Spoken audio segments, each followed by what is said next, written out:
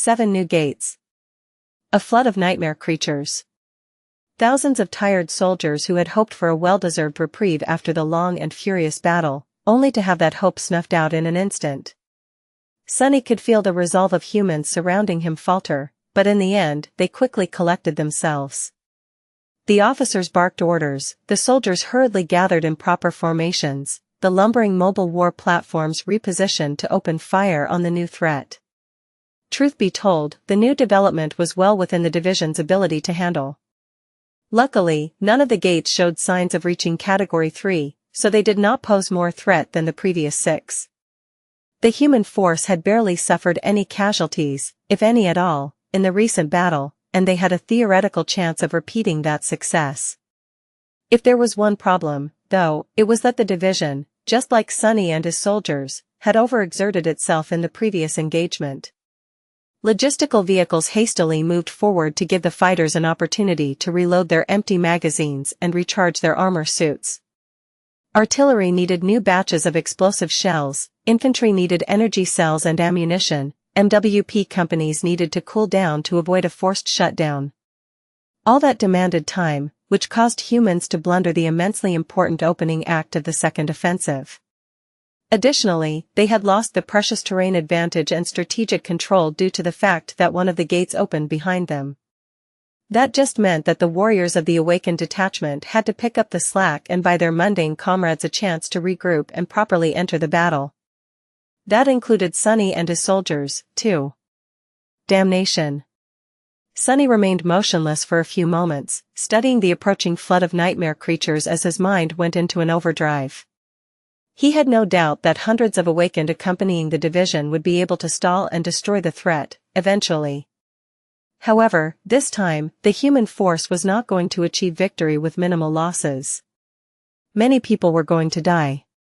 Was it time to unleash his trump cards, already? This is just day 1, for heaven's sake.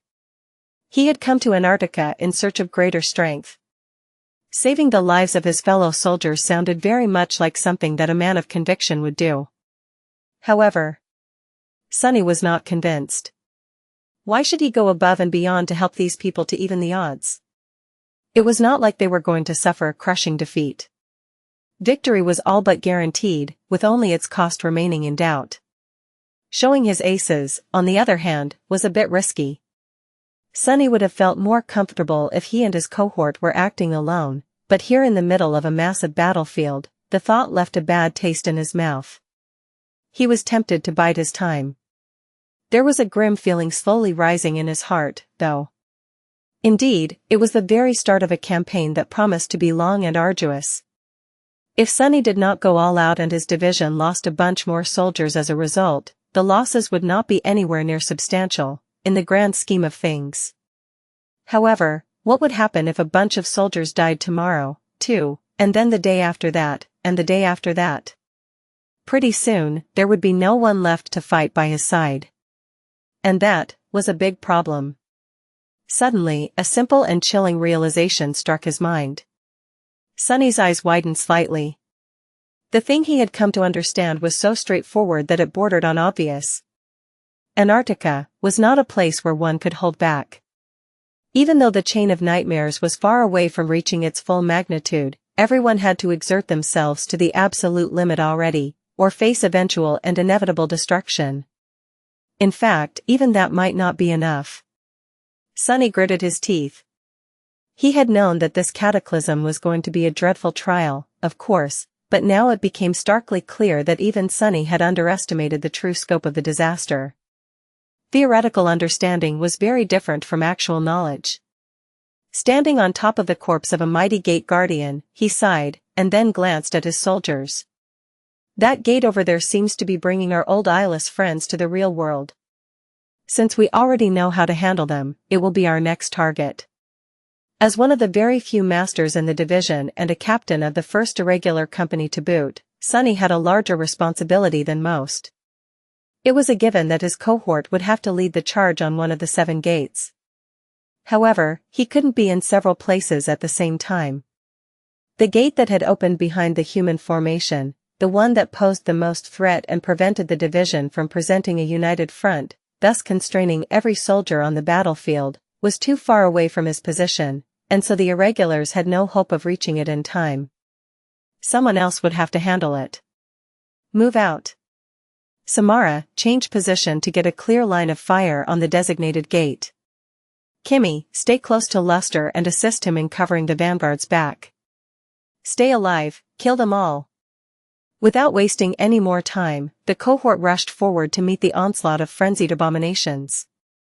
Hundreds of Awakened joined them, creating a buffer between the nightmare creatures and the line of mundane soldiers, buying time for the division to form an effective response.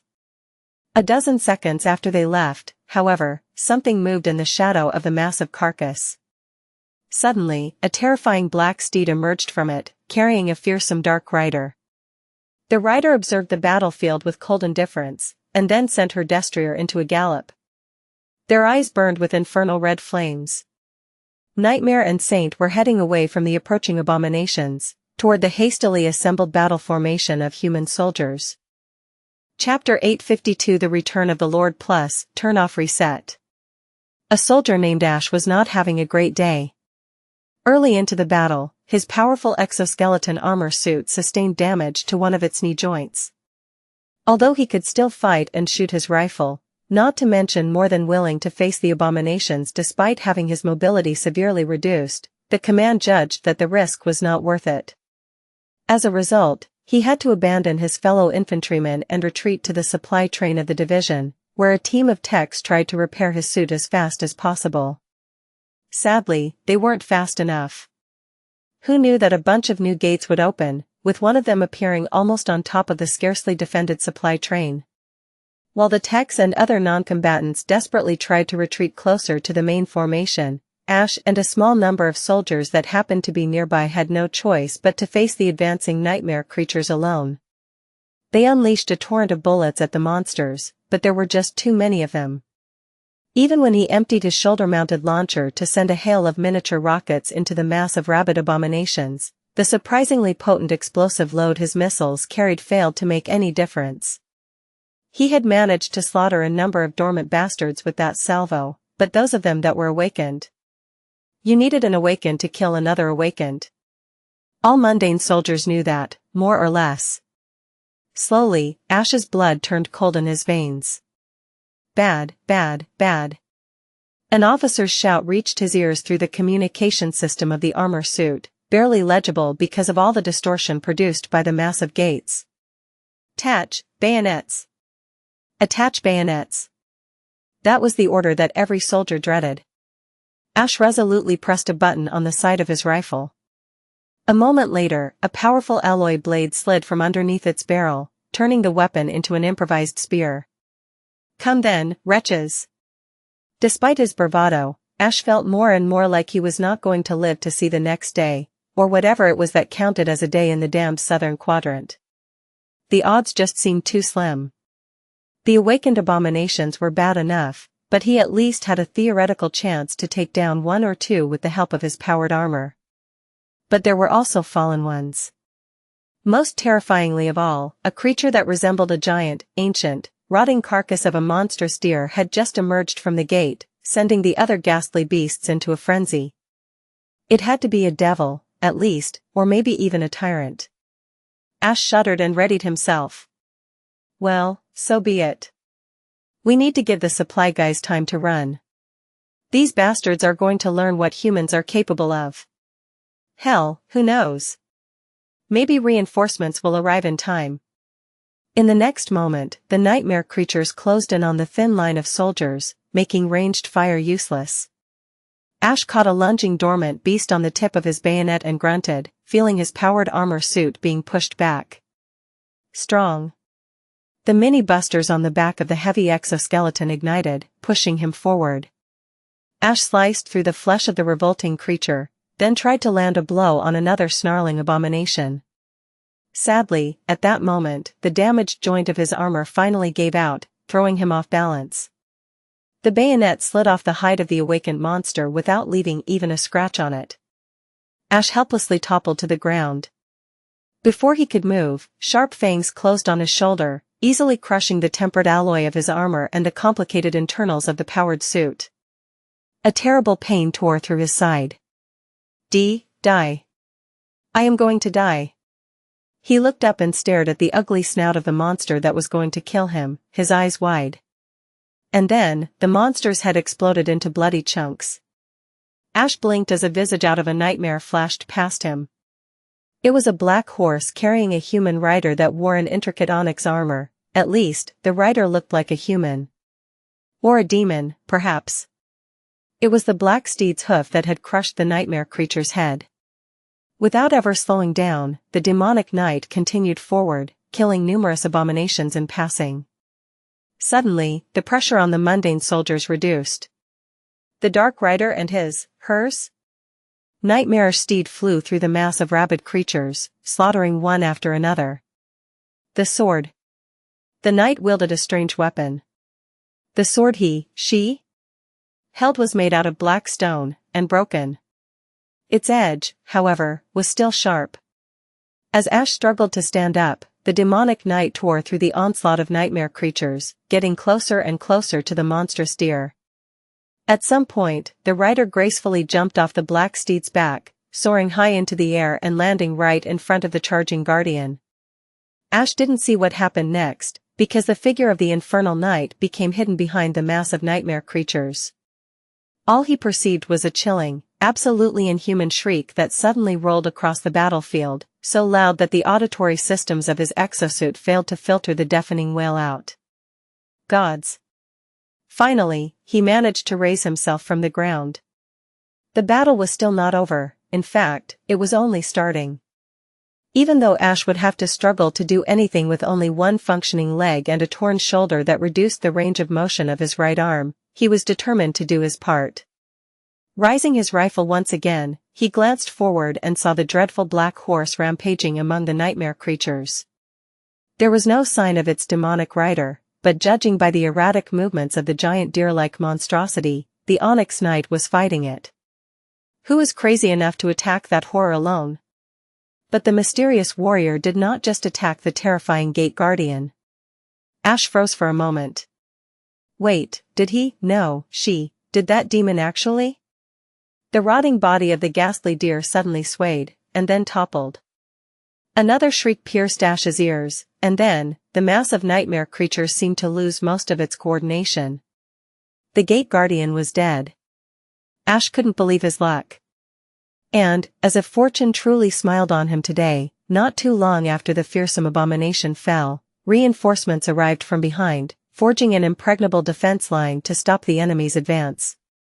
Ash fired the last of his bullets, then stumbled away and retreated. This time, he was sent to the field hospital instead of a repair vehicle, to have his body tended to instead of his powered suit. There, wincing as his torn shoulder was hastily mended together, Ash frowned. Wait, that armor, that demonic aura, the cold indifference and dark charisma. His eyes suddenly widened.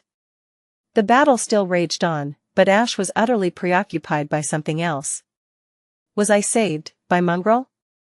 This time, Sunny chose to dove into the melee from the very first moment of the battle. His bow was a fearsome tool to slay powerful targets from a distance, but now that the situation had come to a full-fledged frontal assault, restraining the horde of lesser nightmare creatures was more important. After all, they were only less than when compared to utterly terrifying abominations. Each was still a deadly threat. Plus, using the Death Dealer enchantment again was out of question. Not to mention that the value of the Dying Wish was vastly increased, considering that he was leading a good 100 of Awakened instead of a single cohort right now. Any ally who could see Sunny clash with the monsters would feel inspired to fight with renewed zeal and resolve. On the other hand, he was also facing an entire horde of nightmare creatures instead of a single swarm. That meant that the Dying Wish would make him the target of hundreds of frenzied abominations.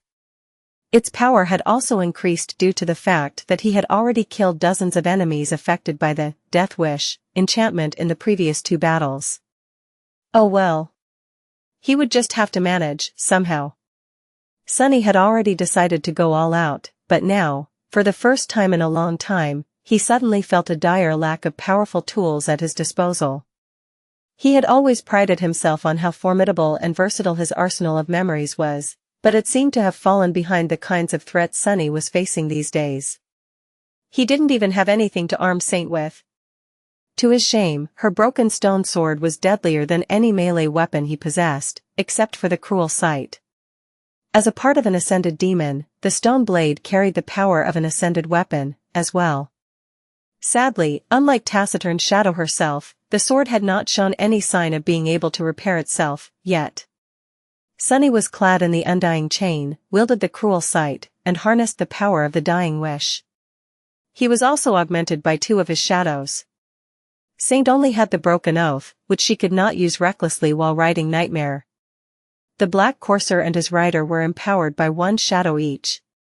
Other than that, there was not much Sunny could employ to change the odds in his favor. Damn it, I really need more memories. What of the tools he did have, though? Kimmy, what do you see? His soldiers were his tools, too. Considering that the last powerful memory Sunny had found went to Kim, he hoped to get some results. There were just a dozen seconds left before they clashed with the enemy. The young woman lingered for a moment, and then said something that ignited a small flame in Sunny's heart. I see. These beasts are vulnerable to sonic attacks. That. Sunny had formed a similar suspicion after facing the eyeless abominations for the first time, but unsubstantiated suspicions were not something a good strategy could be built upon. Now, however, I bet it's their perception. Has to be.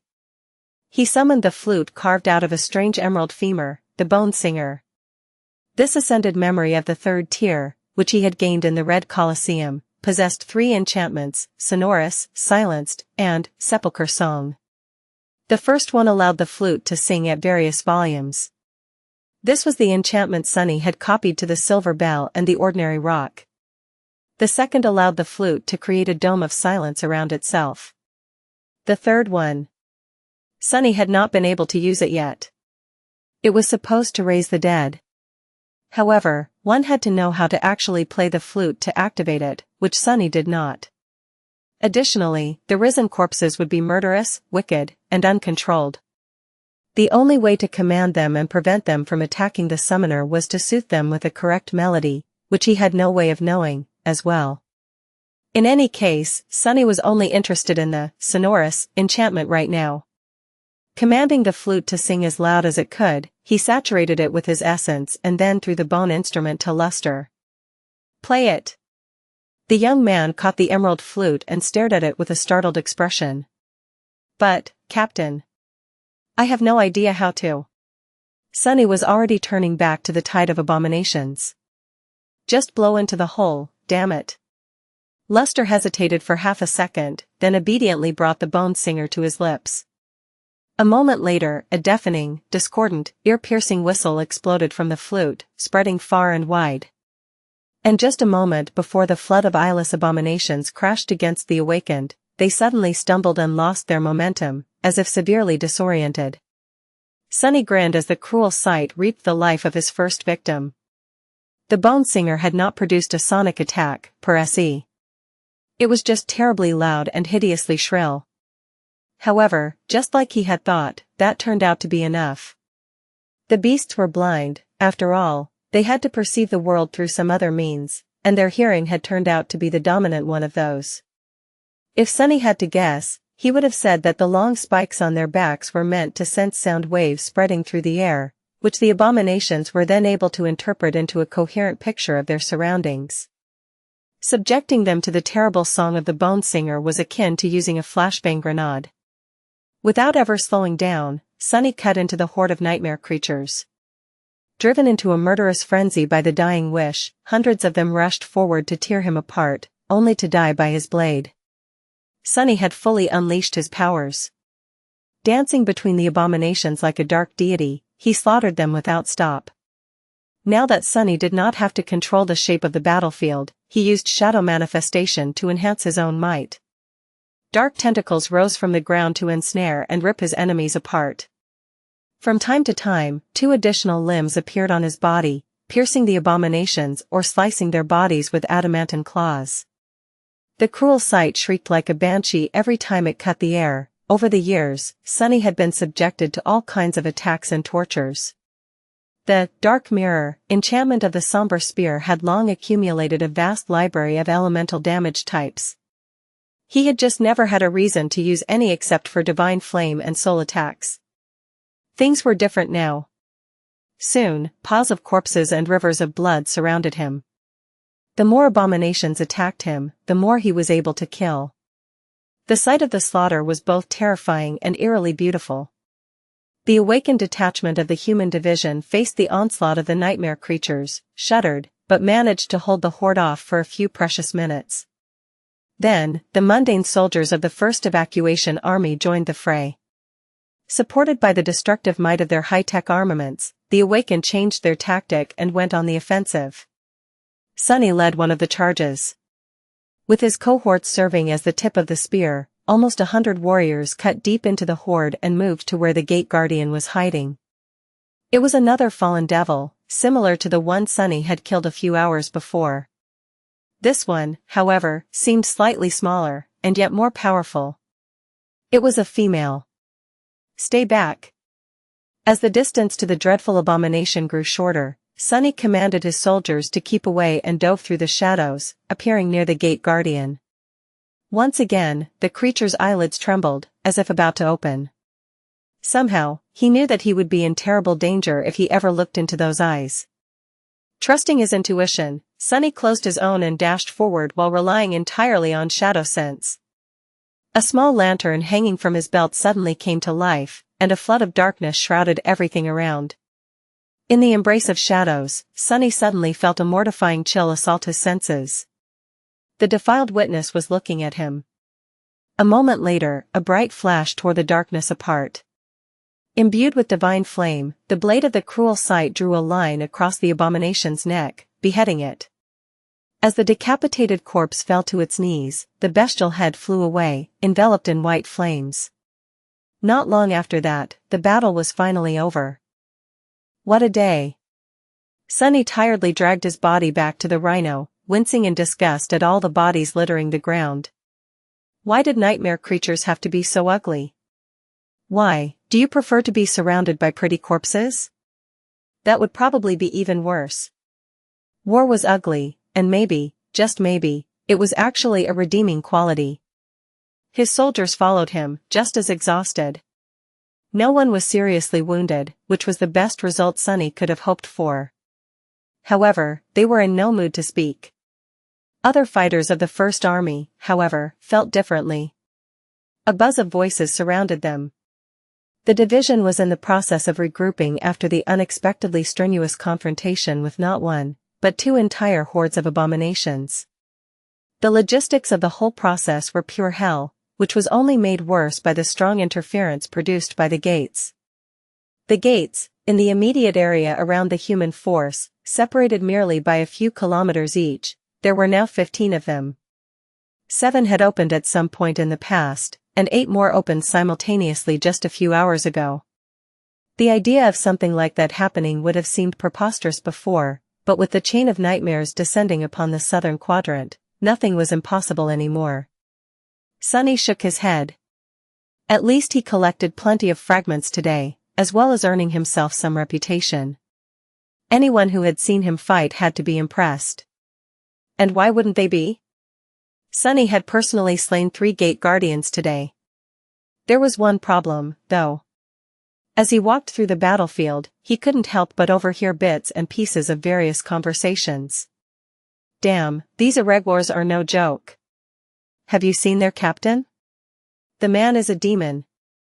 I saw him tear the head off a fallen devil's body with his bare hands. Wait, really? Although, now that I look at him, it's easy to believe. That giant guy with a sledgehammer, right? No, you idiot. The pale kid, you know, the one who looks like a haunted vintage doll. Man, who cares about some captain? Haven't you heard? Heard what? That gate behind us, do you know who cleared it? It was Mongrel. Lord Mongrel himself. No way. He's in Antarctica? Sunny blinked. What? The more he listened to what the soldiers were talking about, the more he heard the damned nickname.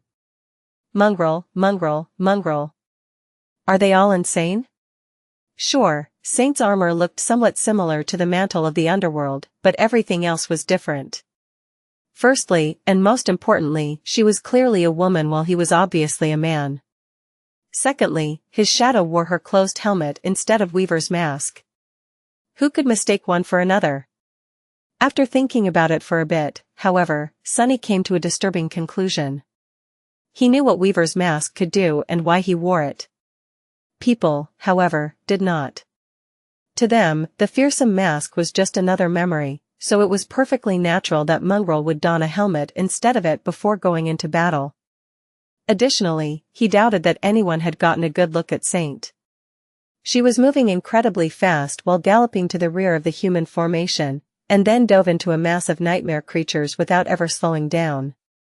Whatever recording remained had to be of terrible quality, considering the disrupting effect of the gates. And speaking of recordings, as soon as they reached the Rhino, Sunny connected his communicator to the vehicle's powerful communications suite and accessed the network. Almost immediately, the sensational titles of several recent articles attracted his attention. A humble hero. After eschewing the allure of fame and avoiding the limelight for almost 2 years, renowned swordsman Mongrel appears in Antarctica to save 15,000 soldiers from certain doom. Guardian angel of humanity, true to his word, Long Mongrel, who once proclaimed that he was just a human, courageously puts his life at risk to protect the human race. Exclusive footage of Lord Mongrel vanquishing a fallen tyrant. Lord Mongrel confirmed to be a lady. Sunny silently covered his face with a hand. Gods, that was fast. The government propaganda machine must have decided that Lord Mongrel, whoever he might be, was a good tool to prop up the current recruitment efforts. A somewhat hot celebrity appearing on the battlefield was a good tool to inspire more people to enlist. His face turned a little bitter. I killed 3 whole gate guardians, damn it. 3.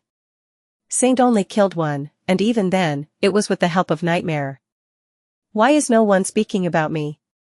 Even the soldiers of his division seemed to have completely forgotten about Sunny's contributions once the news of Mongrel appearing during the battle spread. Not that Sunny wanted to be recognized for anything, in fact, he vastly preferred being a complete unknown. But still. With a sigh, he looked up the recordings uploaded to the network. Just as he had expected, the quality was terrible. Saint looked like a blurry black silhouette with no definable features. What little the government allowed to be shown did not paint a clear picture of her clash against the nightmare creatures. It just looked like a mess of movement accompanied by a litany of bestial howls. However, that only added fuel to the collective imagination of people who had watched the video. He read a few of the discussions and closed his eyes for a moment, holding back a groan. What is this crap? From what people were saying, it seemed as if Mongrel single-handedly eradicated several thousands of nightmare creatures while actual soldiers helplessly stood back and applauded. Suddenly, Sunny let out a small laugh. Before unleashing Saint, he had been worried that people would connect the dots and realize that he was Mongrel. Reality, however, turned out to be the exact opposite. Thousands of humans had witnessed him fight at the front of the formation, while at the same time, thousands more had seen someone who they mistakenly assumed to be Mongrel fight at the back. The two couldn't possibly be the same. The action that could have potentially revealed his secret had become a perfect alibi instead. Sunny sighed, and then shook his head in bewilderment. Well, that's something, I guess. There were a lot of things to do before the division resumed its march. Soul shards had to be extracted from the carcasses of the nightmare creatures. The carcasses themselves had to be piled into mounds to clear the way for the vehicles. Usually, each would have been dressed to harvest useful materials. The hides and bones of the abominations were a precious resource, especially that of the fallen ones. However, no one had time to properly process the remains of the fearsome horde, so the corpses were simply discarded by the side of the road, doused in incendiary liquid, and burned. The transports and artillery vehicles, damaged war platforms, and powered suits of mechanized infantry had to be checked and repaired. Spent ammunition had to be replaced, wounded had to be healed. soldiers, both mundane and awakened, needed time to rest and recover. Aboard the Rhino, members of the cohort slept in shifts. 3 entered the dream realm while the other 3 remained on guard. As soon as the first shift returned, the second shift took their place inside the sleeping pod. Sunny remained awake, meditating silently at the back of the vehicle. In the morning, the division had to perform one final task. In a solemn silence, the bodies of the fallen soldiers, about 100 or so, were covered by pristine white flags. The general in command of the division gave a short speech, and then lowered his head. After that, several war platforms towering above him activated powerful flamethrowers attached to their mechanical arms, unleashing long streams of furious fire to consume the bodies. In the harsh conditions of the Antarctic campaign, the First Army could not give its fallen a better burial. Even if the division could spare time to dig graves in the frozen soil, the risk of a stray nightmare creature disturbing them in the future was too high. And with so many living people waiting for their turn to board the evacuation ships, sacrificing precious space to send the bodies back home was a luxury that no one could afford. Looking at the funeral pyre in silence, Sunny couldn't help but fall into a somber mood. Although the ritual itself was beautiful and dignified, in truth, the soldiers who had sacrificed their lives were treated not much different from the nightmare creatures that had killed them. In the end, both were consumed by flames. For some reason, the image of countless candles burning in front of the academy gates appeared in his mind. With a sigh, Sunny turned away and spoke to his subordinates. "Let's go. At least the losses weren't too terrible." If Saint had not struck down the guardian of the northernmost gate so swiftly, things could have been much worse. Soon, the division moved forward. All that was left behind was a landscape decimated by the battle, with snow and ash mixing as they swirled in the air. Sunny remained at the back of the Rhino with a contemplative expression on his face. Soon, however, he was distracted from his thoughts by an incoming communication. Master Jet's alabaster face appeared on the screen. "Sunny, I have a new mission for you." The field army dispatched to the Antarctic Center had a straightforward objective: turn a small number of cities into impregnable strongholds, relocate all human population of the region to these strongholds, and then entrench themselves for as long as it was going to take to evacuate everyone. At some point, reinforcements were supposed to arrive and make the task of withstanding the siege of nightmare creatures easier. Before that happened, however, the First Army had to complete the most perilous stage of the operation alone. Siege capitals had to be built, evacuation corridors had to be established, and millions of people had to be moved through them in a timely fashion. All of that demanded the human forces to be split into numerous smaller detachments, which posed a significant risk. Additionally, there were too many moving parts to this plan, and each of them could fail and end in disaster. Right now, the division Sunny was assigned to was swiftly moving toward a large city that was going to become an entrenched stronghold. In the process, they were also laying the groundwork to establish transportation connections to smaller settlements, either by bolstering the existing civilian infrastructure or creating their own. After yesterday's battle, there seemed to be no serious obstacles in the division's path. Some of the other divisions, however, were not faring that well. Soul Reaper seemed a bit tired as she spoke from the screen. "A bit of a problem. There is a Category 3 gate blocking their way, guarded by a powerful corrupted creature. From the initial observation, it is at least a devil, however, it could also be a tyrant. Winter can't handle it alone. You and I are the closest, so, buckle up. Separate from your division and move southeast at full speed until you reach the rendezvous point. It's about 70 kilometers away from your current position." Sunny briefly studied the map, then said hesitantly. "A corrupted tyrant, are you sure that the 3 of us can manage killing it?" All corrupted abominations were frightening, but a tyrant, the thought of facing one in battle made Sunny feel ill at ease.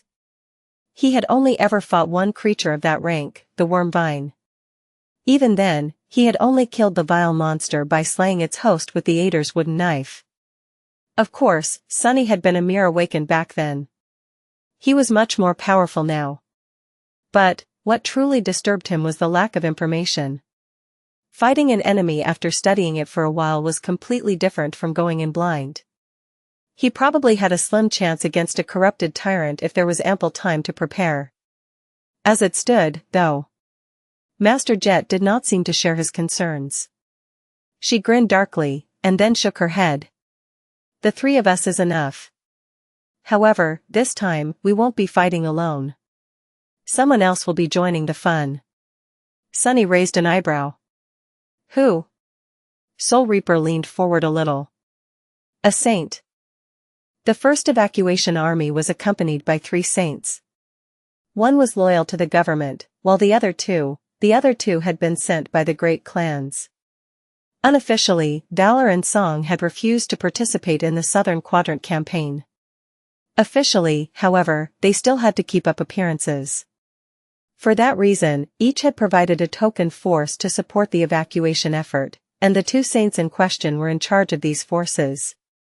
Sunny did not know who these transcendent were. All he knew was that the government had wisely chosen to separate them, sending one to East Antarctica, while the other ended up in the Antarctic Center. And now, apparently, that latter was coming to aid the irregulars in vanquishing a powerful corrupted abomination. He was not sure how to feel about that. On one hand, the help of a saint was more than welcomed. On the other hand, one of the reasons he had decided to participate in the Antarctica campaign was to get away from the great clans and their machinations. Now, it seemed that he just couldn't escape coming in contact with the sovereigns and their forces. Curse it all. With a sigh, Sunny sent Luster the coordinates of the rendezvous point and walked over to the pilot's cabin. We have new orders. Get to this location as fast as possible. The young man yawned, studied the coordinates for a bit, and then nodded. Aye, sir. He lingered for a moment. By the way, what's there? Sunny shrugged with a nonchalant expression. A corrupted tyrant? Something like that. Luster paled, stared at him with wide eyes, and suddenly grew very quiet. Rhino left the marching formation of the division and accelerated forward, quickly overtaking slower vehicles. Then, it made a sharp turn, left the wide highway entirely, and entered uneven terrain. Its massive wheels easily rolled through mud and rocks. Thanks to the high-tech suspension system, the members of the cohort barely felt any disturbance.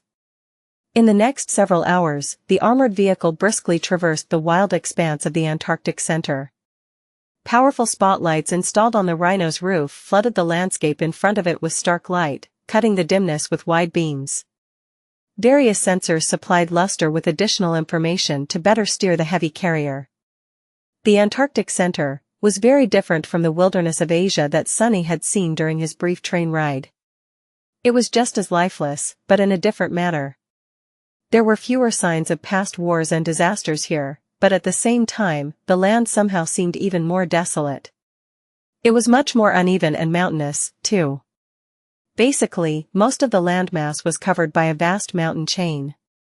Because of that, the horizon was obscured most of the time, and it was hard to notice any approaching threats. More than that, the landscape itself looked strange and alien. Well, no surprise. After all, Antarctica had been covered by ice for millions of years, and only recently shrugged off its heavy veil.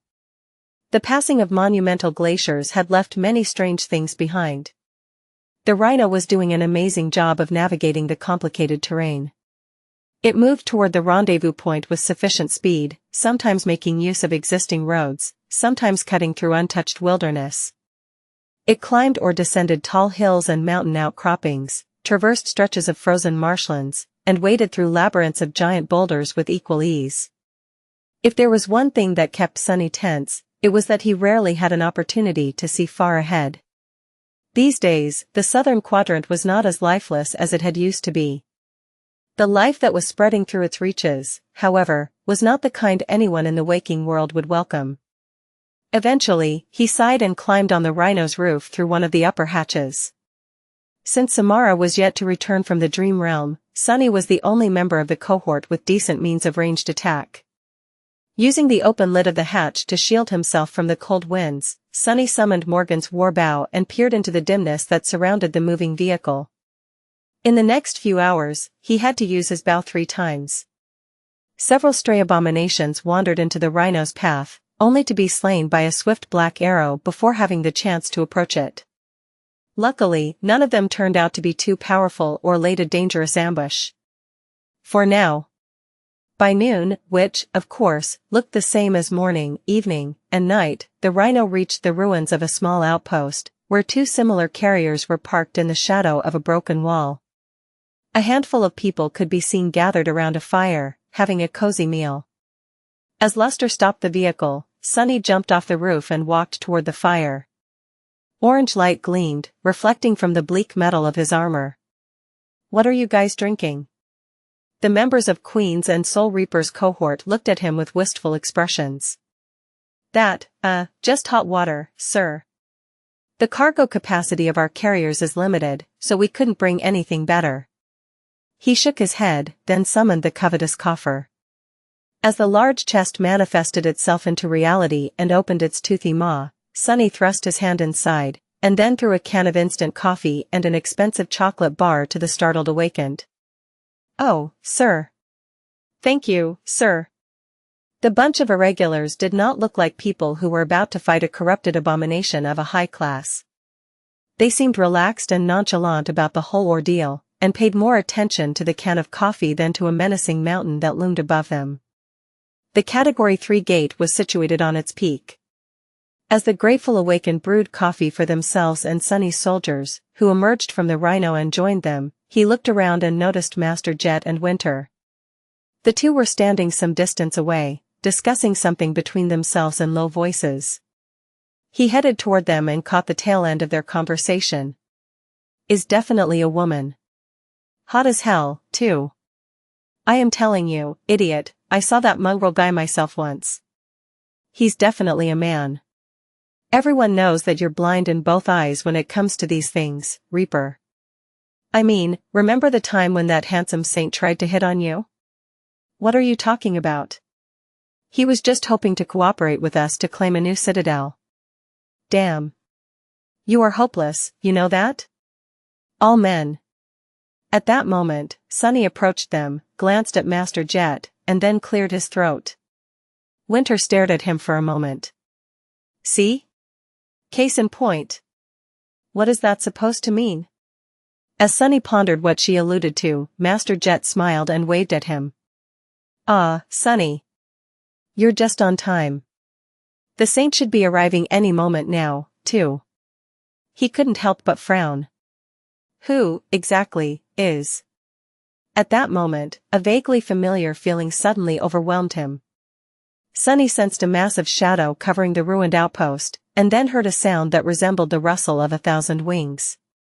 Suddenly, a 4th figure was standing among them. Sunny blinked, momentarily lost for words. Saint Tyrus? What are you doing here?" In front of him stood none other than Skytide of the White Feather clan. The woman standing in front of Sunny was tall and slender, with long hair that fell down in a gentle cascade of pale gold. Her posture was perfectly straight, and her cold face was dazzlingly beautiful. Skytide was wearing a suit of light steel armor, with pauldrons and greaves decorated with stylized feathers. The gaze of her stern amber eyes was piercing and heavy, while her strange vertical pupils resembled that of a bird of prey. Snowflakes swirled and danced in the air, as if trying to get closer to her. Sunny was rather startled to see the familiar transcendent. "Saint Tyrus? What are you doing here?" Skytide glanced at him. "Master Sunless, it is good to see you again. I am glad to find you in good health. As for why I am here, isn't it obvious? I have come to hunt the beast." He shifted awkwardly. "No, I meant why are you here, in Antarctica?" She stared at him expressionlessly. White Feather Clan has been tasked with supporting the evacuation effort in the southern quadrant. Oh. Suddenly, a few things clicked into place. Back when Skytide had killed St. Cormac to protect Sunny and Cassie, she told them that she would be punished by the great clan Valor. She had also told them that they would not dare to penalize her too severely. It seemed that having the chain dials taken away was not enough of a punishment for the willful saint. Dalar had to make a gesture by sending a token force to Antarctica, and so, the White Feather clan had drawn the short straw. It seemed that they had lost their idyllic domain and were banished to the cold reaches of the war-torn continent, at least for the time being. Looking around, Sunny suppressed a sad sigh. The dark and inhospitable land surrounding them was a far cry from the empyrean beauty of the sanctuary of Noctis. He felt a bit guilty about the whole thing. Sky-Tided did not seem to mind, though, or at least hid her displeasure perfectly. Master Jet, meanwhile, looked at them with curiosity. Ah. I have forgotten that the two of you know each other. In any case, we are grateful for your assistance, Saint Tyrus. Sky-Tide simply nodded. Soon, the gaze of her striking amber eyes drifted to the tall mountain looming above the ruined outpost. What do we know about the enemy? Soul Reaper shook her head slightly. Not much. Then, she smiled and looked at the youngest member of the group. Yet Sunny, do your thing. Do your thing, do your thing? What kind of request is that? As Sunny grumbled silently, his shadows nimbly scaled the slopes of the mountain. By now, the range of shadow control had exceeded a dozen kilometers, so it was not impossible for them to reach the peak. There was hardly anyone better suited to spy on the corrupted abomination. However, Sunny grimaced as the call of the nightmare assaulted his mind. Now that he was observing a Category 3 gate, its subtle influence grew much stronger and harder to ignore. There was a wide crack that had almost split the peak of the mountain in two. The dark rift of the gate pulsed inside the cavernous schism, and there was stone debris littering the immediate area around it. Many shards had rolled down the steep slopes, while a few giant boulders had even reached all the way down, smashing large parts of the outpost the irregulars were currently hiding in and decimating the road that led to it. Strangely, he did not notice the nightmare creatures immediately. It was only after the creepy shadow, true to its name, crept closer that a sudden shiver ran through his body. Sunny noticed hundreds of shapes resting between the rocks. The abominations were easy to miss because their carapaces were as white as the snow covering the top of the mountain, and had a texture that resembled rock. They looked like giant insects that were as large as adult humans. Some of them were awakened, some were fallen, and a few larger ones were even corrupted. None of them could compare to the enormous abomination hiding in the shadow of the shattered peak, however. With its smooth milky white chitin and unmoving black eyes, the jade creature resembled an oversized, appalling, monstrous beetle. It was easily 3 times the size of the rhino, with 6 mighty legs and terrifying mandibles that seemed powerful enough to crush heavily armored war platforms. Looking at the motionless abomination, Sunny suddenly felt an eerie sense of foreboding. He glanced at Saint Tyrus, Master Jet, and Winter with a dark expression. It's a tyrant, all right. Large, thick armor. Resembles an insect. There are around 500 drones under its command, many of them fallen. I've noticed at least 24 corrupted lieutenants, as well. He lingered for a moment, and then called out. Kimmy. The seer of his cohort activated her aspect ability, allowing him to see the swarm of stone beetles in a new light. Studying their tough carapaces, Sunny slowly listed a few vulnerable points. Then shifted his gaze to the tyrant. Unlike its minions, the giant white beetle did not seem to possess any pronounced weak spots. Sunny did not know whether the armor of the powerful creature was that good or whether Kim simply could not peer through the defenses of an enemy that outranked and outclassed her so much, but the result was the same. Killing the tyrant was not going to be easy. He shared what little information he had been able to gather and glanced at the other officers with doubt. So, what do we do now? Saint Tyrus remained silent, but Master Jet smiled. Her smile was dark and vicious. What else? We kill it. Sunny blinked. How? Soul Reaper waited for a few moments, then looked at Sky Tide. The Transcendent crossed her arms. I will handle the tyrant. As long as it's bound to the ground, I can attack the creature with impunity. If 1 attack doesn't crack its shell, 10 will. If 10 attacks fail, 100 will do the job? She looked at the irregulars and frowned. However, you will have to deal with its retinue. That task is not going to be easy. Winter snorted, and then suddenly laughed. Easy? What's that? Chapter 858 Aerial Superiority. They did not spend too much time trying to come up with a detailed plan. Firstly, because the nightmare creatures could have discovered the irregulars at any moment. Secondly, because no plan they could come up with would have been reliable. There was just too little information at their disposal. Without knowing what the tyrant, the few devils serving it, and the lesser soldiers of the stone hive were capable of, what was the point of creating rigid strategies? The battle ahead was going to be decided by raw power, resolve, and ability to swiftly adapt to changing circumstances. Luckily, the irregulars had more than enough power at their disposal. With 3 elite masters and an actual saint leading them, there was hardly a more fearsome human force in the Antarctic center. Would that power be enough, though? They were going to find out soon. How did I end up here? Creeping up the slope of the mountain with a morose expression, Sonny bitterly remembered his dreams of becoming a rich, decadent, cowardly shop owner. What was he doing on a continent drowning in nightmare gates, preparing to battle a corrupted tyrant and its army?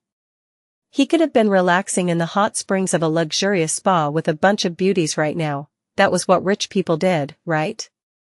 Instead, Sonny hid behind a tall boulder, shivered in the cold, and glanced at the handful of people pressing against rocks around him. Sure, there were plenty of beauties among them, as well, but it wasn't the same. It couldn't be more different, really. Damn.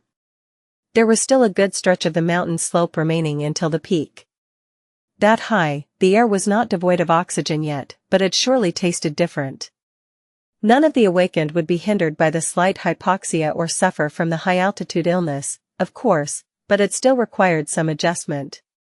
Sonny sighed and watched as St. Tyrus calmly walked forward. A swarm of sparks surrounded her hand, and then coalesced into a long javelin.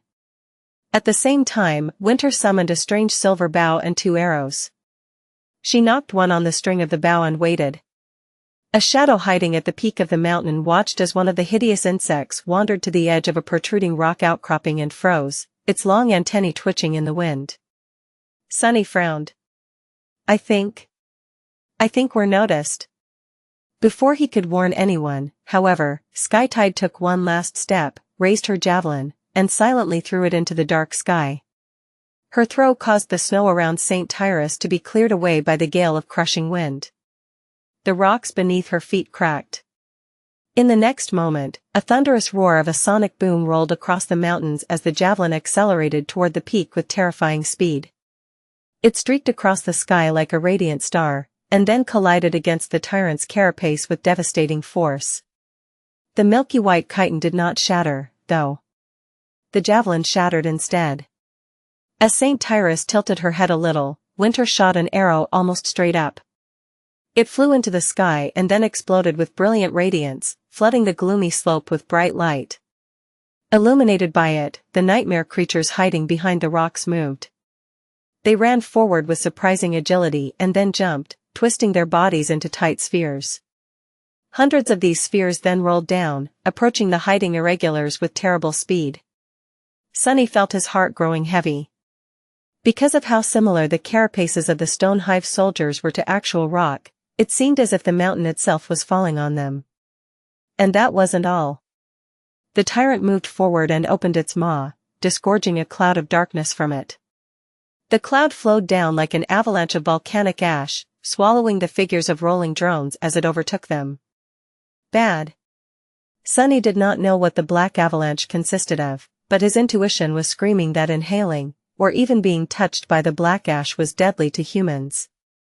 Sir the Novelfire, the net website on Google to access chapters of novels early and in the highest quality.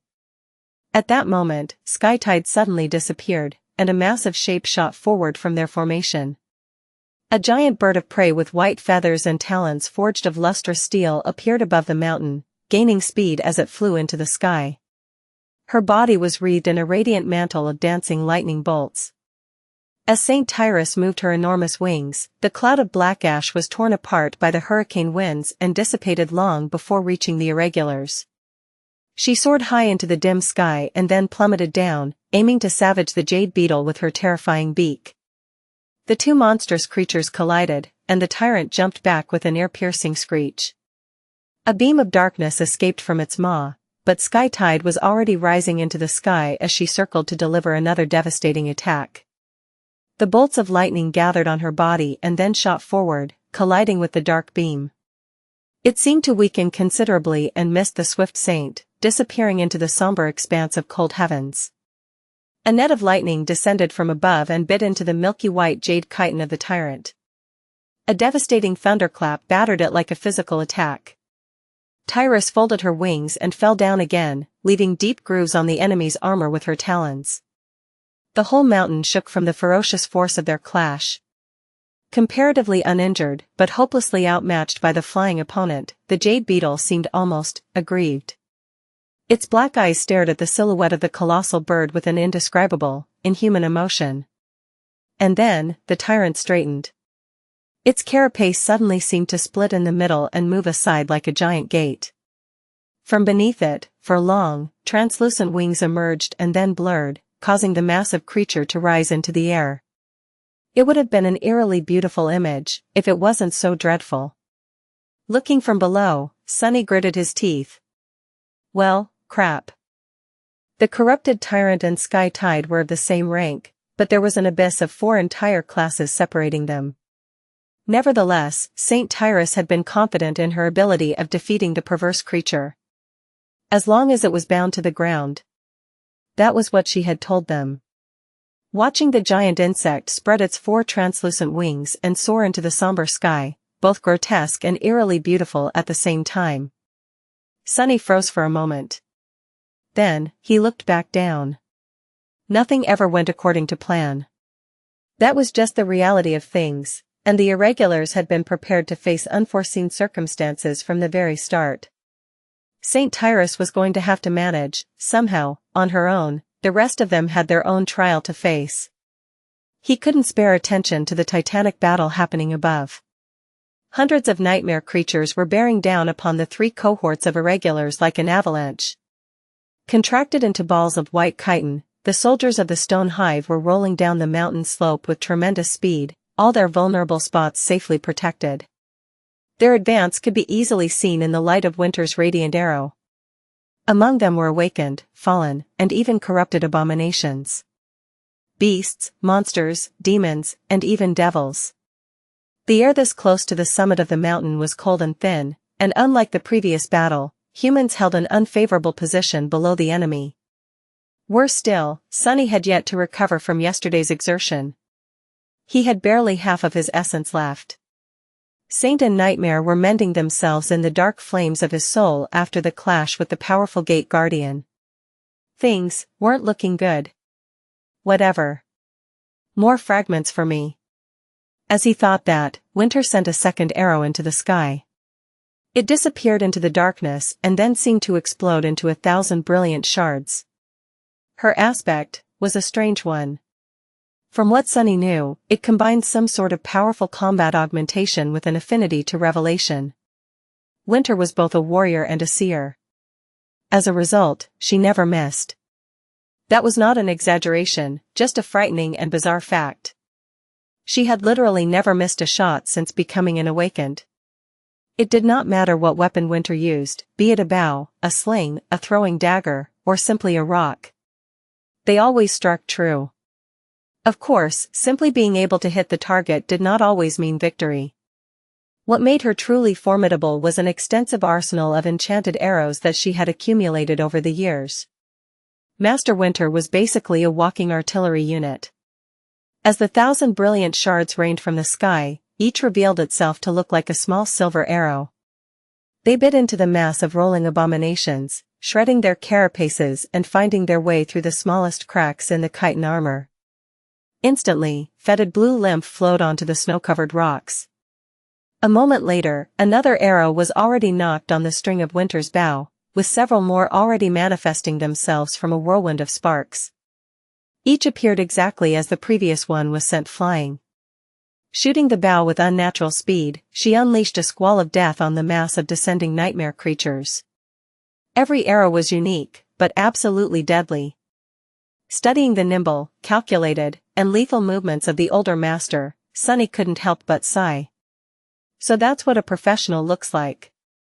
He had a long way to go if he hoped to reach this realm of archery. Soon, the other ranged fighters among the irregulars joined the fray.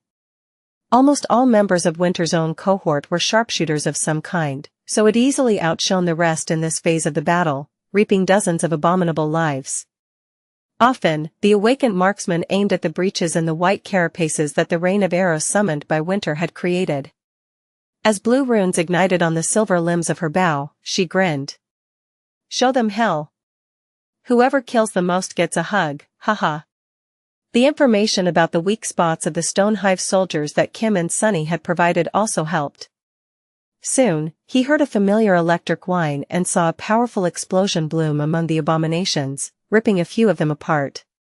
Samara was adding her prodigal firepower to the deadly onslaught of the ranged specialists. Sunny, however, restrained himself from using a bow. In this battle, he needed to conserve his essence as much as possible. Plus, he was meant to play a different role. The tide of abominations was almost upon them. "Sunny!" He turned around and saw Master Jet running at him. Her short raven black hair was dancing in the wind, and her eyes were burning with chilling blue light. There was a light armor of black leather wrapped tightly around her body, and a familiar dark glaive trailing behind her.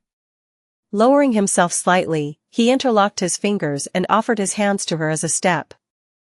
As soon as Soul Reaper's foot landed in this cradle, he strained his muscles and threw her into the air. Augmented by 3 shadows, his strength was nothing short of monstrous. Boosted by Sunny, Jet flew forward as if she was an arrow herself. The somber glaive flashed, cutting, no, passing through the body of one of the corrupted abominations before it could even react. The creature rolled forward with tremendous speed for a few more moments, but then suddenly convulsed, unfurled its massive body, and came to a shuddering stop. Its white carapace was perfectly whole, with not even a smallest crack on it, and yet, the massive beast was dead. As Soul Reaper landed slid on the icy rocks, hundreds of abominations attacked the line of irregulars and the swift human who had managed to kill one of their leaders. The massive balls of white chitin instantly unfurled into terrifying insect-like abominations and lunged at their victims, their sharp mandibles clicking and their segmented legs scraping against the stones. Master Jet was already moving, dodging numerous attacks as she dashed toward the next corrupted target. Looking at her, Sunny blinked. Fast. Then, he had no more time to think. Even though the archers managed to kill and wound a lot of nightmare creatures, there were still enough of them left to bury the irregulars under a mass of chitinous bodies. Master Jet's sudden advance divided their attention and lessened the pressure on the rest of the human force, but that was not her primary goal. In this battle, Soul Reaper was tasked with the most important objective: eliminating the corrupted abominations that threatened to wipe out the awakened soldiers. Awakened were supposed to fight nightmare creatures of their own rank. Facing a fallen abomination was usually a recipe for disaster, and only a small amount of human warriors could be confident in defeating an overbearing foe like that. Killing a creature of a higher rank was a rare enough accomplishment that it could substantially change one's reputation. Still, it was not impossible. Sunny himself, as well as every other survivor of the Forgotten Shore, had slain plenty of beings that they had no business fighting. That was what made them so abnormal. In the terrible crucible of the Forgotten Shore, only the strongest of the strongest survived. Of course, there were plenty of equal talents among the rest of the awakened, and the elites chosen to become irregulars were among them. But they stood no chance against the corrupted. The power gap of 2 ranks was just too insurmountable. In the rarest of circumstances, a victory could still be possible, but usually, awakened would not even be able to leave a scratch on the bodies of these monsters. No conventional weapon could harm them, either.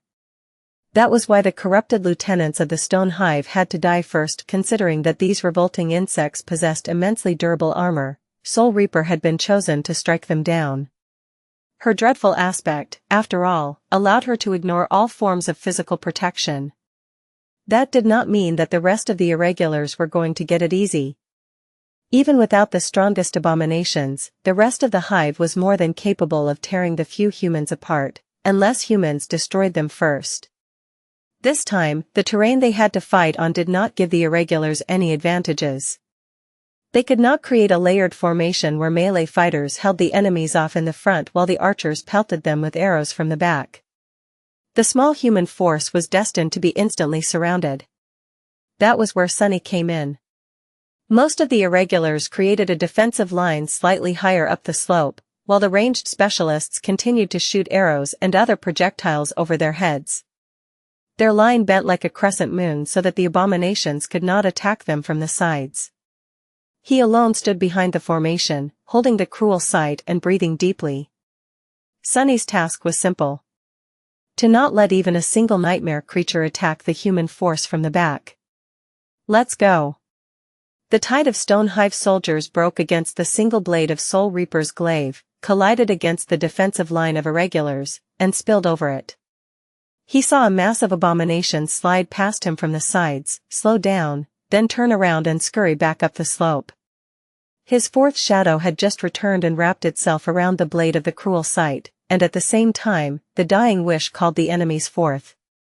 Sunny dashed forward with stunning speed. At the same time, the shadows around him seethed, and then exploded forward with 4 long and powerful tentacles. Each tentacle pierced the carapace of a nightmarish insect and tore its body apart. A moment later, the cruel sight shone with furious white light and slid into a thin crack between the thorax and the head of a fallen abomination, turning its soft innards and brain into ash. Sunny twisted his spear, decapitating the appalling creature.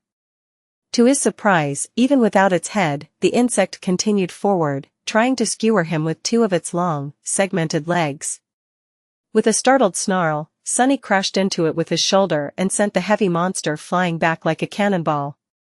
At the same time, his shadow tentacles twisted and shot forward, breaking the legs of several more abominations. Bastards, do you really think you can touch me? Pathetic bugs like you, can never hope to kill a noble cockroach like me. Suddenly, a mad smile appeared on his face. Grinning like a lunatic, Sunny spun in the growing tide of Stone Hive soldiers, killing them one after another. After the Red Colosseum, it was not hard for him to shadow nightmare creatures. Even though bestial abominations like these did not possess sentience, let alone refined battle techniques, they still had unique instincts, behavioral patterns, and character. As such, he could mirror and predict their attacks just as well as that of humans. In fact, it was much easier. But also much harder.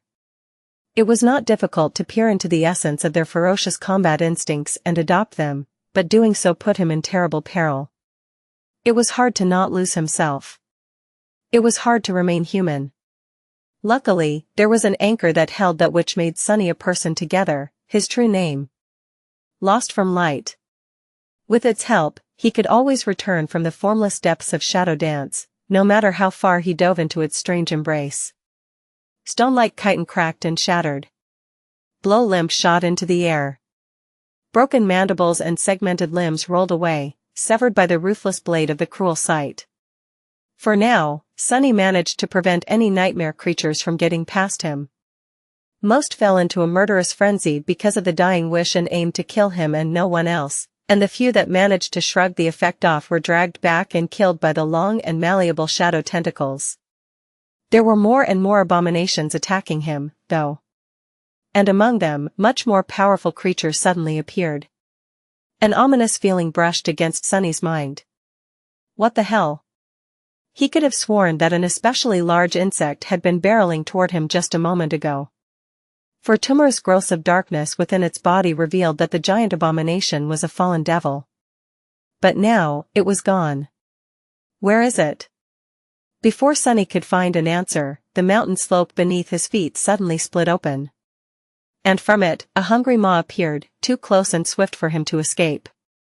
The ground split open, and the head of a massive insect appeared from beneath. Sunny was thrown off balance, and much worse, there was no time for him to dodge the sudden attack. He could not even use shadow step. Crap. Before he could do anything, the maw of the fallen devil closed around one of his legs. Sharp mandibles scraped against his greave, smearing revolting mucus all over the bleak steel of the undying chain. The good news was that his transcendent armor turned out to be too tough to be bitten through by the damned abomination. No matter how hard the creature pressed with its jaws, the armored greave refused to bend or be pierced. It also withstood the corrosive effect of the liquid oozing from the insect's maw. Perhaps things would have been different if Sonnie did not possess such a high divine affinity, but with the brilliant will, enchantment reinforcing his armor, it reached a stupendous level of durability. The bad news, however, was that Sonnie was completely immobilized.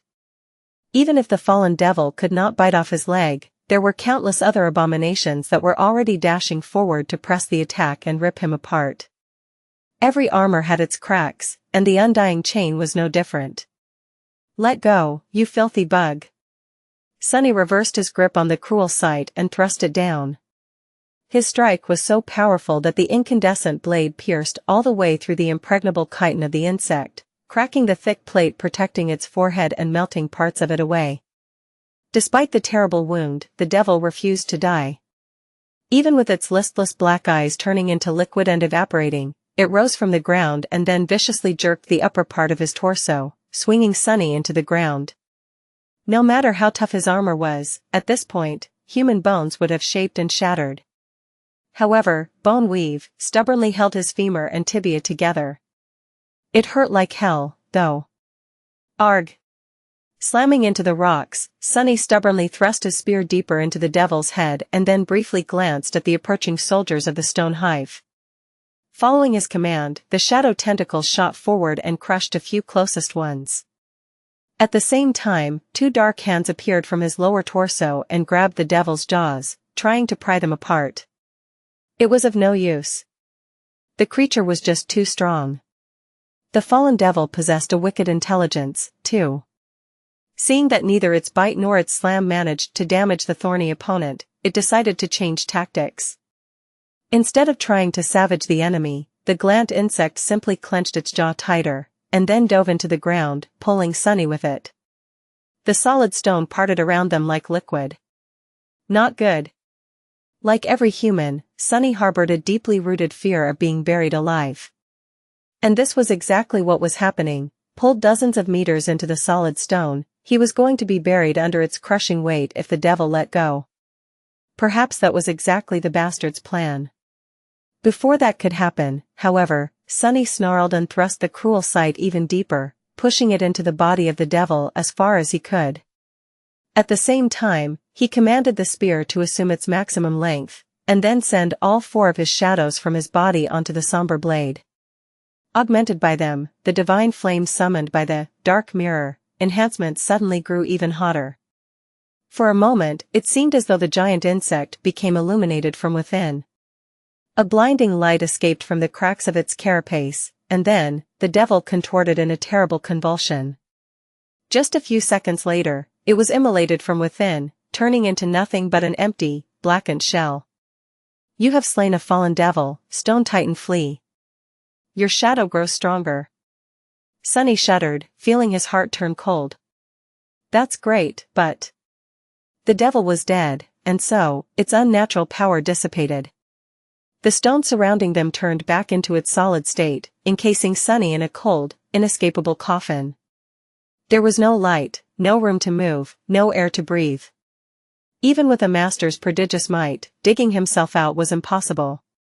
A creeping horror entered Sonnie's mind. Luckily, he was not just any master. Stretching his shadow sense upward, Sonnie simply used shadow step and emerged from a stretch of darkness above ground. The cold air of Antarctica had never felt so sweet. The inhospitable, dim sky had never looked so beautiful. Suppressing the desire to fall to his knees and take a gasping breath, Sonnie swiftly looked around to evaluate the situation. He had only been absent from the battlefield for a dozen heartbeats, but in a clash like this one, just a few seconds was an eternity. Just as he had suspected, things were not looking great. His absence left the rear of the human formation wide open, and a tide of stone Hive soldiers was already flowing up the slope, approaching it. Most were already well outside the range of effect of the dying wish. That was really, really bad. Sunny's eyes widened. I have to come up with something. Fast. Since there was no time to think, only a single idea came to mind. It could lead to a lot of unforeseen circumstances, but forced to act immediately, he did not see any other choice. Commanding the extraordinary rock to relay his command, Sunny barked. Samara, Kimmy. Turn around and open fire. At the same time, he dismissed his armor. As both of his soldiers unleashed a haul of bullets at the flood of abominations advancing from the back, the undying chain disappeared into a swarm of sparks. At the same time, wisps of dark fog swirled around his body. For a few seconds, Sunny was left without any protection. Ignoring that chilling fact, he dove into the mass of nightmare creatures, rampaging between them as the dark fog slowly coalesced into a different suit of armor. Luckily, or rather due to his panicked effort, no attack managed to land on his body in that time. Glossy onyx, ominous lines, intricate and ancient design. Finally, the mantle of the underworld wove itself into existence. His shadow slid onto its black surface. Merged with it, the dying wish was suddenly augmented by the underworld armament, enchantment. The nightmare creatures advancing on the rear of the human formation slowed down and stalled. Then, they froze in place. And then, one after another, they slowly turned around and peered at Sunny. Subjected to an almost palpable pressure of immense hatred and bloodlust, he smiled nervously. Come eat me, bastards. Look. I am very tasty. With fervor and frenzy that made him shudder, the mass of nightmare creatures obliged. The death wish enchantment worked. In fact, it worked a little bit too well. Damn. Damn. Damn. Sunny was drowning in the tide of nightmare creatures. No matter how strong he was, no matter how fast he was, no matter how well he understood the attack patterns of the stone Hive soldiers, there were just too many of them for him to handle without paying the price. The mantle of the underworld sustained more and more hits. The onyx armor mostly held, for now, and what little damage it did sustain was swiftly mended by the living stone enchantment. His body beneath it, however, was hurting. There were no holes in him yet, but it was just a matter of time. If there was one good thing about the situation, however, it was that the irregulars were completely safe from being attacked from the back. Sunny was holding the mass of abominations advancing from the rear single-handedly, killing more and more of them as he desperately tried to survive. By now, all the snow around him had melted, and the rocks were covered by the viscous blue lymph. Savaged carcasses of nightmare creatures littered the ground, and 3 shadow tentacles were rampaging among those that remained. The 4th had been destroyed by another fallen abomination, whom Sunny then finished off with the shining blade of the cruel sight. The twilight enveloping the summit of the mountain was long gone. High above, a constant stream of lightning tore the darkness of the cold sky, and on the mountain slope itself, chaotic flashes of light produced by winter and other awakened and ensnared in a bloody battle with the stone Hive created a strange and beautiful illumination. Sunny himself was surrounded by nothing except for darkness, however, since the shadow lantern devoured any light that reached him. I can't go on like this for much longer. His only solace was that he did not need to. Soon, help would arrive. Sunny just had to hold on long enough for Master Jet to finish off the corrupted lieutenants of the Hive and join the battle against the lesser abominations. Slaying a score of corrupted was not something an Ascended was supposed to be able to do, but he had faith in Soul Reaper's ability. After all, even saints were wary of fighting her. Speaking of Colonel Jet. Killing a frenzied fallen beast with a devastating slash of the cruel sight and at the same time piercing the head of an awakened monster with the ghostly blade of the moonlight shard, Sunny used the carcasses of the dead creatures to buy himself a moment of respite and glanced higher up the slope, where Soul Reaper was in a similar position as him, drowning in abominations as she was trying to hunt down the strongest among them before they could hunt her. Master Jet was moving with murderous purpose and terrifying speed, dodging the storm of attacks as she descended upon one corrupted after another, the blade of her glaive ignoring all physical armor as it viciously struck directly at their darkness-infested soul cores. All of it was very bizarre, and also gave him a better understanding of why Soul Reaper was so feared by other awakened. Very few humans possessed powerful means of defending themselves from soul attacks. However, she was not even delivering blows infused with soul damage.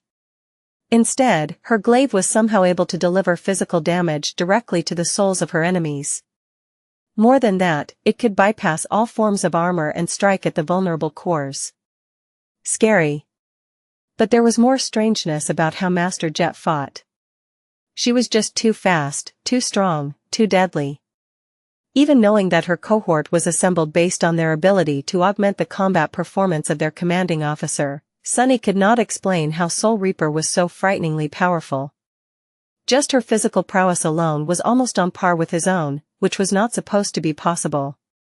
Not only did Sunny possess more cores, he also enjoyed the enhancement of shadows. And yet, he couldn't deny what he saw. Her battle style, meanwhile, was brutal and domineering, honed and perfectly sharpened to achieve a single purpose: deliver swift death and utter devastation to her enemies. While it lacked flair and refinement, when Sunny looked at how Soul Reaper fought, he felt something that he had never felt before. It was the lethal weight of thousands and thousands of deathly battles. He did not think he had ever encountered a human fighter that seemed to possess quite as much combat experience. Her technique possessed a dark depth to it that he had yet to sense from anyone else. Not even Pierce and Welve, two high-ranking knights of valor, could compare to Soul Reaper Let. Not even the saints he had met. It made sense, in hindsight. Saint-serving legacy clans might have been more powerful, but they led a very different life than someone like Master Jet. The government was always short on personnel and resources, and so, every capable fighter serving them had to do more. Considering that Soul Reaper was possibly the most capable of them, she had to also be one of the most active government operatives. What it meant was that while Master and Saints of the legacy clans only undertook the most important combat missions and enjoyed sufficient rest between each battle, she had been sent to deal with emerging gates, rampaging nightmare creatures, awakened criminals, and other dangerous issues almost every single day. No wonder Master Jet always seemed a bit sleep-deprived. Battle after battle, day after day, considering that she had entered government service more than a decade ago, that would indeed make Soul Reaper the most seasoned human fighter Sunny had ever met, at least in terms of pure number of combat encounters and confirmed kills. Strangely, not even the other irregular captains seemed as accomplished in battle and slaughter, despite being older than Jet. Suddenly, he was overcome by burning curiosity. I wonder if I can shadow her combat technique. At the level of masters, a battle style was more than just a set of moves combined with a special mental framework. Due to how intricate their control of essence was, a style also included unique patterns of essence reinforcement. Knowing that he only had a split second left before his own battle would continue, Sunny strained his eyes and peered beneath the surface of Master Jet's mortal shell. After reaching the third step of Shadow Dance, his ability to observe and understand the flow of essence had vastly improved, and so. However, what he saw left him shaken and disturbed. Chapter 863, Fractured. Sunny had seen souls that were radiant and full of light, and he had seen souls that were being consumed by a spreading corruption. However, he had never seen a soul like Jet's. It was lightless and shrouded in darkness, almost like his own. A single powerful core burned in its depths, superposed against her heart. The core itself was strange, bizarre, and filled him with an eerie sense of profound unease. The ethereal orb was irregularly shaped and much larger than it was supposed to be, grossly overshadowing the size of other ascended cores he had witnessed. Its surface was covered by a net of deep, twisting cracks. No, not quite. It was more like the whole core was assembled from numerous shards, as if it had been shattered once and then crudely assembled back into an uneven sphere. Some shards seemed to match each other, while others did not fit well, bringing a sense of chaos to an already flawed and fractured, disfigured construct of Soul Reaper's core. However, there was also a certain order and beauty to the ugly disharmony of it. The patchwork sphere of broken shards shone with furious, radiant light. It was brimming with a stunning amount of soul essence, which was much more than an Ascended should have possessed. However, unlike most cores, this one's radiance was not uniform. Instead, most of the light was concentrated in its depths, while the outer edges were dark and dull. More than that, thin streams of light were constantly flowing through the cracks of the shattered core and dissipating into nothingness. They were like water slowly seeping out of a cracked vessel. Despite that, Master Jet's essence did not seem to be diminishing. Instead, as Sunny watched, the strange soul core only grew brighter. What the?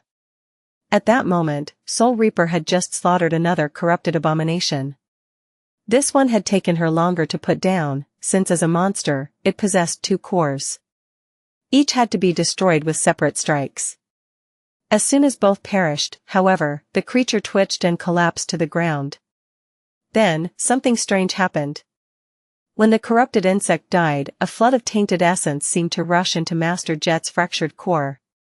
The remnants of the fetid darkness permeating it were then burned away by the furious light, and soon, a stream of pure radiance flowed into the brilliant center of the shining sphere.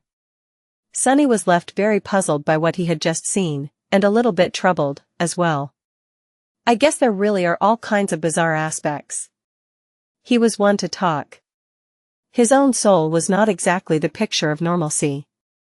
In any case, distracted by the unusual nature of Master Jet's soul core, Sunny had missed his chance to study her battle technique. All he managed to notice was that her flesh was saturated by essence to a much larger degree than usual. It was as if, unlike all the other awakened, Soul Reaper's ability to reinforce herself with essence was not limited by the modest capacity of human flesh, or at least had a limit so high that it put the rest of them to shame. That would partially explain why she was so strong and fast despite possessing only a single core. This just went to show that having multiple cores was not an absolute advantage. There were a lot of strange and unimaginable powers out there, many of which could achieve the same result through different means. However, they wouldn't be as versatile. Would I be able to win against her in a fight? Sunny was not sure. He was reasonably confident in his ability, but then again, as someone who often achieved victory through being underestimated, he did not want to fall into the same trap. Even if he won, what would be the cost? Losing 1 or 2 cores was not going to kill him, most likely, but being left with a crippled soul was small consolation for victory. Maybe that was why saints were reluctant to fight Soul Reaper despite being much more powerful than her, and why many people treated her with fear and resentment. Sunny would have loved to ponder on these issues, but sadly, his time was up. The stone Hive soldiers were already jumping over the carcasses he had used to hide behind, and their frenzy was just as murderous as before. Gripping the cruel sight, he lunged forward and pushed it into the tough carapace of another enemy. Hundreds of nightmare creatures descended upon the 3 cohorts of the irregulars. With Soul Reaper diving into their tide alone to hunt down the most dangerous foes, the initial clash was not as obliterating as it could have been. Supported by Queen and her sharpshooters, the melee fighters held, but were instantly surrounded. Behind them, Master Sunless, the youngest of the first company captains, was somehow holding off the entire flanking force of abominations by himself. Even if irregulars had time to look back, they wouldn't see much except for a veil of strange darkness that refused to dissipate despite the constant flashes of bright light produced by the battle. All they could perceive were the deafening shrieks of dying nightmare creatures and the cracking noises of parting chitin that resounded from the depths of unnatural darkness, as well as smell the sickening stench of burning flesh. One of the soldiers staggered back after killing another bug and briefly looked back. At that exact moment, a disfigured body of a massive fallen beast flew out of the darkness and crashed onto the rocks, splattering fetid blue lymph all over the mountain slope. It was more or less torn into 2 halves. Not cut. Torn. The soldier shuddered. Gods. What kind of monster is that kid? Suddenly, a blinding flash momentarily turned the world white. High above them, 2 gargantuan forms clashed furiously, producing a deafening thunderclap. The whole mountain shook from the violent force of their impact. Cursing his luck, the irregular tried to throw all unnecessary thoughts out of his mind and lunged back into the deadly melee. There were still hundreds of the damned bugs for them to kill. By his side other soldiers of the first irregular company fought for their lives. No one faltered, no one allowed despair to poison their mind. Each of them gave it their all, full of determination and resolve worthy of the government's best. And yet, things weren't going too well. The enemy was just too numerous, vicious, and overwhelming. Worse than that, the cursed bugs were wickedly smart and coordinated. Something had to change soon. Chapter 864, Breaking the Balance. Stuck in the middle of a never-ending massacre, barely holding on, and sensing a ruinous hint of exhaustion already seeping into his muscles, Sonny knew that the battle was entering its decisive stage. For now, it seemed to remain in a fragile equilibrium. The Jade Beetle and Saint Tyrus were clashing somewhere high above, neither of them capable of striking down the adversary yet. On the ground, Master Jet were fighting alone in the tide of nightmare creatures, seeking out the most powerful foes. She had already killed many, but her task was far from being accomplished. The irregulars held, pushing back against the rabid onslaught of the stone hive. They had managed to avoid being overwhelmed, but could not throw the enemy back and go on the offensive. Even with Winter and her sharpshooters taking out the most deadly fallen abominations, the situation was extremely precarious. And finally, Sonny was protecting the rear of the formation. He was containing his share of nightmare creatures, as well, but was not anywhere near prevailing against them. For every hive soldier he killed, 2 immediately took its place. Neither side could wipe out the other. This balance, however, could be destroyed at any moment. Time was working against the irregulars, for the most part, since their soul essence and endurance were not infinite. The soldiers were not going to be able to keep up with the ruthless tempo of the furious battle for much longer. Their only hope was that Soul Reaper would finish off the last of the corrupted abominations and join the fight against the mass of lesser soldiers soon. However, from a few glimpses that Sonny had caught, things weren't going too well for the commander of the first irregular company. Master Jet had quickly dealt with the comparatively weak corrupted, but now, only the most powerful of them remained. More than that, the stone hive seemed to have understood how much of a threat this single human represented. With each second, it was getting harder and harder for Soul Reaper to move and attack her targets. She would probably be able to kill them all eventually, but was that going to be fast enough? Currently, Sonny was not sure. I need to do something. He had extinguished the divine flames burning within the blade of the cruel sight to conserve essence, and was now fighting against the frenzied abominations with nothing but its somber silver steel. Mounds of corpses surrounded him, and more creatures were jumping over their fallen brethren. Every second to lunge at the hateful human. But what can I do? How was he supposed to break the balance of the battle in favor of the human force? He had already done his best to gain the upper hand in his own section of the battlefield, and failed. Preventing the soldiers of the stone hive from advancing at the rest of the irregulars was all that he could achieve here. Changing the scales of the main front line was also outside his ability. If Sonny chose to join the awakened fighters, they would gain a boost of inspiration from the dying wish. However, they would also be forced to split their focus and defend against attacks from 2 directions. Whatever benefit he could bring would be invalidated by the increased pressure. Assisting Master Jet was out of the question, although Sonny was more than capable of slaying a corrupted abomination or several. It would take him some time. Not to mention that to achieve real results, he was going to have to abandon his position behind the formation of the irregulars.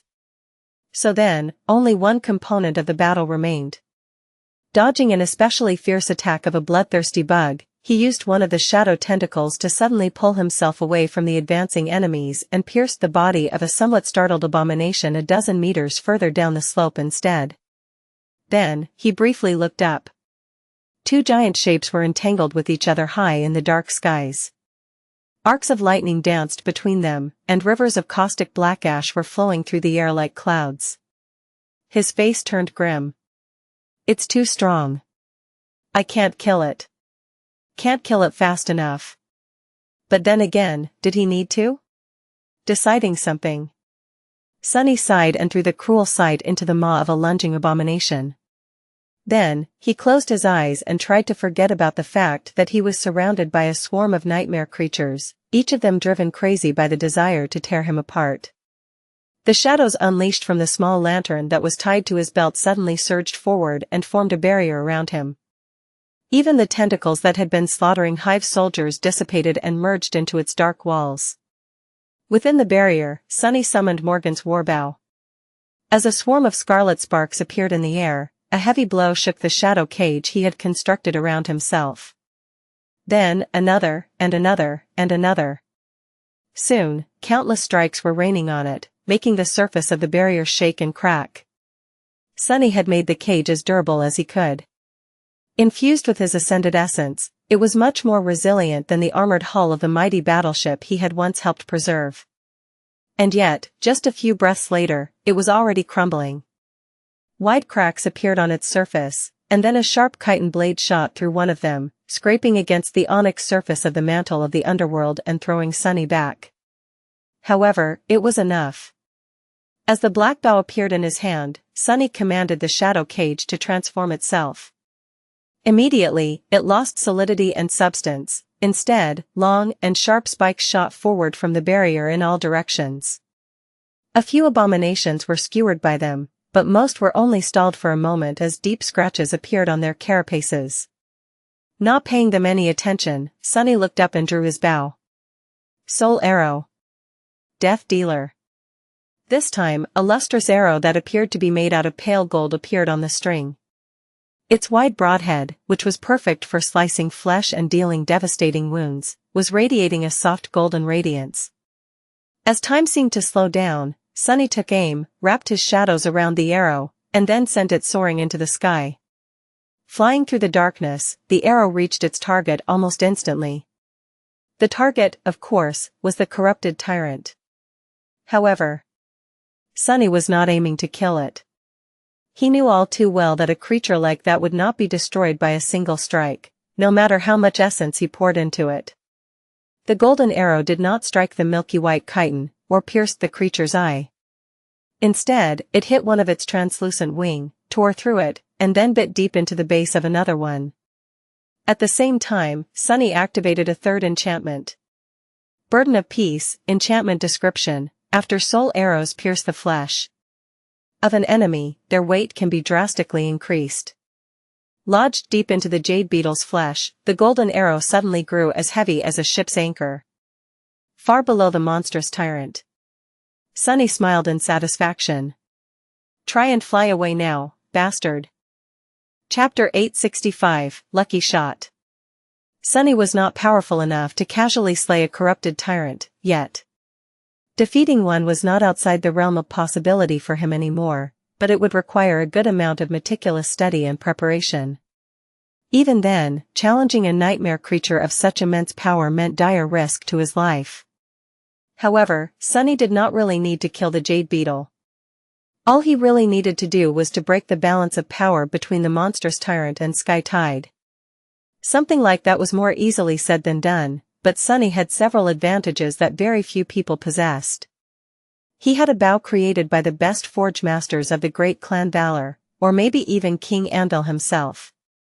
That bow demanded immense strength to be drawn, but was capable of sending arrows much further, and imbued them with much greater force. He had the Death Dealer enchantment, a rare divine affinity that translated into highly destructive soul arrows, and the ability to see through the darkness devouring the cold sky of Antarctica. More importantly, he had enough power and ability to buy himself enough time to make a good shot. As a result, the divine arrow he had sent tore through one of the tyrant's wings and dealt modest damage to another. Just like that, 2 of the 4 wings of the Jade Beetle were wounded. That alone might have not robbed it of the ability to fly, but combined with the weight of the Burden of Peace, the result severely reduced the creature's mobility in the air. Sadly, it did not plummet to the earth as Sunny had hoped. But it was enough to give Saint Tyrus a crucial advantage. Using the window of opportunity created for her by Sunny's arrow, she lunged into a recklessly committed attack without wasting a single moment. Slashed at the 2 untouched wings of the Jade Beetle with her steel talons, Sky Tide finally managed to break them. Then, she delivered a terrible blow with her beak and threw the abomination down. Wounded and barely able to keep its weight in the air, the corrupted tyrant was ruthlessly sent into a perilous fall. The Jade Beetle tried to slow down the speed of it, but failed. A few moments later, the massive body hit the slope of the mountain with a thunderous crash.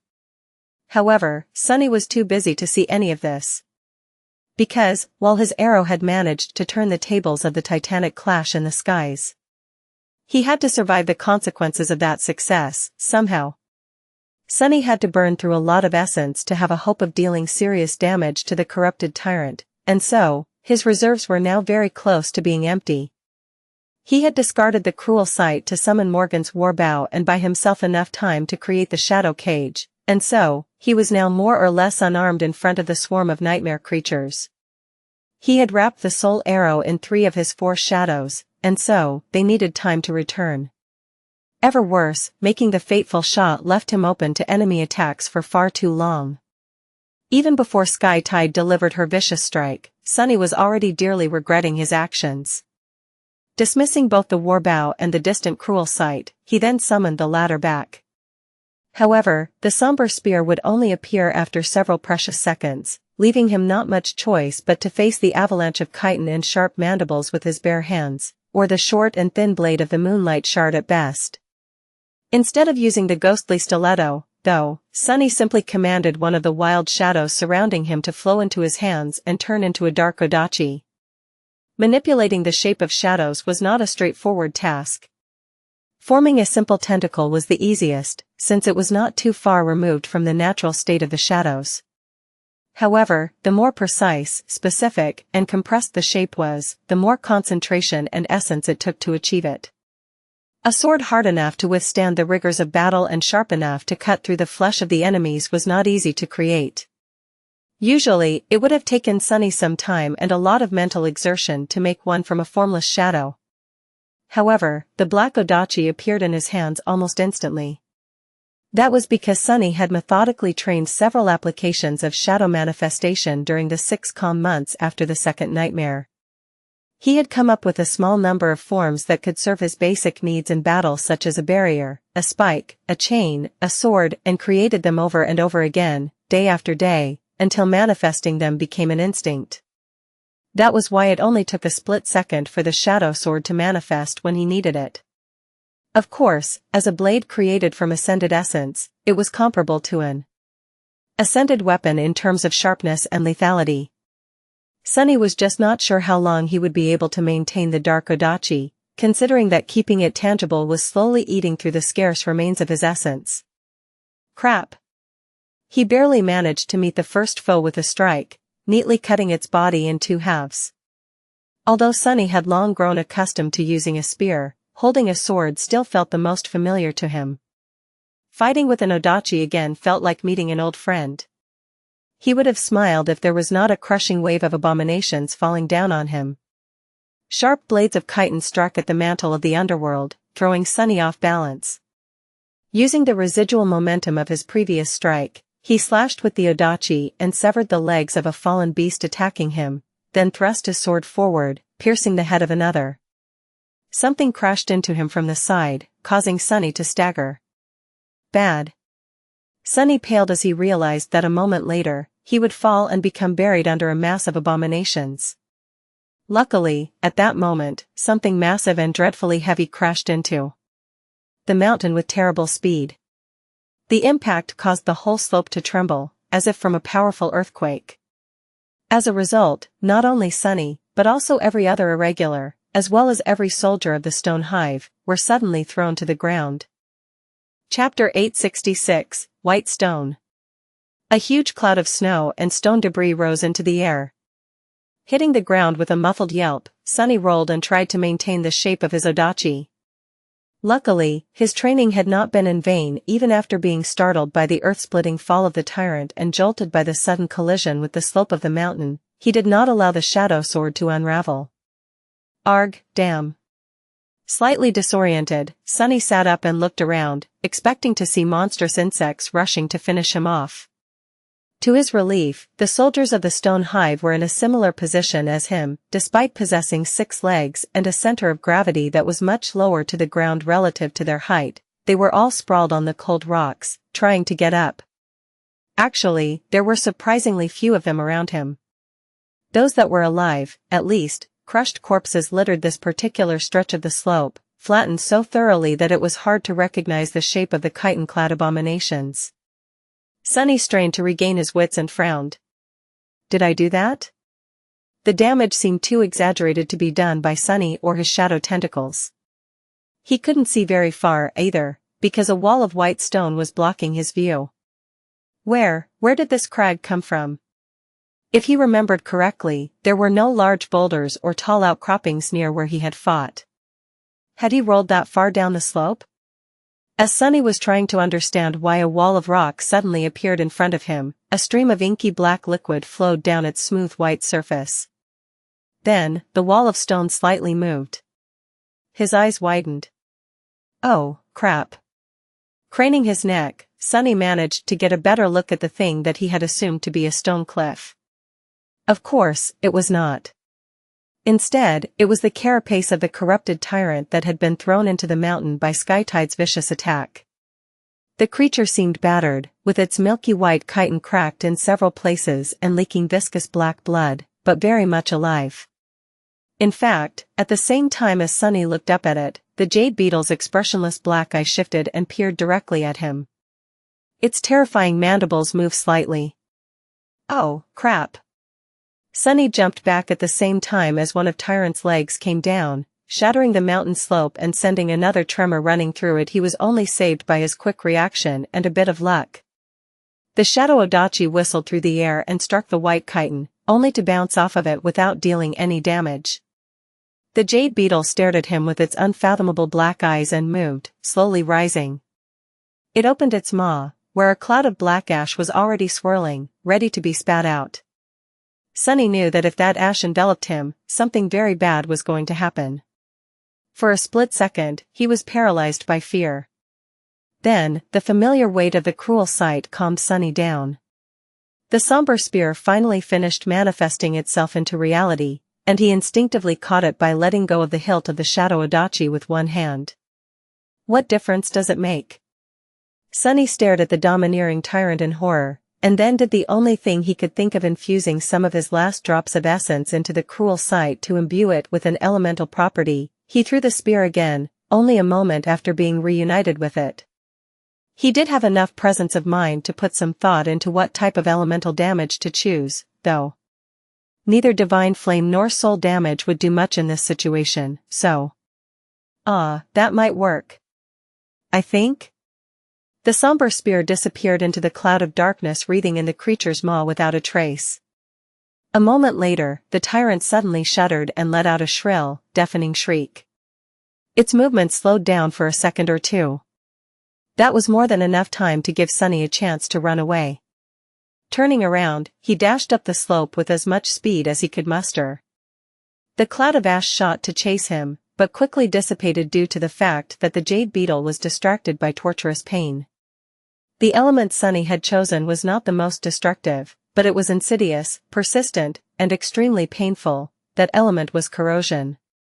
To be more precise, it was a special kind of wicked corrosion that the Dark Mirror had memorized after Sunny inhaled a lungful of Wormvine's poisonous miasma back on the shipwreck island. Bloodweave had overcome it without any trouble, so he did not expect to deal much damage to the tyrant. However, it had hurt like hell to deal with it, so Sunny hoped that the damned monstrosity would be distracted for a few seconds, giving him a chance to retreat. That's right. Retreat with dignity. Not run away in panic. As he swiftly retreated, Sunny felt a cold shiver running down his spine. The Jade Beetle had to be preparing another attack. At that moment, a shadow fell from the sky. Saint Tyrus, in her human form and wielding a saber that seemed sharp enough to cut the fabric of the world itself, flashed through the air and collided with the corrupted tyrant somewhere behind his back. Sunny, meanwhile, finally saw the battlefield through the cloud of snow that had been thrown up by the Jade Beetle's fall. The irregulars were slowly rising to their feet, and so were the soldiers of the stone hive. Only one figure appeared to have withstood the earthquake and used the shock of it to her advantage. Some distance away, Master Jet landed on the swaying body of the last corrupted abomination and thrust her glaive deep into its flesh. A vicious smile appeared on her face as the creature shuddered and fell down. The battle formation of awakened warriors was broken, but Soul Reaper was finally finished with her dreadful task. Despite how much she must have exerted herself to slay a score of corrupted beasts and monsters, as well as a couple demons, she seemed to be still brimming with essence. Master Jet would be able to join the main line of the first irregular company soon. The flanking force that Sunny had been holding back, meanwhile, seemed to be all but destroyed by his own efforts and the devastating fall of the tyrant. What little remained of it was currently being torn to pieces by the furious confrontation of the Jade Beetle and Sky Tide. All in all, the situation was not too terrible. The scales definitely tilted in the favor of humans now. They just had to capitalize on that advantage. Running terribly low on essence, battered, and exhausted, Sunny let out a silent groan. Damn it, damnation. This is just day 2. Chapter 867, Tooth and Nail. The tide of the battle had turned. The terrifying confrontation between the tyrant of the Stone Hive and Sky Tide of the White Feather clan went on, but now, the eerily beautiful Jade Beetle was clearly losing. On the battlefield itself, the force of abominations trying to attack the irregulars from the rear had been decimated under the cover of unnatural darkness. The corrupted lieutenants leading the main assault had been dealt with by Soul Reaper, although human soldiers had been feeling hints of despair just a few minutes ago. Now, a new strength filled their bodies. Fight. We can do this. Crush the bugs. The irregulars knew that the moments when hope finally shined from the distance were often the most dangerous, so they did not allow themselves to relax and fought with fierce determination. Then, something strange happened. The veil of darkness enveloping the lower part of the slope suddenly flowed forward and drowned a large swath of nightmare creatures assaulting their defensive line from the flank. Immediately, frenzied shrieks of the abominations resounded from it, only to stop abruptly in the cracking noise of splitting chitin. At the same time, Soul Reaper Jet broke through the ranks of the Hive and joined the crescent battle formation. Suddenly reassured, the humans fought with doubled ferocity. The effect was even more pronounced for the members of one of the cohorts, who could actually see through the unnatural darkness thanks to Kim's unique aspect. Luster, who had lost count of the number of repulsive bugs he had killed or wounded with his halberd, threw a quick glance to the flank of the defensive line and almost stumbled. What? Out there in the darkness, their captain was dancing between the abominations, slaying one after another with graceful strikes of a long and somber blade. His swordsmanship was elegant and exquisite. However, what stunned the young man was not the battle skill of their commanding officer, but the armor Captain Sunless was wearing, as well as the shape and color of his odachi. That's Monroe's armor and sword. Luster's eyes widened. Don't tell me. Suddenly, a lot of things made sense. Influenced by the death wish enchantment that spread to those who witnessed Sunny fight, an intense fire ignited in Luster's heart. His eyes gleamed, and he threw himself into the battle with burning determination. More. I need to kill more. After learning their captain's true identity, Luster was extremely inspired. He had given up on his goal not long after the clash with the Stone Hive started, but now, it did not seem as impossible anymore. I must vanquish these abominable bugs. If I kill enough, I might get a hug from Master Winter. Oh, I can't wait. Similarly, although, of course, in a different manner, the other members of the cohort experienced the bolstering effect of the dying wish, as well. All of them fought like devils, earning themselves a fearsome reputation among the irregulars. And the man who had made it all possible was currently cursing his fate. Damn. Crap. Curse it all. Surrounded by a swarm of nightmare creatures, Sunny fought while feeling extremely aggrieved. Things were not going great for him, he was extremely tired, bruised and battered, and worst of all, his essence was running dry. Keeping the shadow sword tangible was eating through what little he had left with frightening speed, but the worst offender was the shadow lantern. A divine memory was as gluttonous as one would think. On top of that, there were the dying wish and the mantle of the underworld. Pretty soon, he would be completely spent. Sadly, he could not dismiss the veil of shadows, since doing that would reveal his identity as mongrel to a lot of strangers. The members of his own cohort had already seen enough, most likely, but he somewhat trusted them to keep his secret. Due to the fact that Sunny had kept them alive through several dire battles, the bonds of loyalty were already forming between the 6 soldiers and their captain. He had to dismiss something, though. The first thing to go was the dying wish. Although it brought benefit to his soldiers and, to a lesser degree, to all irregulars, he simply could not allow the expenditure of essence that both the death wish and the underworld armament required. The next memory to go was the mantle of the underworld itself. Sunny was reluctant and more than a little scared to continue his fight without a suit of armor, but there was little he could do. Without sufficient essence to feed the living stone, many cracks appeared on the stone-like onyx surface of the mantle. Not only had it lost some of its protective quality, but there was a risk that the ancient armor would receive too much damage and succumb entirely. It was also growing heavy without the effects of the Feather of Truth enchantment. He just had to fight carefully and concentrate on dodging the enemy attacks from now on. Even if he made a mistake or two, a couple wounds were not going to kill him. Thankfully, there were not as many enemies left around him as at the start of the battle. Once the most damning evidence was gone, Sunny had no reason to keep the shadow lantern active, so he dismissed it as well. With no enchantments to keep powered and the small amount of essence he received back by dismissing these memories, he could maintain the shape of his sword for a bit longer. Sunny killed a few more enemies, barely avoided a stream of acid that one of the monstrous insects spat, and retaliated by neatly severing its body in half. When is this going to end, damn it?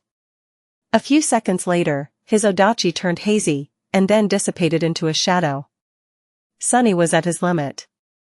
Please, gods, let it stop, let it stop, let it stop, arg, damnation, this is such crap.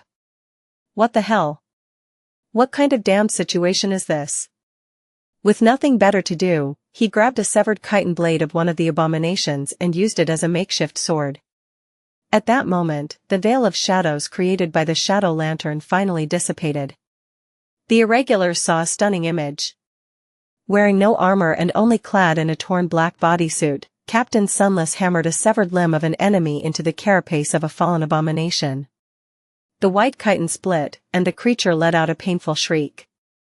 With indescribable fury and resentment burning in his eyes, the young master bared his teeth and punched the beast with his naked fist, crushing its head. The veteran soldiers shuddered. Such righteous wrath. Master Sunless must really hate nightmare creatures, huh? Sunny, meanwhile, kicked the fallen beast away and let out a trembling breath. Phew, that was close.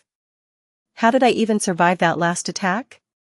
At that moment, something imperceptible changed on the battlefield. The stone hive, which had been unified and deviously intelligent before, suddenly seemed to lose much of its coordination. At the same time, the spell suddenly whispered into Sunny's ear. You have slain a corrupted tyrant, remnant of the Jade Queen. Your shadow grows stronger. You have received a memory. He blinked. What? What had just happened? It seemed that the persistent corrosion, which the cruel sight had learned to reflect thanks to the wormbine's miasma, turned out to be more powerful than Sunny had thought. Much more likely than that, though, was that it just happened to finish off the mighty abomination after it had been brought to the very edge of death by Sky Tide, but before she could deal the killing blow. What were the chances of that? 1 in a million? Standing above the dead fallen beast, Sunny grinned. I guess I'm lucky today. Chapter 868, Reputation. After the death of the tyrant, the battle did not last long. The stone hive had already lost many soldiers, as well as its most powerful champions. Without the guiding sentience of its ruler, the lesser creatures seemed to lack most of their intelligence and coordination. Feeling this weakness, the exhausted irregulars advanced and slaughtered them without a hint of hesitation. With Soul Reaper rampaging at the front of the formation, the number of the monstrous insects quickly dwindled. Then, Saint Tyrus joined the battle and more or less wiped out the remaining abominations single-handedly. Skytide seemed to have received several wounds in her fight with the remnant of the Jade Queen, but it did now slow her much. Moving between the giant insects like wind, almost too swift to be seen with a naked eye, she disposed of all the remaining nightmare creatures in mere seconds. Her saber cut through their impregnable white carapaces as if they were made out of water. Just like that, suddenly, silence settled over the summit of the mountain. The soldiers looked at each other in confusion, struggling to believe that that bloody battle ended so abruptly. Then, when the sweet understanding dawned on them, the irregulars lowered themselves to the ground with relieved sighs, drained of all strength. Everyone was too exhausted to move and needed a few minutes to rest and collect their thoughts. Tired smiles appeared on their faces. Sunny found a patch of rock that was not covered by fetid blue lymph and plopped on it, as well. He was utterly spent. As the excitement of the battle died down, his thoughts turned slow and lazy. I'm hurt all over. He felt a pleasant satisfaction. Not only had they won a hard fight, but he also received a fair share of shadow fragments.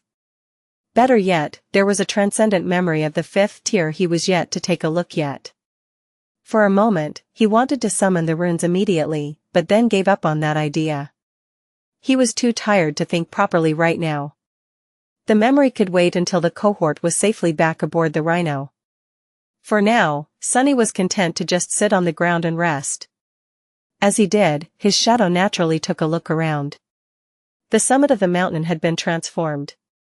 The snow had melted or turned into blue sludge, the slope itself was littered with hundreds of dead nightmare creatures and deep cracks. The gate still pulsed with darkness at the very peak, but one side of the deep schism it filled had collapsed and crumbled down. Further down the slope, the massive carcass of the Jade Beetle lay on the cold stones. It seemed that the final stage of its battle with Saint Tyrus had taken them away from the battlefield. As a result, it was now pretty far from the stretch of the slope where Sunny had fought with the flanking force of the Hive. Only corpses of awakened and fallen creatures remained. Some were cut apart, some were torn apart by the shadow tentacles, and many were utterly crushed by the fall of their ruler. Of course, the irregulars did not know that, since that area had been covered by the veil of darkness summoned by the shadow lantern. To them, it all looked like Sunny's doing. Their whispers entered his ears. Gods, look over there. Is that where Master Sunless fought? So many dead bugs. Wait, what the hell? Why are these corpses so mangled? It's like they were put through a meat grinder. I mean, it does not even look like they were cut by a blade, it's more like he ripped them apart and crushed them with his bare hands. He did. Did you not see him, at the end? His weapon and armor must have been destroyed in the fight, so he just tore a leg off a fallen abomination and then beat the bastard to death with it. And then? I swear to the gods. I saw it myself. He stood there and smiled, as though someone gave him the best present in the world. I think he really hates nightmare creatures. His expression before that, so much anger, so much resentment. It looked, I don't know, personal? Maybe there's a tragic story there. No wonder Soul Reaper went into trouble to personally recruit him. What kind of devil is that kid? Sunny blinked. Had he really smiled? Oh, that must have been the moment when he received the transcendent memory. He had indeed lost composure and grinned like an idiot for a few moments there. In any case, none of these soldiers seemed to have connected him to Mongrel. They just thought that he was some kind of monster with a personal grudge against nightmare creatures. His own cohort, meanwhile. Sunny turned slightly and caught sight of Luster, who was staring at him with an intense expression. The young man's eyes seemed extremely bitter, for some reason. What's up with that clown? At that moment, someone approached and sat down near him. Sunny turned around and saw Winter, who stared at him with a nonchalant expression. Wha? Before he could finish the thought, she suddenly grinned and pulled him into a very tight hug. You did great, little devil. Let's be friends. Soon, the irregulars caught their breaths and started moving. Saint Tyrus departed after approaching Sunny to thank him for his contribution in slaying the tyrant, her voice cordial and stern as usual. This time, however, it almost sounded partial. Since the threat of the stone hive had been eliminated, a signal was sent to the first army that the path was clear. Not too long after that, a long column of vehicles appeared on the road that stretched far below, on the other side of the mountain. One of the divisions was proceeding with haste to its next destination. The irregulars themselves were busy with collecting soul shards from the stain abominations. A dozen heavy loaders arrived to drag the carcass of the remnant of the Jade Queen away. Even in death, a corrupted tyrant was extremely valuable. Its impenetrable carapace and other parts had a lot of uses for advanced spelltech applications. Sunny would not be surprised if some of the Jade Beetle ended up being used to bolster the defenses of one of the siege capitals, most likely Falcon Scott itself. After some time, Master Jet left for the base camp where the APCs were parked in order to contact the army command. Since there was nothing for Sunny to do at the summit of the mountain, he followed her and climbed into the rhino to rest. There, sitting on his comfortable bed, Sunny finally summoned the runes. A transcendent memory. Let's see. Soon, his eyes gleamed. Chapter 869, Sin of Solace. The runes shimmered in the air. Memory, Sin of Solace. Memory rank, Transcendent. Memory tier, V. Memory type, Weapon. Looking at ethereal weave of symbols, Sunny felt a cold shiver running down his spine. A weapon. The Sin of Solace was the third transcendent memory he had received. However, it was of a higher tier than both the Undying Chain and the Dying Wish combined. More than that, it was a weapon, something that could express its power much more directly than an armor or a charm. Something that he desperately needed here in the cold expanse of Antarctica. A weapon bestowed by the slaying of a corrupted tyrant had to be truly powerful. Holding his breath, he continued to study the runes. Memory description: this blade is a whisper of Ariel, the demon of dread, who turned a beautiful monster into a queen and gave her a sinister gift of forbidden knowledge. Sunny tilted his head, suddenly excited. The demon of dread, another demon? There are 5 of them I know of now. Demon of fate, demon of hope, demon of choice, demon of dread. Wait, who was the 5th one?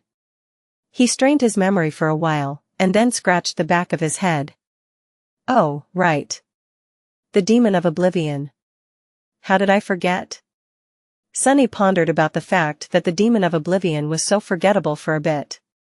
Then, he slightly shook his head.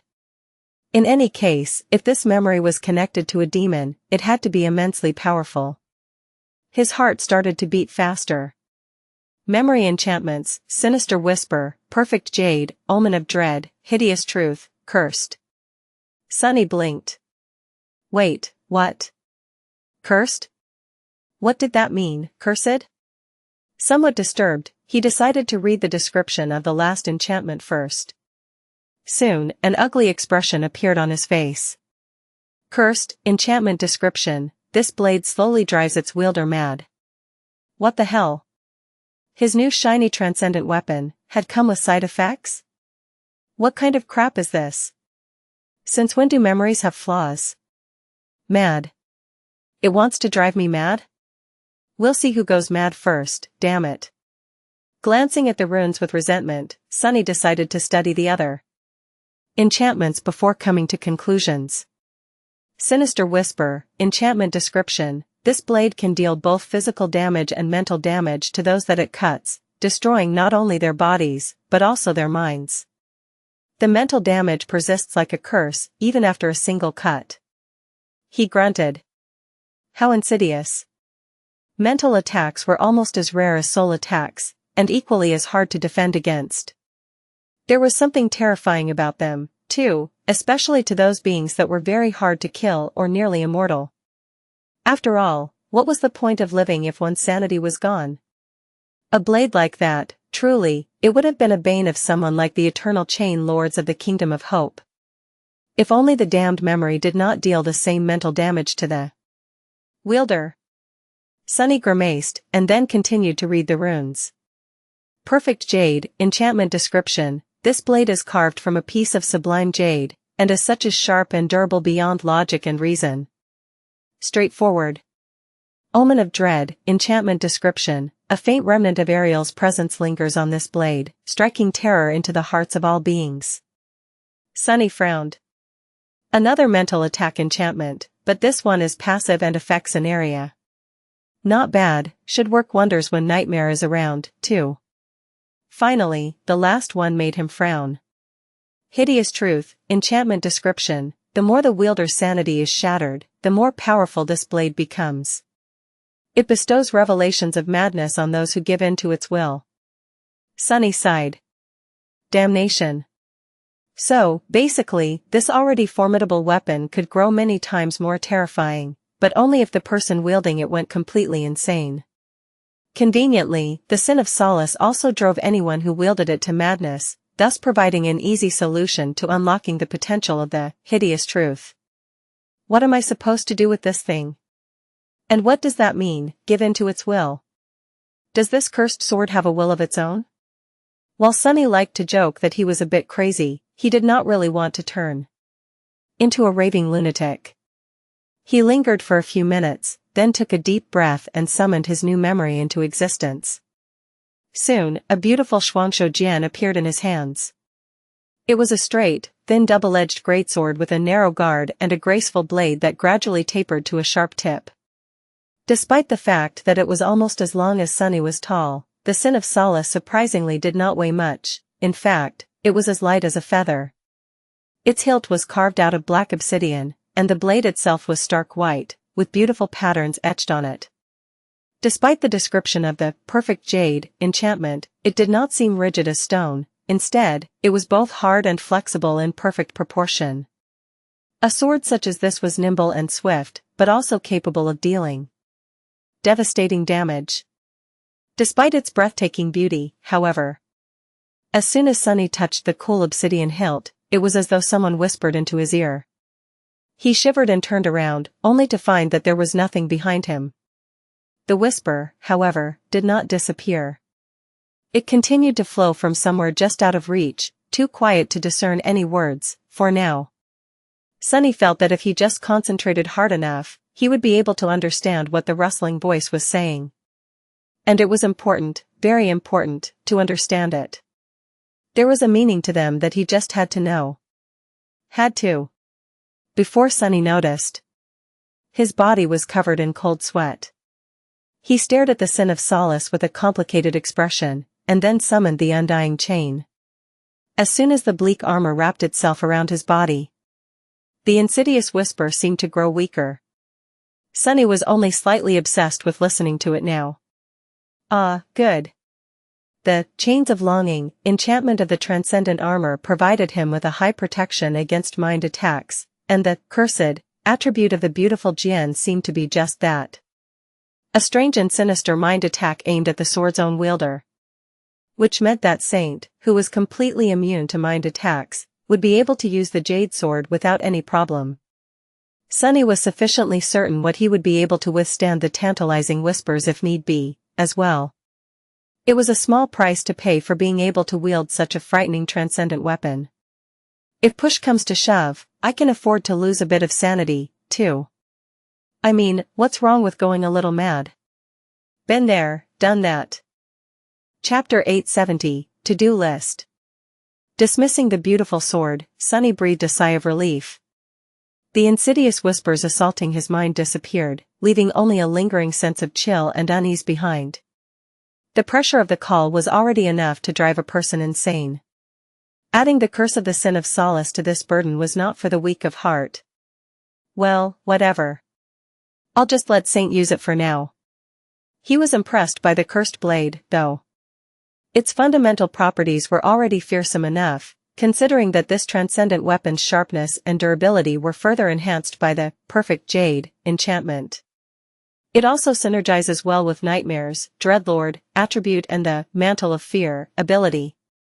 What made it so alluring to Sunny was the mental damage it dealt, though. Mind attacks were an insidious thing. While not as obviously destructive as more straightforward elemental damage types and not as universally deadly and hard to defend against as soul attacks, they possessed one frightening quality. The more sentience a being possessed, the more that being stood to be damaged by a mind attack. What it meant was that while lesser nightmare creatures, beasts and monsters would not be as susceptible to the sinister whisper, the truly dangerous foes, demons, devils, tyrants, terrors, and humans would suffer terribly from it. And since those were the enemies Sonny was wary of the most, the sin of Solace was a perfect tool to satisfy his needs. I just have to be careful not to suffer terribly myself. But even if he did, at least he would be reaping the benefits of the hideous truth. Sonny felt that the cursed sword would become truly terrifying if its wielder managed to unlock that strange enchantment. At its full force, maybe the sin of Solace would be powerful enough to strike down even great nightmare creatures. Or supreme humans. With a wistful sigh, Sonny decided to check his progress in other areas, since he already had the runes summoned. Shadow Fragments, 870/4000. Not bad, after being stuck at 744/4000 for half a year, he had gained more than 100 fragments in just 2 days. If this continued, Sonny would become a tyrant in a not-so-distant future. Of course, if he continued to fight at that intensity every day, he would also probably be dead by then. Somewhat reassured, he shifted his gaze to the mantle of the underworld. Vanquished Foes, 4555/6000. The monumental task of satisfying the requirement of the Prince of the Underworld enchantment was nearing its final stage. With how many nightmare creatures ran rampant in Antarctica, Sonny would certainly be able to complete it soon. Now that his identity as mongrel was, most likely, known to the members of his cohort, there should be no problem wearing the mantle more often. He still did not know how the onyx armor would grow after the limit was reached, but hoped to see something incredible. Then, Sonny concentrated on his shadows, starting with Saint. Shadow Fragments, 101/200. Saint was already halfway to becoming a saint. Or a transcendent demon, to be more precise. He could not even imagine how powerful she would be once he collected enough memories or echoes to feed to his loyal knight. Still, 100 or so ascended memories was not a small amount. Luckily, he could also use memories of lesser ranks, although the process would be much slower in that case. Finally, he read the runes describing nightmare. Shadow Fragments, 14/600. He sighed. To be honest, Sonny had not been very diligent about feeding his steed. For some reason, the Black Courser required much more fragments to ascend than Saint had needed, maybe because he was already a terror, or maybe because Saint had come from a race created by Nether, the Prince of the Underworld. In any case, Sonny felt that helping her become transcendent was more important than elevating Nightmare to an ascended terror. Especially considering that his terror ability, Dream Curse, was still locked. And speaking about that ability, at least there had been more progress on that front. Nightmares required, 112/1000. His steed had already subjugated more than 100 nightmares, both making himself stronger and growing closer to unlocking the Dream Curse. Of course, that task was still far from being over, but Sonny had a feeling that there would be a lot of progress soon. Antarctica was in the throes of a cataclysm that had become known as the Chain of Nightmares, after all. It was bound to breed a lot of them. Better yet, up until now, the Black Steed had been limited to only subjugating nightmares of masters simply because awakened humans did not dream. Awakened nightmare creatures did, however. Which meant that Nightmare would be able to plant seeds of fear into their souls, and then visit the dreams of those abominations that had survived the encounter to harvest them. Maybe I should let him loose more often. And that was that, more or less. His own shadow fragments, that of Saint and Nightmare, the Prince of the Underworld, enchantment, and the Dream Curse. These were the things he needed to concentrate on. Then there were other things, his arsenal of memories, the power of his cohort, and the equipment of its members. Oh. And he also had to survive, somehow. I probably will. Sonny had made a lot of progress, but there was a lot more progress still to be made. Luckily, Antarctica was just the place to make it. It had an inexhaustible reserve of nightmare creatures of all kinds, with numerous new ones soon to arrive. As long as one could stay alive, there were countless opportunities for growth. Master Jet had been right. This campaign was going to shift the balance of power across all of humanity. Many new champions would emerge, many renowned warriors would become even stronger. Many would die. Thinking about that, Sunny suddenly felt somber.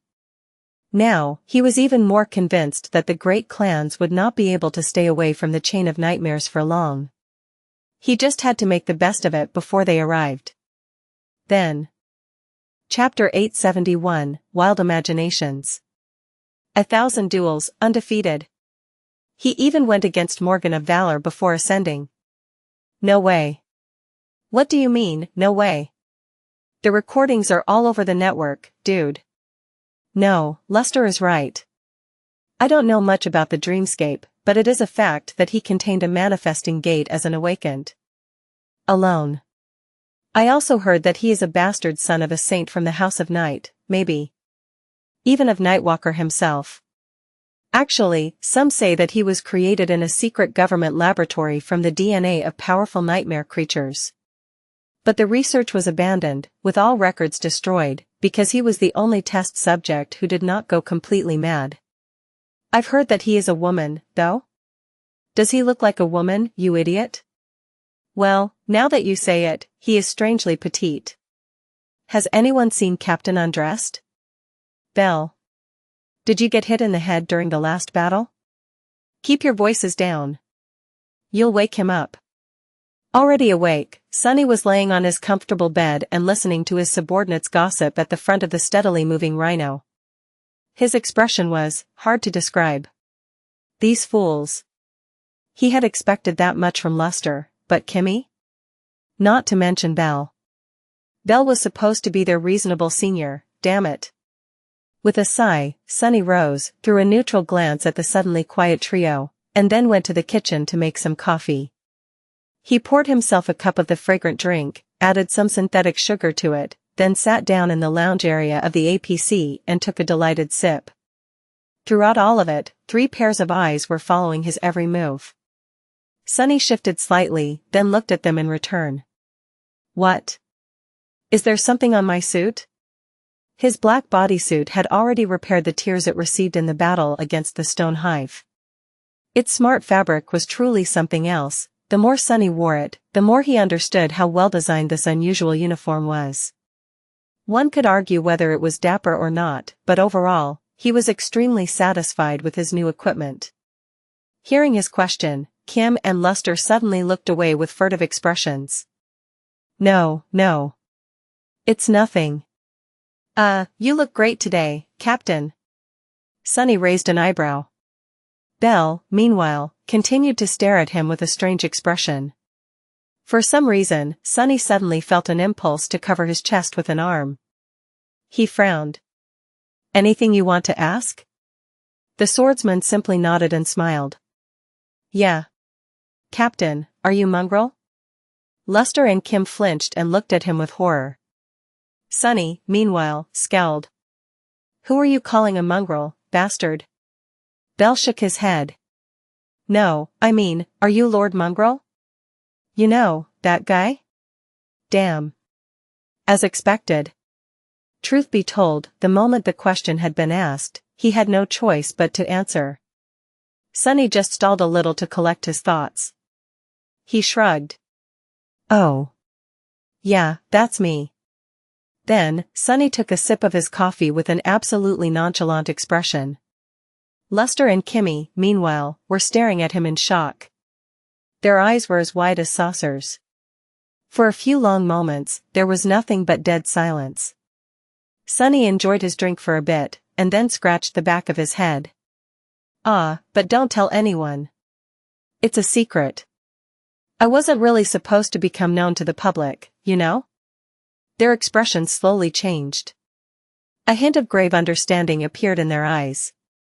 The 3 looked at each other, and then Kim resolutely nodded. Of course, Captain. We will keep silent about who you really are. We'll tell Samara, Quentin, and Dorn, too. Don't worry. Sunny nodded with satisfaction. Isn't it great to have such understanding minions? Of course, he had no idea what it was that they thought they understood. But that was the beauty of it, he did not need to. The best and most convincing lies were those that people built in their heads themselves.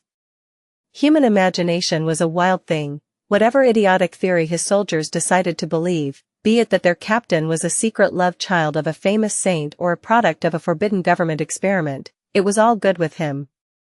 The point was that they would keep it to themselves. Just like that, a few more people learned that he was mongrel. Sunny felt a bit sad about that fact. On the bright side, it seemed that he would have no problem summoning the mantle of the underworld in the future, at least not when the cohort acted independently of other human forces. Luster, too, was looking at him with a newfound reverence.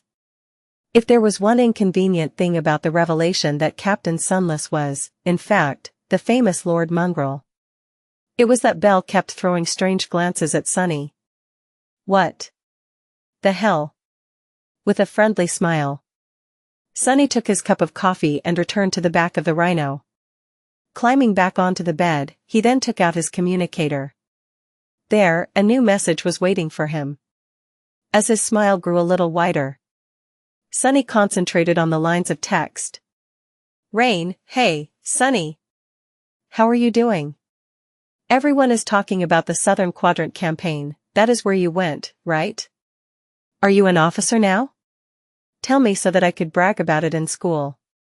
One of my classmates' sister is apparently an ace MWP pilot.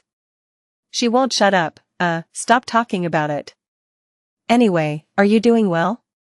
The news says that everything is going great, but my dad seems very stressed. I don't think I've ever seen him so tense. Oh, I am doing well, myself. A few kids in my class stopped coming to school, so I guess they are at the Awakened Academy now. But I am not showing any symptoms, yet. I am practicing my archery and swordsmanship every day, though. You'll be proud of your pupil.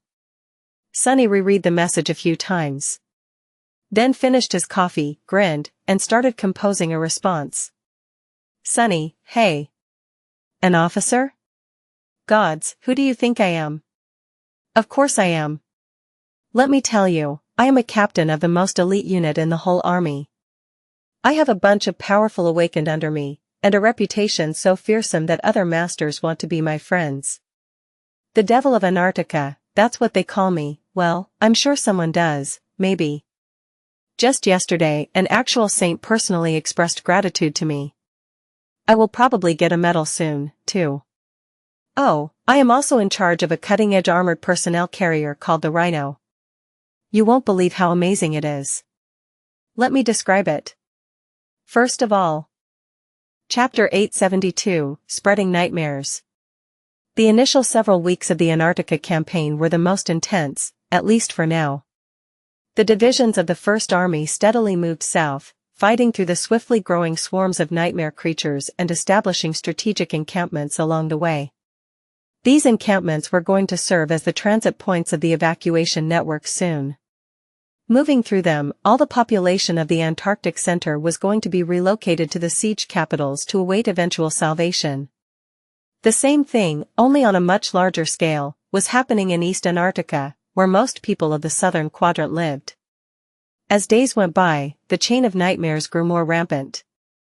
New gates manifested with increased frequency, disgorging more and more abominations into the waking world. Luckily, the burden pressing down on the First Army also grew lighter, since more and more divisions reached their destinations and entrenched themselves inside the cities that would become humanity's strongholds in the coming months. Without the need to brave the enemy-infested wilderness, the lives of the soldiers became less perilous. That was not to say that they were not terribly busy. Turning a populous city into a wartime fortress was a laborious task, too. However, no one was as busy as the First Irregular Company. Just like Master Jet had promised, the Irregulars almost never rested. While other soldiers had specific tasks that sometimes forced them into battle with the nightmare creatures, and sometimes did not, the 7 cohorts of Irregulars constantly moved between various flashpoints to douse their flames. Day after day, battle after battle, soon, the novelty of Antarctica's sobering reality dissipated, and the endless procession of combat engagements blurred into one continuous, bloody ordeal. They were doing their job, still. Not all battles were as large-scale or as dire as those in the first 2 days of the active operation. Some demanded more precision than all-out effort, others simply had to be fought because no one else could be spared to address the situation. Tempered in this terrible crucible, Sunny and his cohort were becoming accustomed to the trials of the chain of nightmares, as well as each other. Their ability to fight as a single cohesive entity increased, finally reaching a satisfactory level. Their personal power grew, too. Sunny was not the only one who had managed to enhance his arsenal of memories, for one. With so many nightmare creatures that needed to be slaughtered, each member of the cohort acquired new combat tools. Quentin, for example, had received a beautiful suit of plate armor for killing a fallen officer of the Stone Hive. Just like the carapaces of the monstrous insects, it was pure white and incredibly durable. Luster managed to acquire a charm that was supposed to increase his luck, even if no one could really tell whether it actually worked or not. Samara was now wearing a chameleon cape that blended into the environment and masked her position. Others were using new memories, too. Armed with them, the cohort managed to survive these perilous weeks without suffering any casualties. They swiftly racked up kills and contribution points, as well as soul shards and reputation among the soldiers of the First Army. However, their fearsome reputation paled in comparison to that of Mongrel, who was slowly turning into somewhat of an urban myth. Sunny had had no plans of unleashing his weird alter ego again so soon, but the circumstances forced him to make a different decision. There was just too much for him to do. Often, several missions of utmost importance appeared simultaneously, and since he could not be in 2 places at the same time, he sent Nightmare and Saint to take care of the easier ones instead. This approach turned out to be surprisingly effective. Armed with the Sin of Solace, which synergized extremely well with both of them, his shadows had become a real menace on the battlefield. They were also able to traverse the mountainous terrain of the Antarctic Center with great speed, allowing Sunny to dispatch them to complete missions that required speed above all else. Of course, these missions had to be on the lower spectrum of hardship. A transcendent weapon or not, Saint and Nightmare could not compare to the power of the cohort itself, especially since he led it personally. So while Sunny and his soldiers dealt with the most dangerous tasks, Mongrel popped up here and there without any discernible pattern, appearing from nowhere and disappearing without a trace after dealing devastating damage to the nightmare creatures and leaving only severed corpses behind. Suffice it to say, Saint's popularity among the rank and file of the First Army grew explosively. The Guardian Angel of Antarctica, that title, coined by a random network journalist, was spoken by them more and more often, jokingly at first, but then a bit less so. Sunny, meanwhile, finally earned his own nickname. Unsurprisingly, he was being called Devil now. Or, infuriatingly, Little Devil. The latter one, however, was only used by the other captains of the Irregulars. No one else dared to speak it to his face or behind his back, really, considering that the rumor that his young master was always watching and listening quickly spread through the army. Of course, not everything went well for the human force. The First Army experienced several painful setbacks. More soldiers fell. And more were critically wounded. The technical equipment was starting to grow less and less reliable as time went by, even if the most critical pieces worked as intended due to expensive spell-tech countermeasures. It was getting harder and harder for the Awakened to find a safe place to sleep without being whisked away by the call. Worst of all, however, was the effect that the chain of nightmares exerted on mundane humans. Nephi's had once told Sunny that each person infected by the spell carried a small seed of nightmare in their soul. And that those of them who failed to pass the first trial became a Category 1 gate themselves. The chain of nightmares increased the rate of gate manifestations manifold, and that rate, terribly, spread to mundane humans as well. Not only was there an anomalously high amount of young people falling prey to the spell in Antarctica, but also, for the first time in half a century, people outside the usual age of infestation started to succumb to the first nightmares en masse, as well. Which meant that, just like during the emergence of the first generation, no one was safe. Anyone could become infected, fail the trial of the spell, and turn into a murderous nightmare creature. The people locked inside the siege capitals, those being relocated through the evacuation corridors. even the soldiers themselves. A tense and fearful atmosphere slowly settled over Antarctica. Chapter 873, and full of terrors. Chilling darkness veiled Antarctica like a burial shroud. The twilight of the dusk had finally succumbed to the inevitable advent of the cruelly lasting absence of light, and the long night had come to the southern quadrant, pregnant with countless horrors. This night was going to last for many months, and by the end of it, who knew if any of the humans it embraced would still be alive? How many of them would be lucky enough to see the light of day again? Sunny had never experienced a night quite like that.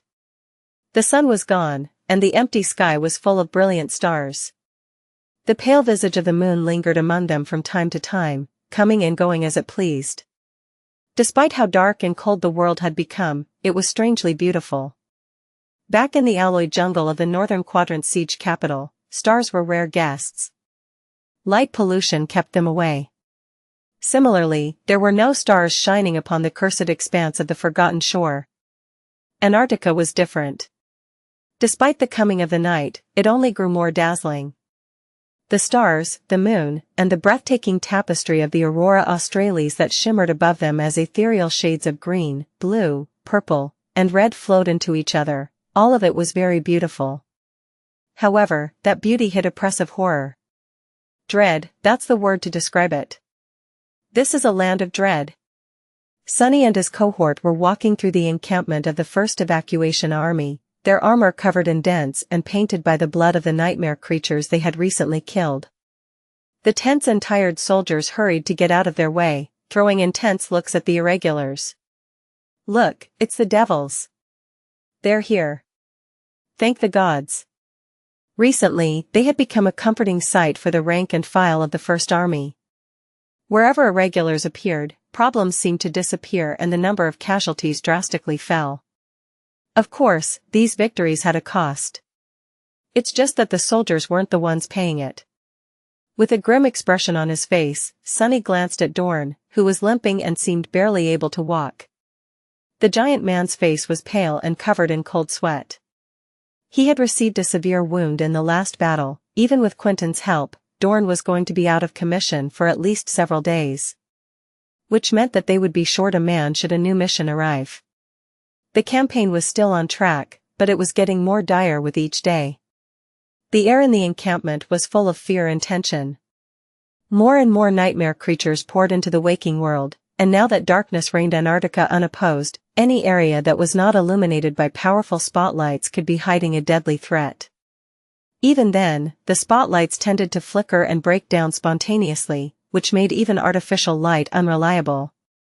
People were constantly on edge and afraid of every shadow. After all, most couldn't see through them like Sunny. Even worse, danger lurked not only in the darkness outside, but also inside the fortified encampments. The spell was spreading through the ranks of mundane humans like a plague, and anyone could turn into a rampaging monster if left alone for too long. There was no real safety anywhere. If things are like that after just 1 month, how are we going to last the whole year? Shaking his head, Sunny looked ahead and caught a glimpse of the rhino. His eyelids suddenly grew heavy, he really needed rest. Despite the glum atmosphere in the camp, objectively, things were going reasonably well for the field army dispatched to the Antarctic Center. It had already advanced almost all the way to the southern edge of the narrow landmass. All but one division, the one Sunny and his cohort were assigned to, had already reached their destinations and were in the process of converting them into siege capitals. Evacuation networks had been established, with fortified transit outposts placed near the strategic points. Constant patrols maintained protected corridors for the armored convoys to ferry the civilians from smaller settlements into the handful of human strongholds. Up north, the relocation was already in full swing. Here in the south, however, it was only starting. Still, the first phase of the operation was well on its way. Maybe we'll get to relax behind a thick wall of a siege capital soon, too. Climbing into the rhino, Sunny glanced at Kim. Status? She studied her military communicator. Army Command designated this camp as a green zone. Last check was 13 minutes ago. He nodded. A green zone was one with no gates close enough to affect the dream realm anchors of the awakened. people could sleep safely within its confines. Okay. Quentin, tend to Dorn. Kimmy, Luster, Samara, and Belle enjoy the first sleep shift. I'll stand watch until you guys return. They nodded and soon disappeared inside the sleeping pods. Quentin got busy dealing with Dorn's injury, using both his aspect and an extensive medkit. Sunny, meanwhile, walked over to the command and communication suite and sat behind a console. He lingered for a moment, and then summoned his runes.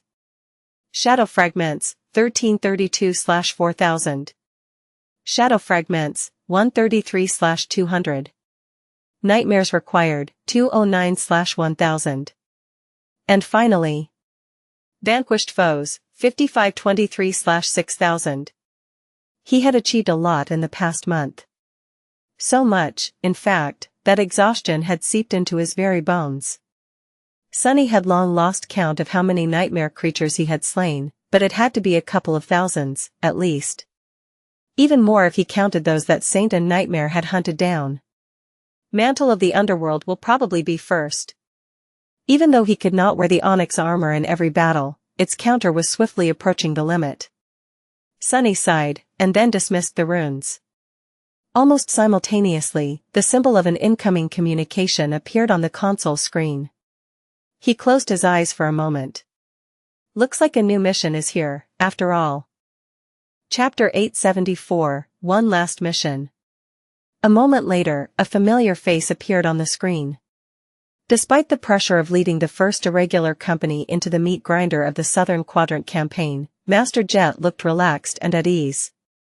Like she always did. No, actually, she almost seemed to look better than how she had back in the safe haven of the NQSC.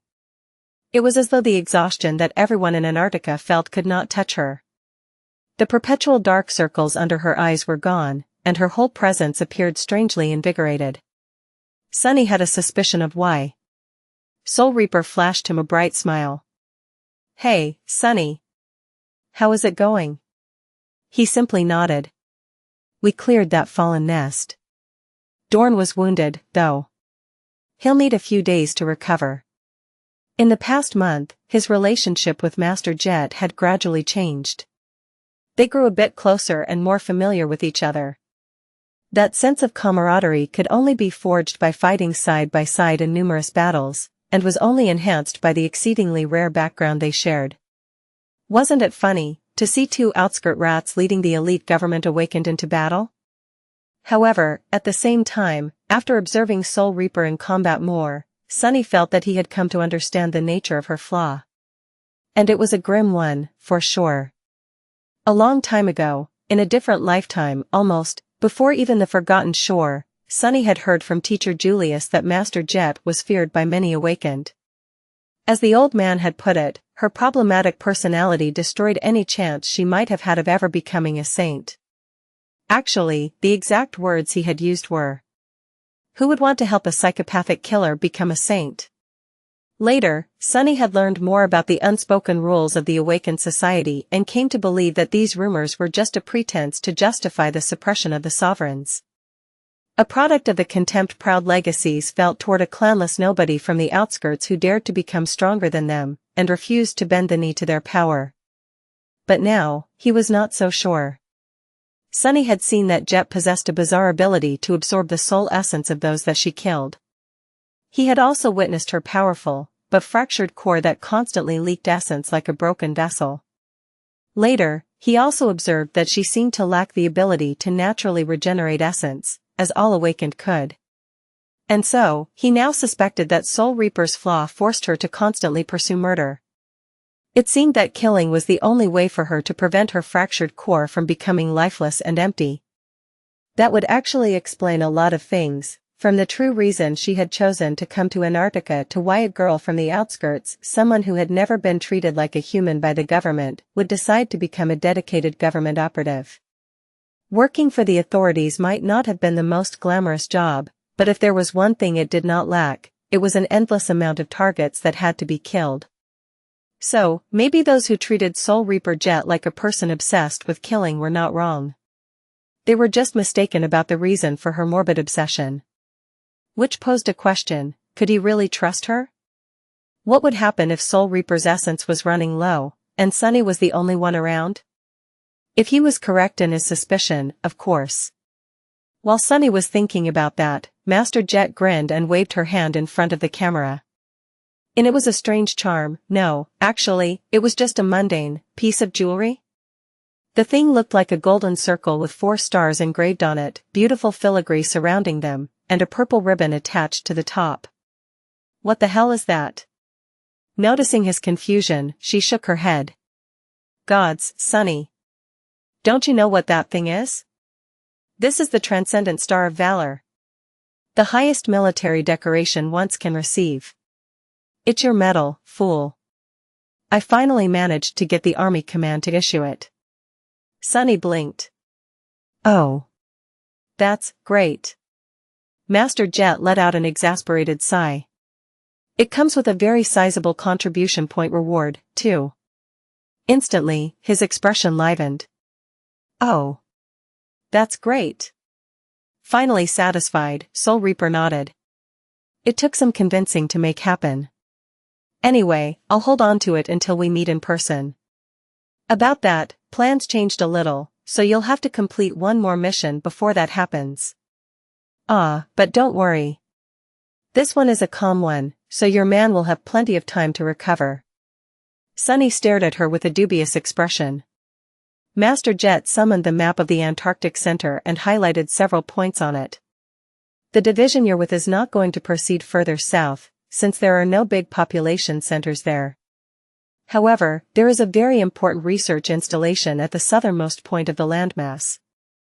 It's about 400 kilometers away from your current position. Sunny studied the map. The Antarctic Center resembled a gargantuan snake that sprawled across the ocean, and the installation Jet mentioned was situated at the very tip of its tail. What about it? She shrugged. Your mission is to reach the installation, secure the VIP currently residing there, and bring him back to the nearest siege capital. There is a garrison of local awakened commanded by a master at the installation, too. They will be responsible for evacuating the regular staff and scientists. You can choose to go back on your own, but that would be a jerk move, considering that they are expecting reinforcements to help them make the journey. Sunny thought for a bit, then nodded. Sounds easy. Yeah, no way. Something bad is definitely going to happen. Master Jet smiled. It does, doesn't it? In any case, after that is done, we will probably remain within the walls of siege capitals for a long time, and finally have time to rest. Good luck. Chapter 875, Old Roads. The next day, Sunny and his cohort separated from the battered division. The mass of vehicles and soldiers marched down the broad highway, heading to a large city that was situated behind the mountain peaks to the cast. The Rhino, meanwhile, continued south. 400 kilometers, how long do you think it will take us to reach the research installation? Sunny was currently in the cabin of the APC, leaning on a bulkhead as he looked ahead. Luster glanced at him from the pilot's seat and shrugged hesitantly. Hard to say, sir. The terrain here is really rough, and we'll need to climb over many mountains before reaching the coastal plain. There are some old roads here and there, with tunnels that can serve as convenient shortcuts. But since no one took care of them for half a century, it's mostly a stone labyrinth. So, several days at the least. Maybe even a week if we want to be really careful and lower the risk of stumbling into a horde of nightmare creatures. He hesitated for a few moments, and then added. Of course, I can get us there in a day if we leave the mountains and drive along the coastal thoroughfare. Since most of the Antarctic Center was mountainous in nature, moving across its expanse with speed was somewhat of a problem. It would have been much faster by air, but no one was suicidal enough to use an aircraft in these circumstances. The reason was very simple, it was impossible to load enough armor on a flying vehicle. Not only would its electronics and navigation be swiftly fried by the interference of the gates, but even worse than that, countless nightmare creatures in a 100-kilometer radius would be able to see and take the aircraft down. Since very few awakened could fight effectively in the air, being swarmed by winged abominations or taken down by a hail of ranged attacks from the ground was their worst nightmare. Still, that did not mean that there were no means of traversing the Antarctic center quickly. Since the terrain was much more flat near the coast, there was a convenient highway running along the shore of the cold ocean. It's just that traveling by it was not exactly safe, especially these days. The ocean, too, was overflowing with nightmare creatures. All kinds of horrors hid beneath its restless surface. Sunny sighed. No, let's not go anywhere near the coast. Avoid those old tunnels, too. Just take your time and take us over the mountains, Lester. Dor needs time to recover, anyway. The young man smiled. Yes, sir. Will do, sir. Sunny gave him a bleak look and shook his head. Ever since the revelation of his identity as mongrel, Lester had been acting as an overly enthusiastic sycophant. It was honestly a bit bothersome. Well, all right then. He walked back to the back of the rhino and sat down to meditate. In the past month, the importance of replenishing one's essence had become painfully clear to all awakened in Antarctica. There were just too many nightmares creatures around and too many battles that had to be fought. Maintaining one's reserves was often the difference between life and death. It was also an inescapable restriction that defined how often and how well one could fight.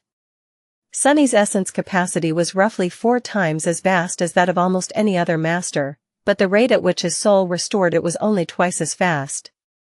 As a result, he needed 3 to 4 days to fully replenish it. Sleep, rest, and meditation helped, but who had time to rest in Antarctica? All of them had to get accustomed to fighting while suffering from a dire deficit of essence. That was another reason why the campaign grew harder as days went by, and why everyone was exhausted. His cohort was in a much better spot than most thanks to Lester, but Sunny himself had not been able to make use of the young man's extraordinary aspect. Luckily, they were not supposed to fight any serious battles in the next few days. That was already a blessing. Keeping his eyes closed, Sunny rested as his shadow scouted the route ahead. The rhino climbed the steep slopes of the mountain chain with agility that was surprising for a machine of that size. The Aurora Australis shimmered with ethereal lights in the black sky above it, but the mountains themselves were shrouded in darkness. Driving a heavy APC up and down the treacherous slopes at night was not for the faint of heart. Since one small mistake could send it plummeting down from a deadly height. Still, Lester seemed to be doing fine. He even had his lucky charm summoned, rubbing it from time to time with a nervous look. Everything seemed calm. Slowly but surely. They were moving toward their destination. Sunny made an effort to memorize as much of the landscape as he could, knowing that they might be coming back the same way after picking up the VIP at the research installation. The southern edge of the Transantarctic Mountains was, indeed, a real labyrinth. Tall peaks rose into the sky, with remnants of broken roads clinging to their slopes. Dark maws of tunnels that had been burrowed through the mass of stone appeared from time to time, filling him with a sense of alarm. The roads, as well as the tunnels, had been constructed long before he was born, during the dark times. Back then, humanity had been busy destroying itself in a series of devastating wars as the world fell apart around it. Then, the nightmare spell came, and many things changed. The old roads were now abandoned and in a state of disrepair, but the rhino could still make use of them. The progress was slow, however, and it was only made slower by the need to avoid active gates and prowling swarms of nightmare creatures. In the end, it took them almost 4 days to traverse the mountains and descend to the coastal plain at the southern edge of the Antarctic center. From here, they could proceed to the destination at full speed. As the rhino accelerated and flew across the plain, a powerful blizzard enveloped it, reducing the visibility almost to zero. That was when things started to go wrong. Chapter 876, Elo 49. Sunny woke up with a start. The familiar sounds and vibrations of the rhino told him that everything was okay, and that the vehicle was moving at high speed toward its destination. No one seemed to be attacking them. And yet, for some reason, he felt a sense of deep unease. Sunny frowned and rose from his bed, then went over to the pilot's cabin. On his way, he passed Kim, who was running diagnostics on the secondary control panel, and Samara, who was tinkering with her rifle on the workstation in the cargo bay. Reaching the front of the rhino, Sunny silently looked through the armored windshield at the white wall of the blizzard that enveloped the world. Of course, he could have just accessed the feeds of external cameras from the command suite, but he trusted his own eyes much more. Nothing seemed out of place. He hesitated for a few moments, then spoke to Luster. "Did something happen just now?" The young man glanced at him in confusion. No? Oh, there was a tiny spike of seismic activity a few minutes ago, but that's nothing unusual. Happens all the time. Don't worry, sir, we'll reach the installation in about half an hour. Sunny scowled. Good. He returned to the lounge area, poured himself a cup of coffee, and then walked over to the command suite. Kimmy, contact the research facility. Tell them we'll be arriving soon. She paused the diagnostic software, activated the transmitter and sent a communication request to the installation they were approaching. For a few minutes, there was only static on the channel. Kim frowned, then repeated the call, this time extending the antennae of the rhino to their full length. Still, nothing. Sunny took a sip of coffee. What, no one's responding? She studied the monitors, then said in a tentative tone. No, it's not that, it's just, our signal doesn't seem to be coming through for some reason. He scratched the back of his back. Contact Army Command then, ask them for an update on the installation status. Kim did as she was told, but there was still no result. Her face grew a little dim. I can't contact Army Command either, sir. All communications seem to be down. Sunny remained silent for a few moments. So we're completely cut off from everyone? Is it because of the blizzard?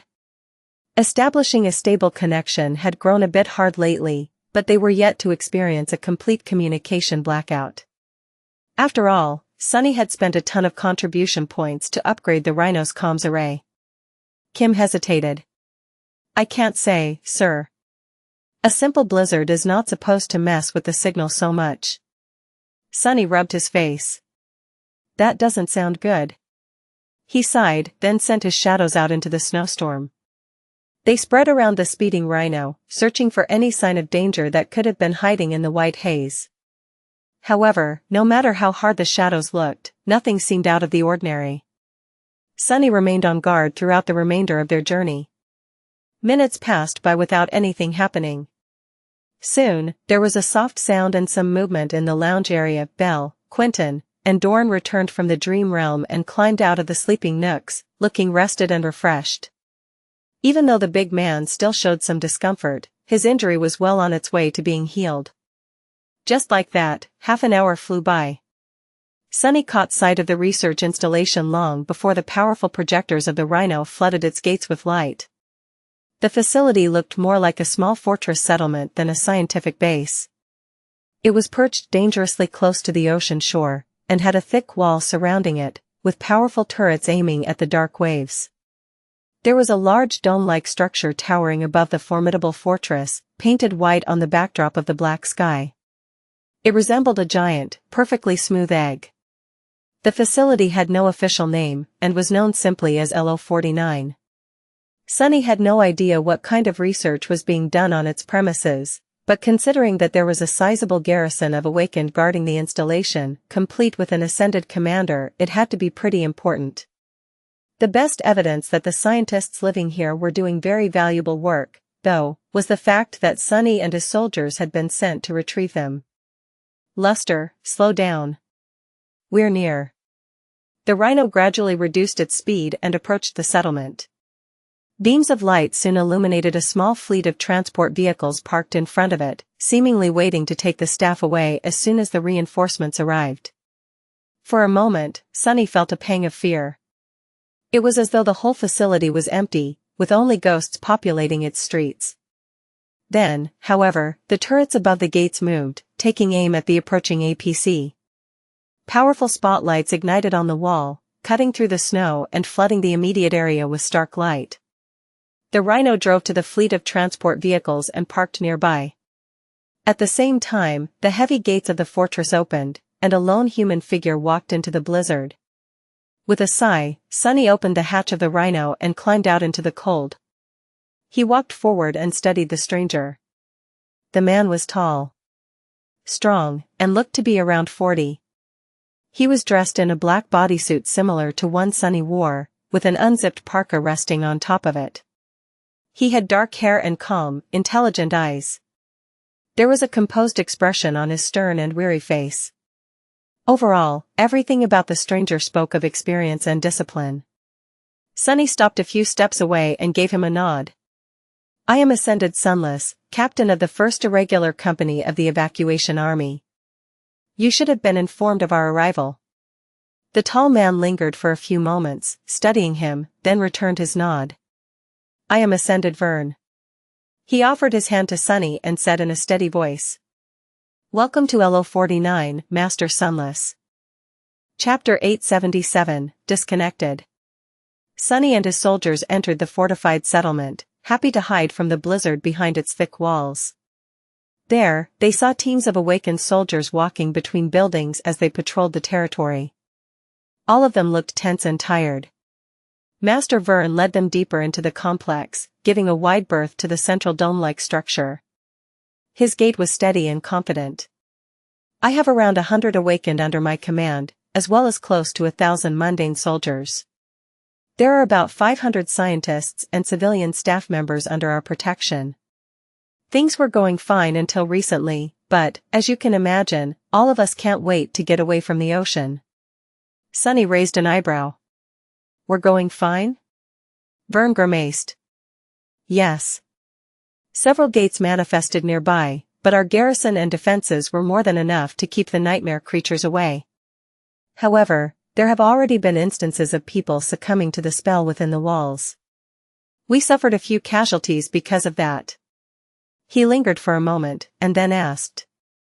How is the situation outside? Sunny shrugged. Pretty bleak, but more or less under control. Don't worry, we scouted a good path through the mountains on the way here. Leading a convoy back shouldn't be impossible. There is just one problem. Vern stopped and looked at him with a somber expression. The communications? You lost contact with Army Command too? Sunny blinked. Yeah. Wait, too? You're cut off from the Army network as well? The local Ascended remained silent for a second, then nodded. All communication ceased around 43 minutes ago. We have failed to establish a new connection, for now. Sunny frowned. He could reluctantly accept that the rhino lacked the ability to pierce through the growing interference field enveloping Antarctica. However, a facility like LO49 should have had an immensely powerful communication array. If even they could not connect to the outside world. Something is very wrong here. He did not know the reason for that sudden blackout, but just the consequences of not being in contact with Army Command were troublesome. They were supposed to check in with Master Jet and receive further instructions after reaching their destination. Sunny glanced at Vern. That is really weird. No offense, but, a remote research facility in the middle of nowhere, suddenly losing contact with the outside world as we approach it, it's all a bit creepy. This blackout wouldn't have anything to do with what the scientists are doing here, would it? The tall Ascended smiled with the corner of his mouth. I can see how you would think that. However, let me assure you, the research being conducted in this installation is perfectly safe. I am not much of a scientist myself, but what they do here is purely theoretical.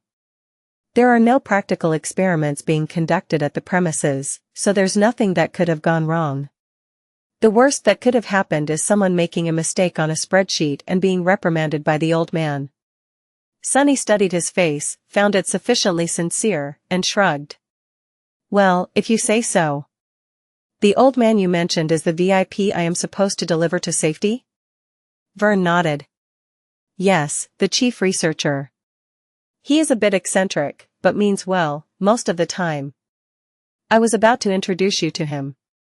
Sunny sighed. Lead the way, then. But we should probably solve the communication problem before that. Sunny didn't like being blind, and becoming cut off from Army Command was similar to losing his sight. Without the information about what was happening throughout the Antarctic Center, he felt more vulnerable than he would have preferred. Neither the Rhino nor the communication center of this research facility were currently able to establish a connection with the outside world, but there were other ways to achieve what he wanted. They were awakened, after all, and awakened were free to travel between two worlds. Even if hundreds or thousands of kilometers separated him and his cohort from Army Command and the other cohorts of the First Irregular Company, out there in the dream realm, that distance did not matter. As long as two awakened were anchored to the same citadel and visited it at the same time, they could freely exchange information even if the technological means of communication had broken down in the real world.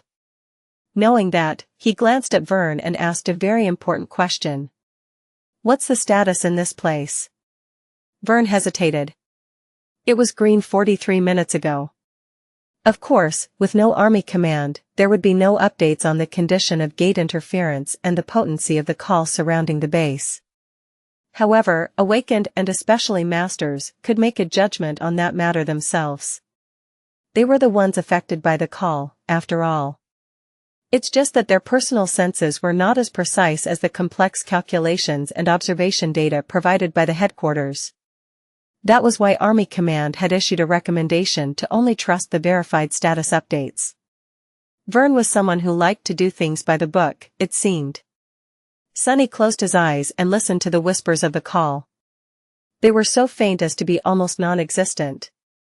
Nothing appeared to have changed in the past 43 minutes. He opened his eyes. Should still be green. Lester, Samara, and Kim. Go get some sleep and find out what the hell happened. Try to get information from Colonel Jet herself or one of our captains, if you can. We were supposed to receive more detailed orders, anyway. With that, he would be able to find out more about the situation in about 8 hours. Considering that Sonny had to guide a convoy containing more than 1,000 people to a siege capital, he needed to know as much as he could about the condition of their supposed route. Vern nodded. "You can bunk in that building over there. The sleeping pods we have here are rather nice." The rest of the cohort followed him into another building, where they entered an elevator and descended underground. Soon, Sonny found himself in a spacious chamber that resembled a lecture hall. There, an extremely old man in a white lab coat was discussing something with a young assistant. Vern cleared his throat, attracting his attention.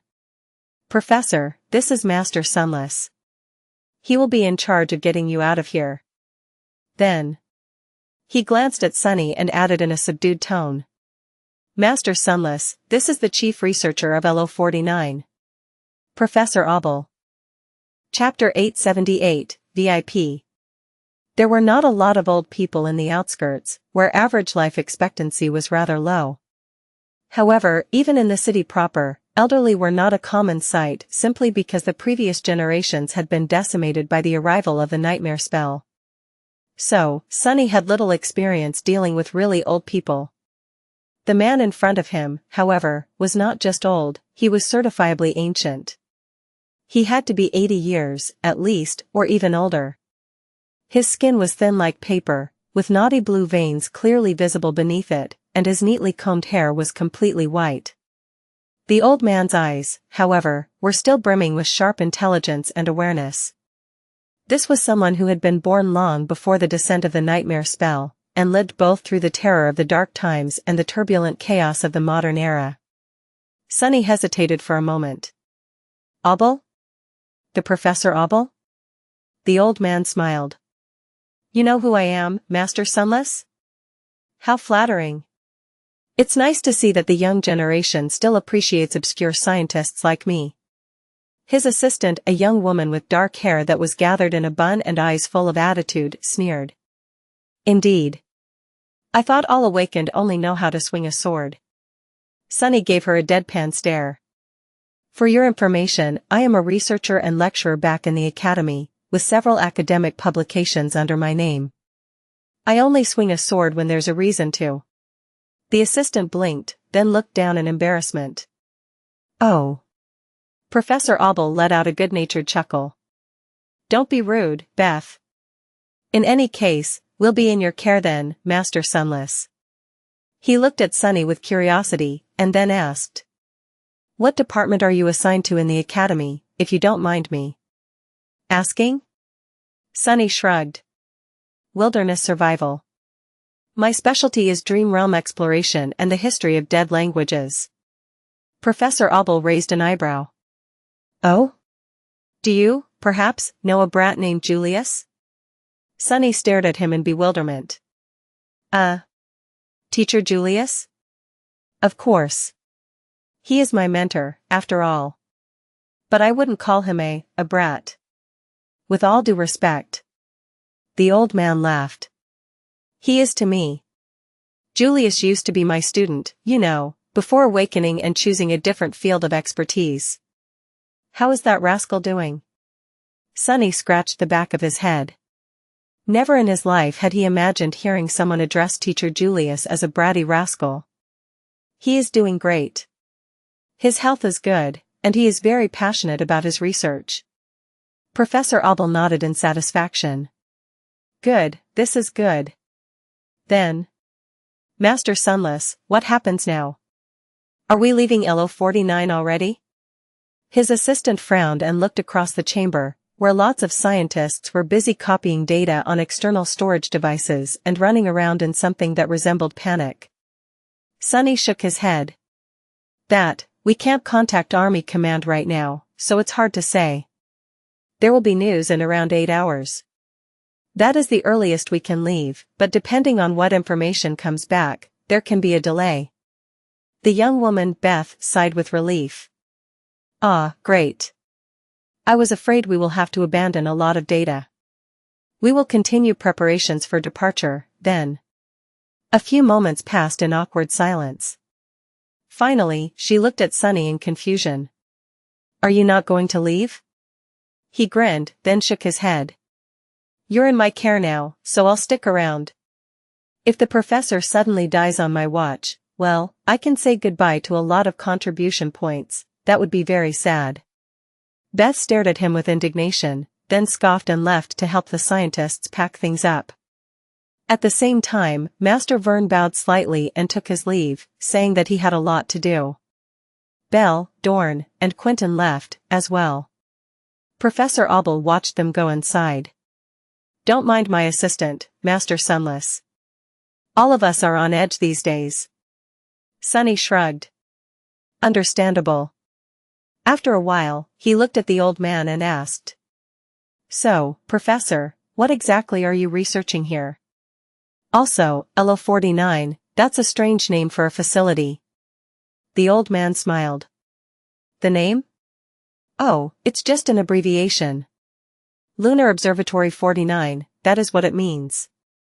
Have you not noticed the telescope dome when you arrived? Sunny coughed.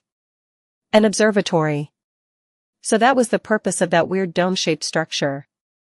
Sunny had thought that it was some kind of strange magical construct, but it was just a mundane observatory. To his defense, he had never seen one of those before, at least not in real life. Ah, yes.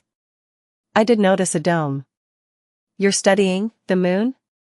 Professor Obel laughed. Goodness, no.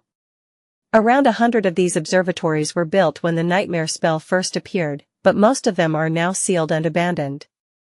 This one had its telescope dismantled and was repurposed as a research facility, though. Sunny frowned, feeling like he was missing something. Wait, why were these observatories constructed? And why were they abandoned?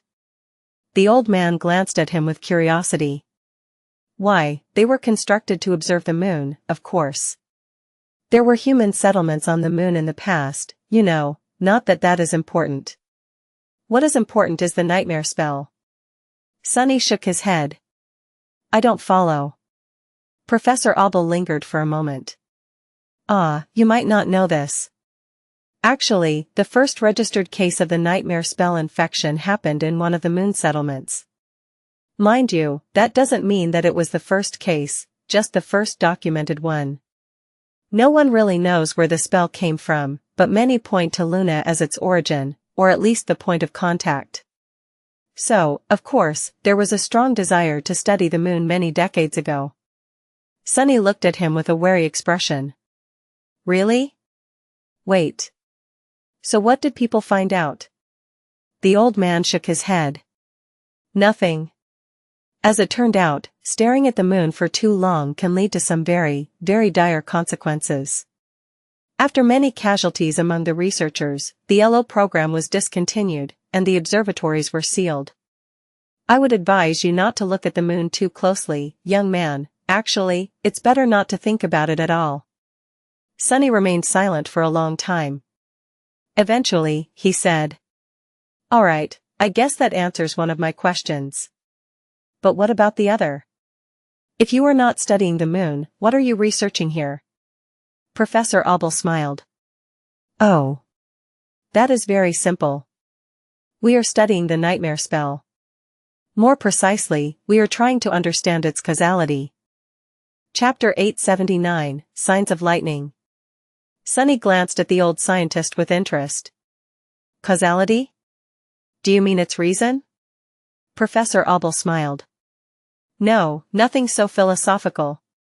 What I mean is that we are exploring the cause and effect of various phenomena having to do with the spell, as well as correlations between them. Of course, our study mainly has to do with the nightmare gates, but since nothing exists in isolation, we need to consider the system in its entirety." Sonny considered his words for a while. "Is this how you make the Abel scale work?" The old man shook his head with an amused look. "That thing? No, not quite. The so-called Abel scale is a primitive work that I and many talented colleagues of mine created in the early days of the spell. It is relatively effective for what it is supposed to do, but the solution is purely practical. It can track and predict manifestation events, but does not shine a light on how and why they are happening. Back then, we had no time to ponder such things. We needed to come up with an immediate and effective measure, limited as it might be." He sighed, and then said in a wistful tone, "You see, a caveman can observe lightning and know that being hit by lightning is dangerous. Therefore, he can learn to recognize the signs of an approaching thunderstorm and take shelter from it. However, without understanding the principles of why and how lightning appears, a caveman cannot invent a lightning rod, build a Faraday cage, or harness the power of electricity. So, that is how our work here differs from the Abel scale. That old solution is simply a tool to recognize the signs of a thunderstorm and assign a numerical value to the probability of a lightning striking in a particular spot, while we are trying to understand its principles." Sonny listened to the elderly scientist attentively. When else would he get a chance to converse with someone so learned and knowledgeable? Luckily, Professor Abel seemed to either be fond of educating young people in general, or was simply in a talkative mood. Deciding to use this chance to learn something new, Sonny asked, "How does the Abel scale work, anyway?" The old man chuckled. It's not too complicated. You are familiar with the pulse that the manifestation of a nightmare gate produces, right? Depending on the category of a gate, it differs in potency and characteristics, spreads over a certain radius, and affects a certain volume of space. The more powerful the gate, the greater the impact.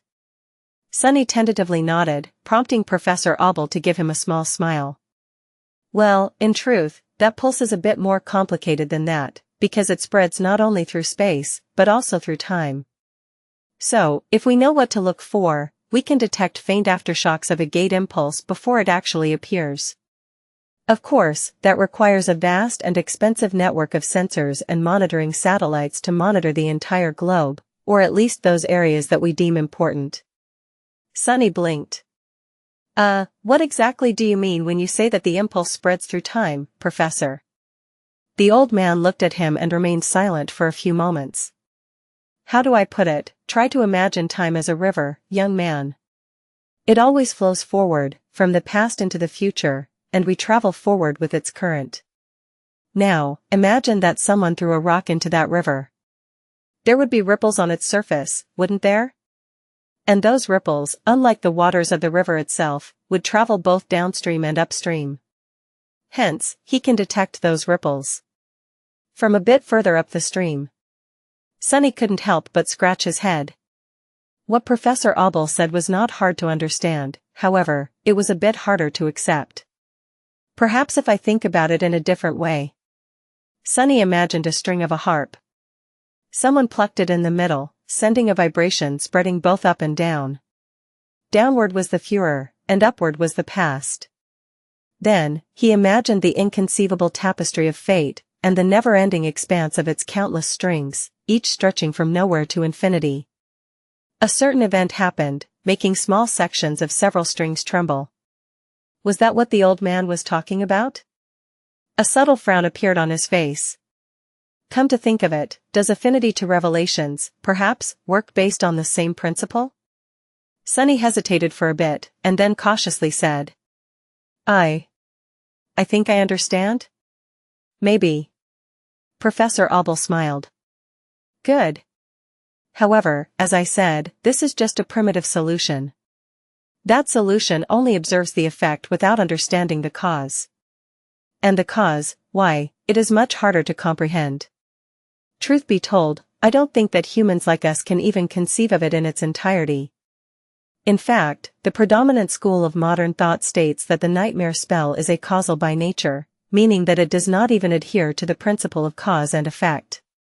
That it's magic, so to speak. He grimaced. I don't agree, obviously. But, anyway, trying to understand even a little bit of the causality of the spell is a daunting task, so we limit the scope of our research to a small fraction of it, namely, the nightmare gates. The old man's face darkened a little. However, even that has proved to be an insurmountable task, I'm afraid. For now. Sunny raised an eyebrow. How so? Professor Abel smiled bleakly. Oh, well, to be honest, this might sound funny to you, but we are not even sure that nightmare gates have anything to do with the nightmare spell. He seemed to have expected to be rebuked, but Sunny did not react to that statement too much. Instead, they thought for a bit, and then asked calmly. Really? The old man looked at him with a bit of surprise. You are not against that idea? Sunny shrugged. During my second nightmare, I was separated from the spell for a while. I couldn't summon my memories, visit my soul sea, or even hear its voice.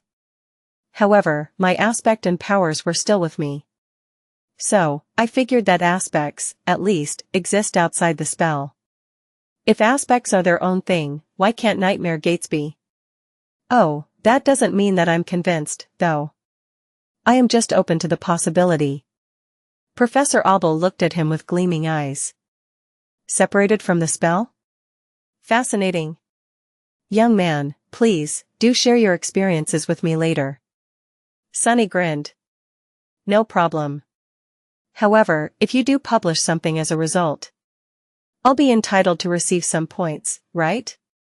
You know, as a contributor. Chapter 880, Cause and Effect. The old man chuckled and looked at his subordinates, who were packing things up in a hurry. After a while, he signed. Whether nightmare gates are produced by the spell or not, there is definitely a connection between the two. Or rather, the three, since awakened are also part of this equation. He grew silent after that, and then added in a more serious tone. What interests me the most, however, is which of the three came first. Sunny looked at him with surprise. Forgive me, Professor, but isn't that common knowledge? The spell came first, bringing with it the nightmares. Then, we awakened appeared as the result. He frowned slightly. Of course, common knowledge is not always trustworthy. But in this case, it seems to follow logic. Professor Abel shook his head. Who can really say? The beginnings of the spell are not documented well. Back then, the world was not in the best shape, and by the time we knew that something was happening, it was already out of our ability to prevent, contain, or control. We tried, of course, but, even then, some truths never get to become widely known, or even be put on paper at all. It is very likely that what you said is true. There are other possibilities, though, ones that would demand entirely different solutions. Sunny looked at him with a perplexed expression. What do you mean? The elderly scientist hesitated. Have you ever asked yourself this, did the spell bring nightmares with it, or did the nightmares bring the spell? Ah, forgive me. This is still too broad. Here is another question: do the nightmares produce the awakened, or do the awakened produce the nightmares? Sunny blinked. What? The old man smiled. Consider it a mental exercise. Of course, it is widely known that one becomes an awakened through surviving the first nightmare. However, after that, things become more interesting. You are too young to remember, but at the beginning of it all, the disasters of the spell descended on the waking world in stages. Otherwise, we would have never survived. Professor Abel's eyes suddenly became distant, as if he was remembering a distant past. At first, there were only those infected by the spell. Some of them became sleepers, and some became dormant abominations. Then, after the first solstice, there were awakened. However, there were also nightmare gates of the second category, and with them, more powerful creatures came into our world. Eventually, there were more sleepers, more awakened, there were also masters. But with them came more gates, and more gates that were unlike anything we had ever seen. He paused. Then there were saints. And North America. And now, we have the chain of nightmares. One can't help but wonder. Sunny did not like the sound of that. What is he trying to say? Wonder about what? The fragile old man let out a heavy sigh. This is just a scientific inquiry, Master Sunless. Don't take it close to heart. As scientists, our duty is to ask questions, and one of these questions is whether there is a correlation between the number and power of awakened in our world and the number and power of the nightmare gates that manifest here. Awakened and nightmares, which of these elements is the cause, and which is the effect? Sunny thought for a bit, then simply shook his head. Your argument has a big flaw, Professor. If there really was a correlation and we, awakened, were somehow responsible for attracting bigger and better nightmare gates, then there would not have been a Category 5 gate in North America before a bunch of Supremes ran around the world. I think you are just giving in to the desire to see patterns in the chaos that all us, humans, share. There were 3 sovereigns alive in the world right now, but there had not been any when that gate swallowed an entire continent. In any case, Sunny was not going to mention the Supremes as anything but a theoretical possibility. Professor Abel nodded with appreciation. Good thinking, young man. It is always good to have a healthy amount of skepticism. However, your point is only unassailable if we assume a crucial detail to be true. Sunny frowned. Yes? What detail? The old man looked at the scientists surrounding them and smiled with a bit of sadness. That the impact of a powerful awakened emerging only flows down the river of time as we, mortals, do. However, if it spreads like a ripple through time, just like the aftershock of a gate manifesting itself into reality, then it doesn't matter when their ascension happens. The first Supreme might appear in a few years, but the consequences of their rise could have already burdened us years ago. His fatigued eyes suddenly shone with strange light. As for the harrowing gate that destroyed North America, who knows? Maybe it is just an echo of a god emerging from the human race in a distant, dire future. Some time later, Sunny left his shadow in the laboratory to stand watch and went to check on his soldiers. As he walked through the underground complex, his expression was dark. What Professor Abel had told him. Sunny was not exactly buying it. At least not entirely. However, he felt that there were a few nuggets of truth in what the old man believed, even if the scientists might have come to the wrong conclusions based on those theories. The ripples of time, the disasters that came from the future and thus paved the path for their eventual inception, thus creating a weird self-contained paradox. Sunny was dubious about the validity, and even sanity, of these ideas. In his experience, the simplest answer was most often correct. Professor Abel seemed to have lost sight of that fact. There was one theory, however, that made him restless. Can the ascension of many awakened really cause the growing number and intensity of the nightmare gates? He did not really see how that could be the case. After all, one had to go through a nightmare first to become awakened, not the other way around. However, if he assumed that there really was a correlation, one thing would make more sense. Walking through the dark corridors. Sunny scowled. Can this be the reason why the sovereigns are suppressing the emergence of new saints? No, more than that.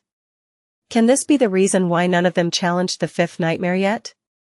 In the past, he had thought that all of this hidden oppression was just the result of the ambition and lust for power consuming Asterion, Andal of Valor, and Qi Song. But was that the only reason? Sunny let out a frustrated sigh. He simply did not know. Outside, the blizzard was still rampaging across the world, drowning reality in a murky white haze. It was hard for a master like Sunny to get cold, but even still, he shivered and hurried to get back inside. Entering the building that housed the sleeping pods of the cohort members, he nodded at Vern, who was already waiting there with a somber face. By now, around 8 hours had passed since their arrival. The people Sunny had sent into the dream realm would be returning any minute now. The steady master looked at him and asked, "How did your meeting with the professor go?" Sunny shrugged. "We had an interesting talk. He is an outstanding person." It was strange, really. Professor Albel was a mundane human, but he had probably saved more lives than any awakened Sunny knew of. Without the predictive system the old man had developed, countless people would have been swallowed by the emerging gates over the decades.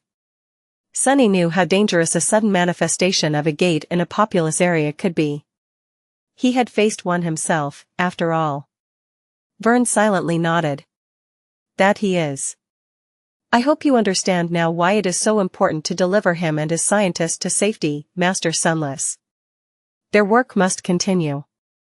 Sunny wanted to answer, but at that moment, the sleeping pods came to life, announcing that the people occupying them were waking up. Samara, Kim, and Luster returned almost at the same time. They climbed out of the pods and put on their clothes with dark expressions on their faces.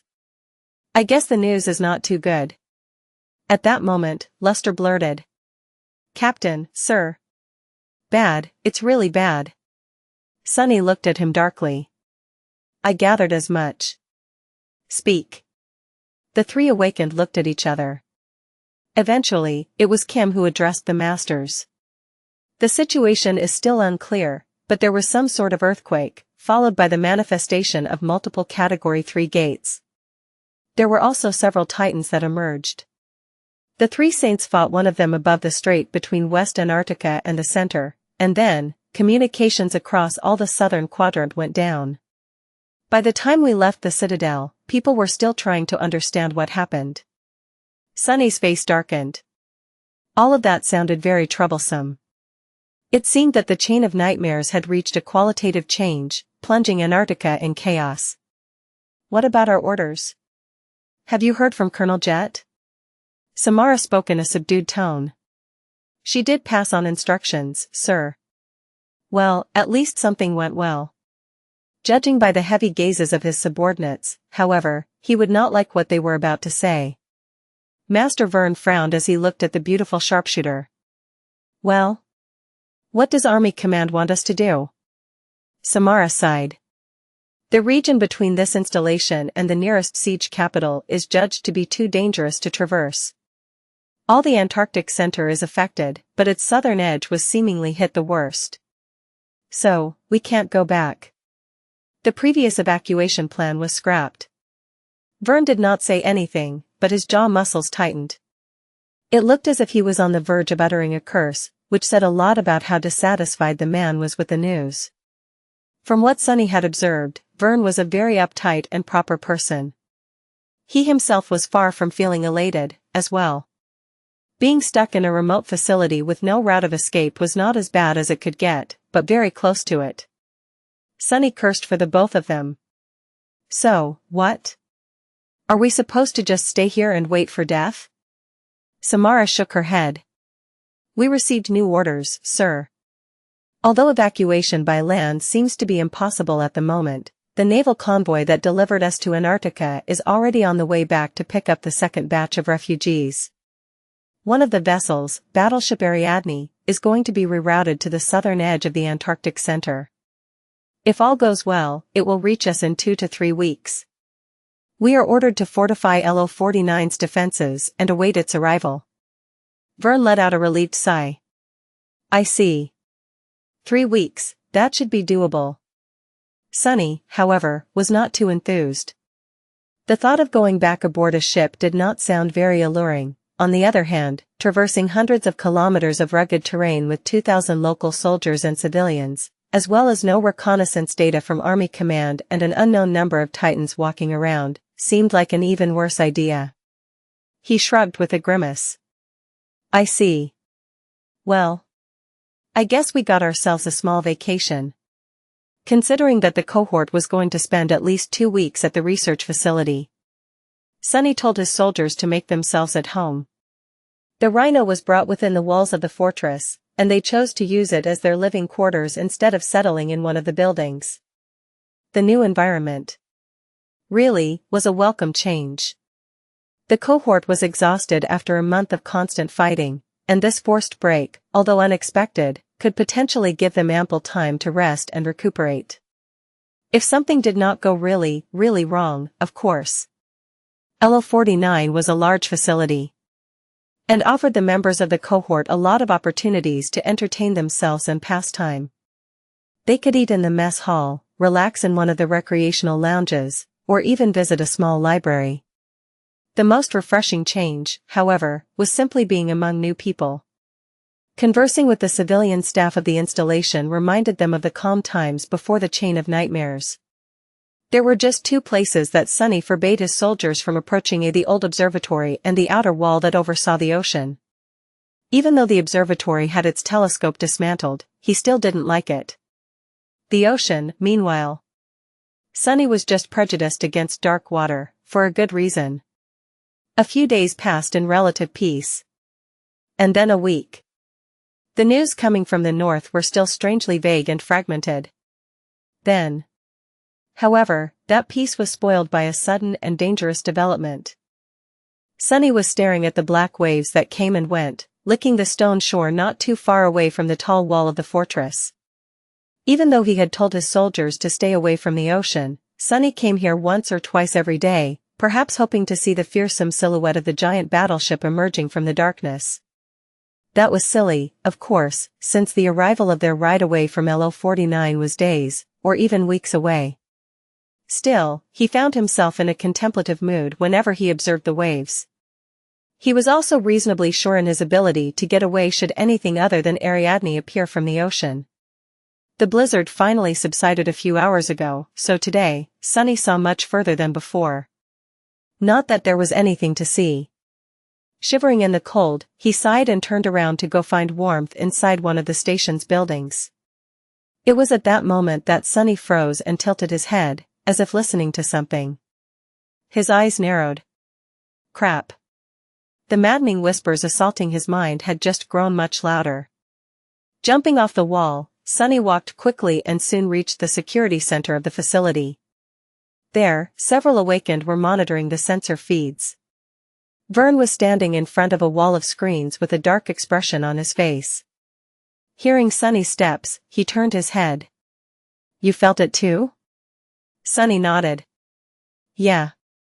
It's strong. Vern closed his eyes for a few moments. This complicates things. That was an understatement. What they sensed was the call, which had suddenly grown much stronger. That meant 2 things, none of them promising anything good to the people isolated inside LO49. The first thing was rather obvious: somewhere out there, very close to the facility, 1 or more nightmare gates had just opened. Considering how loud the call was, Sunny was willing to bet that there were 2 of them, at least. The second thing was not immediately dangerous, but vastly more insidious. Vern gritted his teeth, then sighed and pressed a few buttons on the console in front of him. Then, he spoke, his voice being carried all across the fortress by the integrated speakers. Attention all awakened personnel. This is Master Vern speaking. Effective immediately, the interference status of the LO49 facility should be considered to be changed from green to yellow. I repeat. Sunny's face was bleak. With the strength of the call growing so much, the stability of the gateway anchors of the awakened inside the fortress was bound to become weaker. It was not at the stage where falling asleep would definitely lead to being thrown into an unknown region of the dream realm, yet, but close to it. What it really meant was that, from now on, falling asleep within the walls of LO49 was a gamble for all awakened defending it. The probability of becoming pulled away by the Seed of Nightmare was not high, but it was also not zero. Damnation. Worse still, there were the gates themselves to deal with. Considering that they had to have opened close enough to strengthen the call, the nightmare creates brought by them would undoubtedly come to visit, attracted by the smell of human souls. Finishing his announcement, Vern looked at Sunny with weary eyes. Sunny nodded. I'm on it. Four shadows burst from his figure, swiftly gliding across the floor and leaving the security center a second later. They flew across the facility, climbed its walls, and plunged into the cold dark night beyond. Vern, meanwhile, started giving orders to his subordinates. Soon, junior officers of the security force, which numbered close to a battalion, were summoned from all over LO49. Considering their expertise and rank, the devils were naturally included in this list. By the time everyone arrived, Sunny's shadows were already scouring the vicinity of the fortress, searching for the manifested gates. Vern briefed his people on what had happened. As he spoke, the faces of the soldiers changed slightly, knowing that they were going into battle soon. Only the irregulars remained nonchalant. Finally, Sunny sighed. Found it. The coastal plain did not have a lot of geographic features, so it was easy to discover the menacing rift that tore apart reality.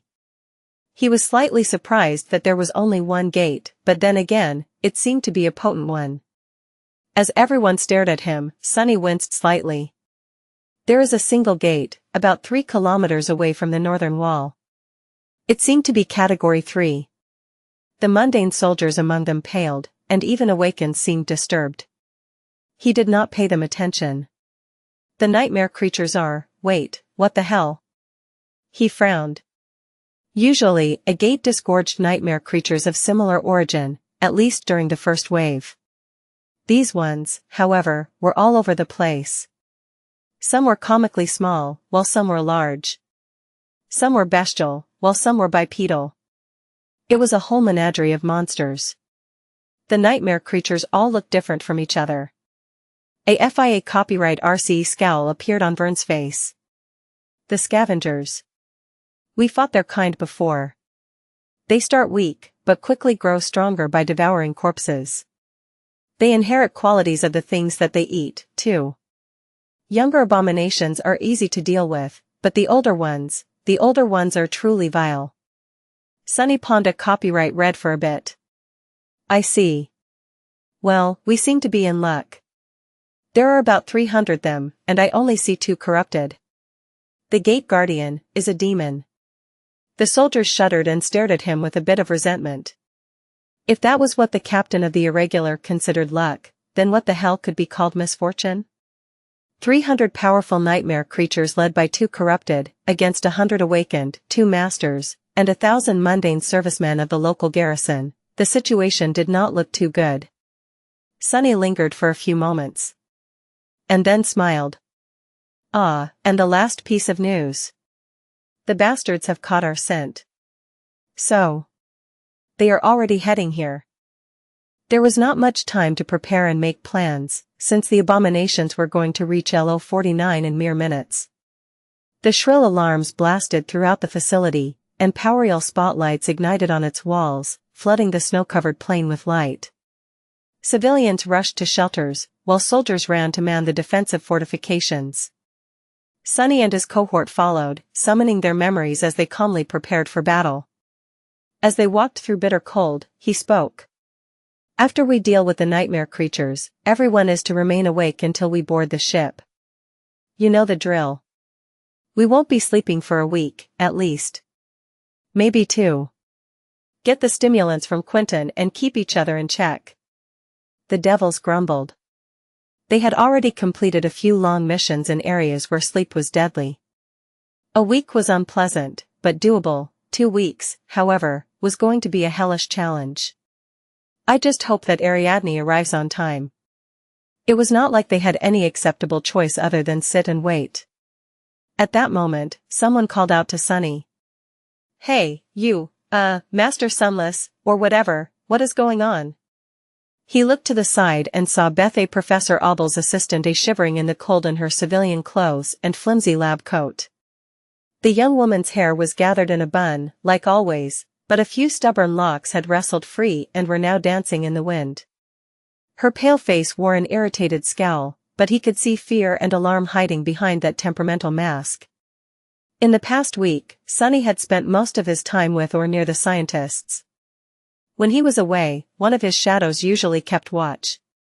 He had spoken with the old man a lot, learning all kinds of things about the tumultuous times of the first generation, the world before that, and the scientific understanding or rather, the lack of it of the nightmare spell. So, he had come to know Beth rather well, too. That was why he knew for a fact that she was pretending to barely remember his name on purpose. Gods. She is even more petty than I am, eh? As the bleak steel of the undying chain appeared from nothingness and embraced his body, Sonny looked at the young woman and smiled. What do you think is going on? There's a big gate and a lot of nasty nightmare creatures coming this way. We'll go deal with them real quick. You head back, gather the scientist, and lock yourselves in the safe room. All right? She lingered for a moment, then nodded. Yeah, all right. With that, Beth turned around and ran back into the door of the research center. Sonny shook his head and continued forward. Soon, they reached the top of the northern wall and observed the vast expanse of the coastal plain. None of the abominations had reached the facility yet, but it was just a matter of time. As turret towers whined, ramping up their engines, Samara placed her rifle on the lip of the wall and looked through its scope. Vern, who was now clad in polished plate armor, holding a shield and a short sword in his hands, looked at Sonny. What do you think? Sonny remained silent for a moment. His shadows were still following the swarm of nightmare creatures, so he was studying them. He had been honest of course when he said that they were lucky. As far as Category 3 gates went, this one was surprisingly weak. He was even confused by the fact that it affected the strength of the call so much. The power of the wave of abominations brought by it was incomparable to the stone hive, for example. Back then, the irregulars had to face a whole score of corrupted creatures. This time, there were only two, and the strongest of them was merely a demon. Of course, the word merely could hardly be applied to a corrupted demon, but still. Finally, Sonny spoke. It is not a big deal. I will deal with the gate guardian, and you deal with the other corrupted. Awakened Kim will support you. Can you handle it? Asking an average awakened to fight a fallen abomination was not an easy request. However, asking an average master to face a corrupted one was less so, because all masters were elites by definition. There was a fundamental distinction between awakened and ascended, since most of the former had no choice in what they had become, but the latter could only be what they were by choice. So, Sonny was reasonably sure that Vern would survive a battle against a corrupted scavenger. The local master hesitated for a moment, then nodded. I'll handle it. Sonny grinned. That's the spirit. With that, he stepped forward and leaped off the wall into the cold darkness below. The soldiers of the garrison seemed startled by his sudden jump, but the devils remained nonchalant.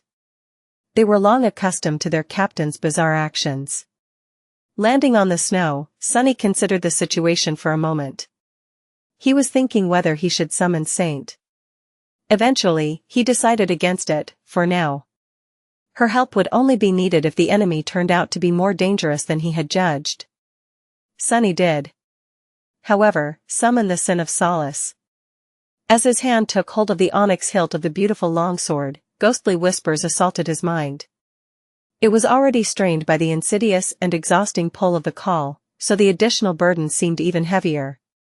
Sonny winced and shook his head, chasing them away. So annoying. The Sin of Solace scratched at his sanity, its murmurs slowly growing clearer, louder, more insistent. At that moment, Samara's rifle discharged, and the sound of a magical slug breaking the sound barrier boomed from somewhere above. A moment later, the turrets came to life, sending a hail of tungsten rounds into the swarm of approaching abominations.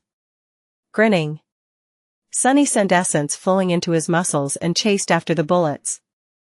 for shadows flew across the snow, following the swarm of nightmare creatures. As a shining slug flashed through the darkness, gruesomely tearing apart one of the monsters, they surged forward and fused with a lonely figure that was running to meet the charging abominations. In the next moment, several streams of tracer rounds swept across the first row of the swarm, sending pieces of bone armor and chunks of flesh flying into the cold air. Sunny wrapped one of his shadows around his body, one around his armor, and one around his blade. The last slid past and flew back to the tall wall of the LO-49 installation. Its task was to find Professor Abel and stand watch, should something unexpected happen in the civilian shelter. Sadly, the turrets had not been as effective as Sunny had hoped.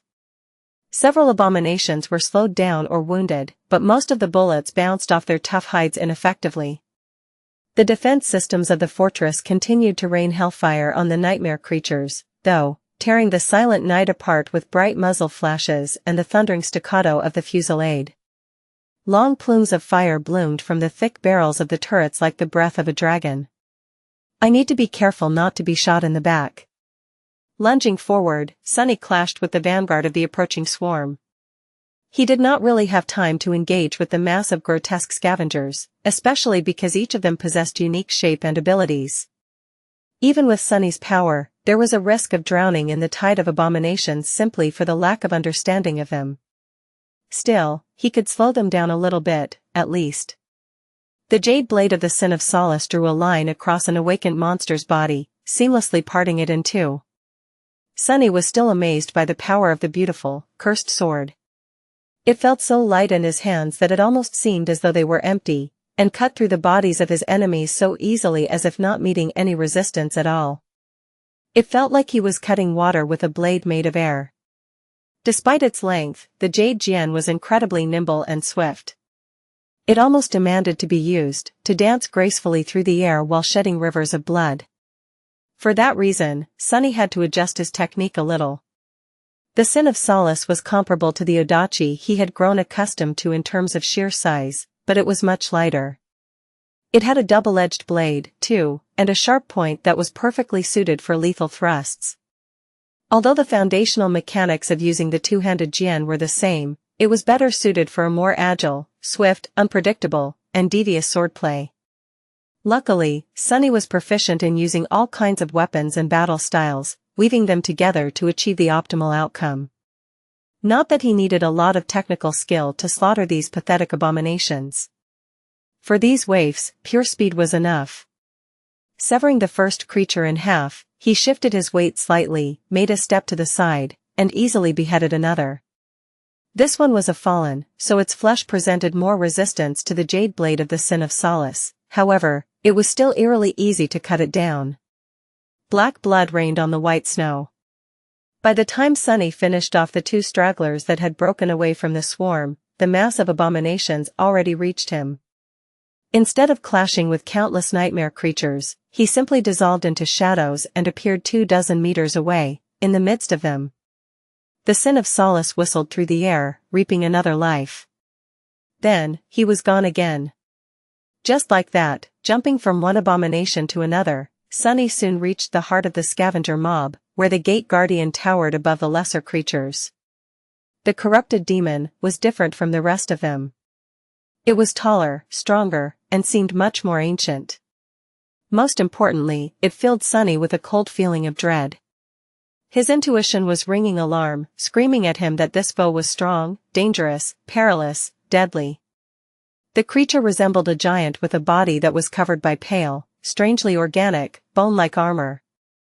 It was littered with deep scars and signs of corrosion, but seemed almost impossible to break. On the demon's face, or rather, instead of its face, a single bone protrusion extended forward like a vicious horn. Sunny hesitated for a split second. "You're an ugly one, huh?" Then, there was no time to think. The demon noticed him almost before Sunny had appeared from the shadows, and brought his devastating fists down, aiming to crush the enemy into a puddle of blood. Sunny silently cursed and jumped back. The gate guardian struck nothing but the cold ground, splitting it open and causing a small earthquake with this single blow. A powerful shockwave spread from the point of impact. throwing several nightmare creatures down.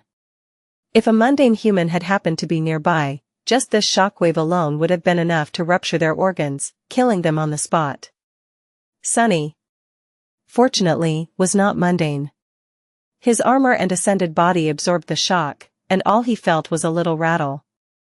The localized earthquake, nevertheless, was violent enough to throw him to the ground. Not good. Usually, in a battle against something so powerful, losing his footing would have meant death. A corrupted demon was fast enough to unleash a finishing blow long before the enemy managed to get back up and regain their mobility. In this case, however, no attack followed. The shadows in the place where the creature's fists landed suddenly surged forward and wrapped themselves around its wrists like black shackles. The gate guardian tried to straighten and unleash another blow, but was pulled back down by the shadow bindings. It let out a rambling growl that rolled across the battlefield like an ill omen, and strained its mighty muscles. A moment later, the dark shackles exploded into a myriad of shards, and it was free again. That moment was all Sunny had needed, though. Using the short window of opportunity, Sunny jumped back to his feet, dashed forward, and thrust his jade sword into a small crack between two plates of armor that covered the giant's knee joint. The thin blade of the sin of Solace easily slid into it and bit into the demon's flesh, drawing a few drops of putrid black blood. That was all he had time to do before leaping back. The shallow wound Sunny had delivered was by no means mortal, or even seriously debilitating. But it didn't need to be. The plague of the Sinister whisper had already been passed to the gate guardian by the swift jade blade. Let's see how strong your mind is, bastard. Even diminished by the potent mental barrier of the undying chain, the eerie whispers of the sin of Solace were constantly assaulting his own sanity. Of course, it was strange to think of any nightmare creature as sane, they were all mad to begin with, after all. But Sunny had high hopes. A demon was a demon, no matter how wicked, it was still a sentient being. That sentience, which made these creatures so dangerous, could also be destroyed. The gate guardian finally unleashed another attack, this one so fast that Sunny barely had time to react. With no other choice, he gritted his teeth and blocked it with the blade of the sin of Solace. Another shockwave exploded outward, and he was thrown back like a cannonball. Crap. Sunny flew back, smashing into several nightmare creatures on his way. Several devastating impacts rattled his entire body, and bits of broken flesh flew into the air. Landing dozens of meters away from the gate guardian, he collided against the ground, bounced, and then rolled for a bit, leaving a deep groove in the snow. Throughout all of it, there was a vicious smile on his lips, however. That was because he had managed to deliver a cut to the wrist of the demon just before his block crumbled. The giant was already near, so Sunny rose without wasting any time and dashed forward to meet him. For a short stretch of time which, nevertheless, felt like an eternity, he danced around the corrupted abomination. Diving through the shadows and using shadow manifestation, Sunny was able to just barely stay ahead of the terrifying creature by a split second. Several more shallow wounds appeared on the giant's body, drops of blood rolling down its bone armor. At first, the demon did not seem to be affected at all. Then, however. First, his movements slowed down a little, becoming slightly erratic. Then, his body grew tense. The creature twitched and suddenly struck itself in the head, as if trying to shake off a dizzy spell. The more wounds accumulated on the giant's body, the louder the whispers of the sinister blade grew. Eventually, the demon froze in an awkward pose, its arms hanging limp and its neck twisted at a strange angle. It remained motionless for few long, tense seconds. Then, a chilling roar escaped from its maw, making the world shake. What the? As the gate guardian's insanity, or whatever it was that guided its perverse sentience collapsed, an endless sea of bloodlust and frenzy seemed to overwhelm the abomination. Letting out a bestial growl, it moved again and lunged at Sunny like a mountain of muscle, bone, and murderous rage. Sunny stared at that frightening sight for a short moment, then calmly stepped through shadows and appeared 20 or so meters behind the crazed horror. His disappearance did not seem to affect the demon much. Maybe the broken abomination did not even notice it, consumed by rabid. Long arms forward, grabbed the nearest nightmare creature, and brutally ripped it apart. Then, not satisfied by the ghastly sight of the ruptured corpse, it howled and dove into the surrounding swarm, crushing and tearing bodies to shreds. Just in a few seconds, the crazed demon killed more nightmare creatures than Sunny had on his way to meet it.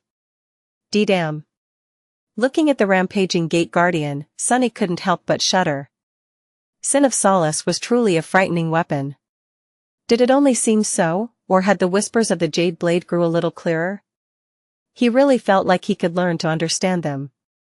If he just listened a little bit closer, a little bit longer, yes, surely, he would. The rest of the battle did not take long. Verns awakened and the devils fought the swarm of scavengers at the front, while the frenzied demon decimated its center. Many nightmare creatures tried to attack the gate guardian to save their lives, but all of them failed. Sunny did not, however. Felling a mindless enemy was infinitely easier than a cunning one, and the maddened giant seemed to have lost all its ability to think straight. Being consumed by the curse of the sinister whisper, it had turned into a rabid beast. Sunny used that to his advantage, pulling the attention of the corrupted demon toward other abominations while he methodically worked on dismantling its armor. The trick was to remain out of sight and only attack the giant from the back. Of course, navigating through the swarm of abominations without being cornered was not an easy task, but the havoc consuming the battlefield was so thorough that Sunny had even less trouble with that task than usual. Eventually, he bled the gate guardian, diminished its power with dozens of cuts, and finally pierced its black, wildly contorting heart. A few moments later, the voice of the spell reached his ears through the clamor of battle. "You have slain a corrupted demon. Myriad Eater. Your shadow grows stronger." The giant's corpse crashed to the ground, making it tremble. Sunny stared at it for a moment, surprised. A corrupted demon. Suddenly, he remembered his first moments on the forgotten shore, and the monstrous shark that had almost scared him to death. It was a corrupted creature, too. Either a demon or a devil, considering the 2 soul shards that the Carapace Centurions later harvested from the half of the carcass that a much more harrowing being had left behind. Who could have thought that, one day, he would be killing abominations comparable to that fearsome monstrosity? Shaking his head, Sunny brandished the Sin of Solace and looked around. It was time to clean up the rest of the mess. Although awakened were still fighting the remnants of the scavenger swarm, the battle was more or less over. The gate guardian was dead, and Vern had handled the other corrupted abomination with Kim's support. Belle, Dorn, and Samara had hunted down the most dangerous fallen while the local garrison eradicated the rest. By now, only the weakest nightmare creatures remained. They were still deadly, of course, but the scavengers did not seem too dangerous unless they were old and had devoured a lot of powerful enemies. The lesser ones even succumbed to their bestial instincts and got distracted from the fight, forgetting everything to sink teeth into the flesh of the slain members of their own kind. For them, any world was a dog-eat-dog world. Sunny prowled the battlefield for a while, searching for fallen abominations in hopes of earning a shadow fragment or two. Sadly, it seemed that there were none left. The rest of the defenders of LO-49 were quite thorough. Eventually, he gave up and joined the soldiers of the garrison in cleaning up the remaining enemies. What followed was a swift, but tedious chore. They quickly swept the field where the ground was drenched by blood and littered with the revolting corpses, slaughtering the last of the scavengers.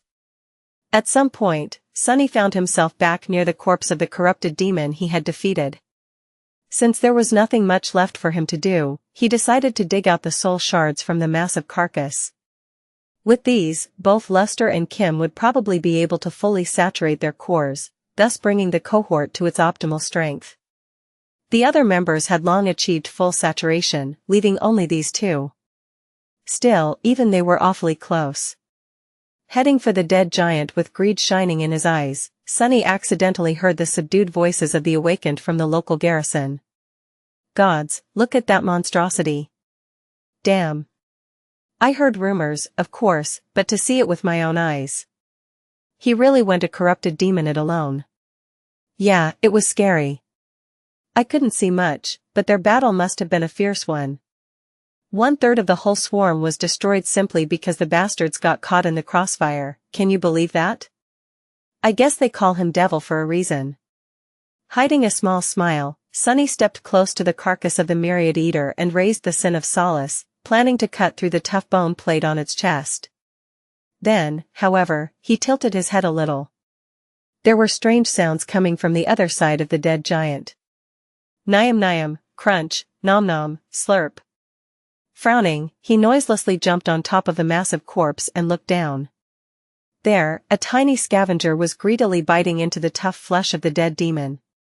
The pathetic creature looked like a gaunt, starved gremlin that was only as tall as Sunny's knee. It had a mouth full of sharp triangular teeth, though, which were doing a surprisingly good job of tearing into the corrupted corpse. Huh. I guess even nightmare creatures have runts. As Sunny watched, the little imp tore a piece of bloody meat off with its teeth, raised its head, and swallowed the chunk of its former master's flesh with an excited snarl. It was then that the vermin noticed the human looking at him from above. Perhaps because of the omen of dread, enchantment of the Sin of Solace, or perhaps because the adolescent abomination had enough brain to feel terror in front of a superior predator, its eyes widened in fear. The tiny scavenger froze for a moment. Then, it shrieked and dashed away from the carcass of the Myriad Eater, trying to run away. Sunny blinked.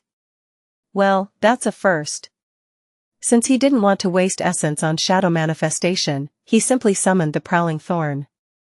By the time the heavy kunai manifested itself into his hand, the vile critter was already far away. Not bothered too much, Sunny aimed and sent the kunai flying. The scavenger was a split second away from dying, but at the last moment, it tripped and pathetically tumbled down. As a result, the blade of the kunai only sliced 2 fingers off its hand. Sunny scowled and pulled on the invisible string, summoning the prowling thorn back to throw it again. This time, he wasn't going to miss. Suppressing the whispers of the Sin of Solace and the oppressive pull of the call, he banished every other thought away and concentrated solely on the tiny figure of the fleeing imp. It was then that someone said, in a tone of cold disdain. Fool. Sunny flinched and looked around. Huh? Who said that? Although the familiar voice sounded as if it came from somewhere very close by, there was no one else around. Come to think of it. Sunny knew that voice very well. It was his own voice. Confused, he scratched the back of his head with the tip of the prowling thorn. Was that an intrusive thought? Because of the sudden distraction, the wounded scavenger was getting farther and farther away. More importantly, though, Sunny's concentration was broken. All the information he had been ignoring to make a good throw flooded into his mind. His eyes widened. Professor. Sunny flinched and turned around, staring in the direction of the research installation. There, deep below one of the science buildings, around 100 civilians were locked in a heavily reinforced shelter, nervously waiting for the soldiers of the garrison to announce that it was safe to come out. Professor Abel and his assistant, Beth, were among them. There was also another person in the shelter, someone who had been quietly sitting in a dark corner. Dozing off. Until a few seconds ago. No, no, no. Sunny jumped off the demon's corpse and dove into the shadows, stepping through them to appear in the shelter. However, he knew that he wouldn't be able to appear there in time. A few moments was more than enough for the worst to happen. So, he made a swift decision. In the short moment that it took him to complete the shadow step, a sharp pain suddenly pierced his very being. It only took Sunny a split second to understand what had happened. One of the scientists locked in the shelter had fallen asleep. In their sleep, that person had been pulled into the first nightmare. And died. Perhaps the trial of the spell was especially harsh, or perhaps the scientist was especially weak.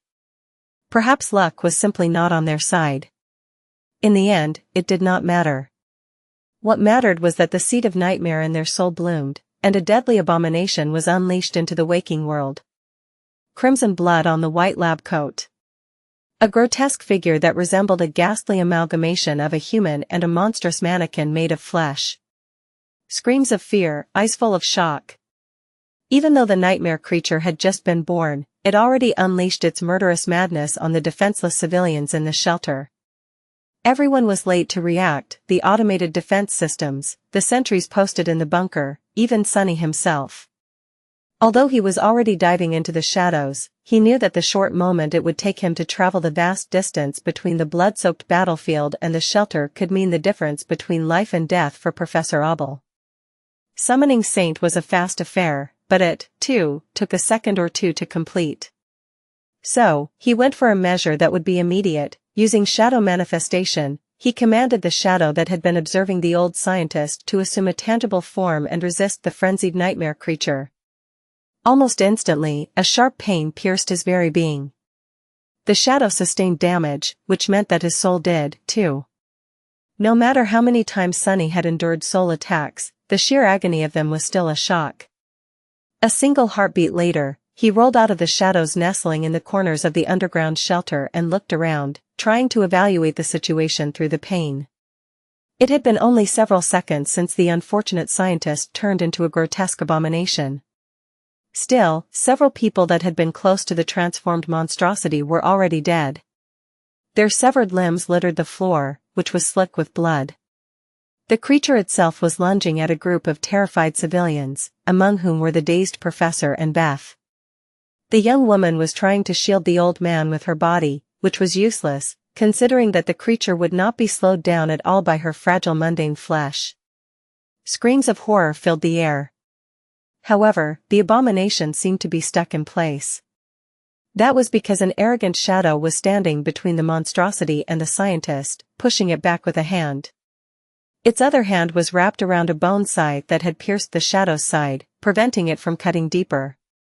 Unlike Sonny himself, the shadow did not show any sign of being in pain. Well, of course. The haughty bastard was utterly above breaking decorum because of a small and inconsequential thing like being skewered by a nightmare creature's blade. More than that, it would never stoop so low as to show weakness or discomfort in front of its lessers. Which was everyone. Everyone in Two Worlds was, naturally, its lesser. That guy. Right then, the haughty shadow raised one leg and kicked the abomination in the abdomen, sending it stumbling back. Then, it disappeared, turning back into a black silhouette on the floor. Its job was already done. Jumping over a body of one of the killed scientists, Sonny flashed through the underground shelter and attacked the nightmare creature before it could regain its balance. The sin of Solace passed through the abomination without meeting almost any resistance, and then, the grisly mutant silently fell to the ground. It was only then that the sentries managed to raise their rifles, and the turrets mounted on the ceiling came to life, swinging in the direction of the dismantled abomination. Sonny had been faster than all of them. You have slain an awakened monster, Bone Slayer. But still.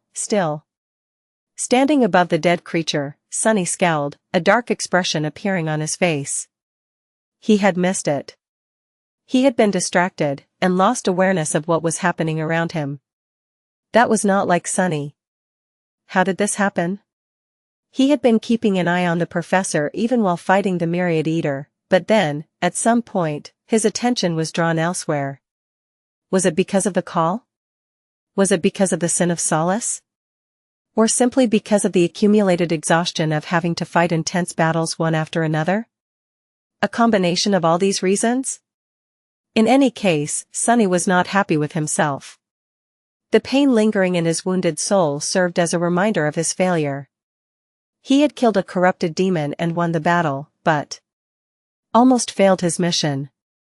Countless people had almost died. With a grim sigh, Sonny dismissed the jade sword and the helmet of the undying chain, revealing his pale face and hair, which was damp with sweat. Then, he looked around one more time, counting the dead and observing the fearful expressions of those who survived. 6 victims, in just a few seconds. It could have been much worse.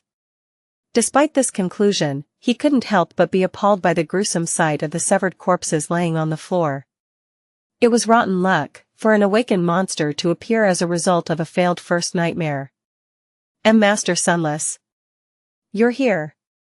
One of the soldiers called out to him, still aiming at the unmoving abomination.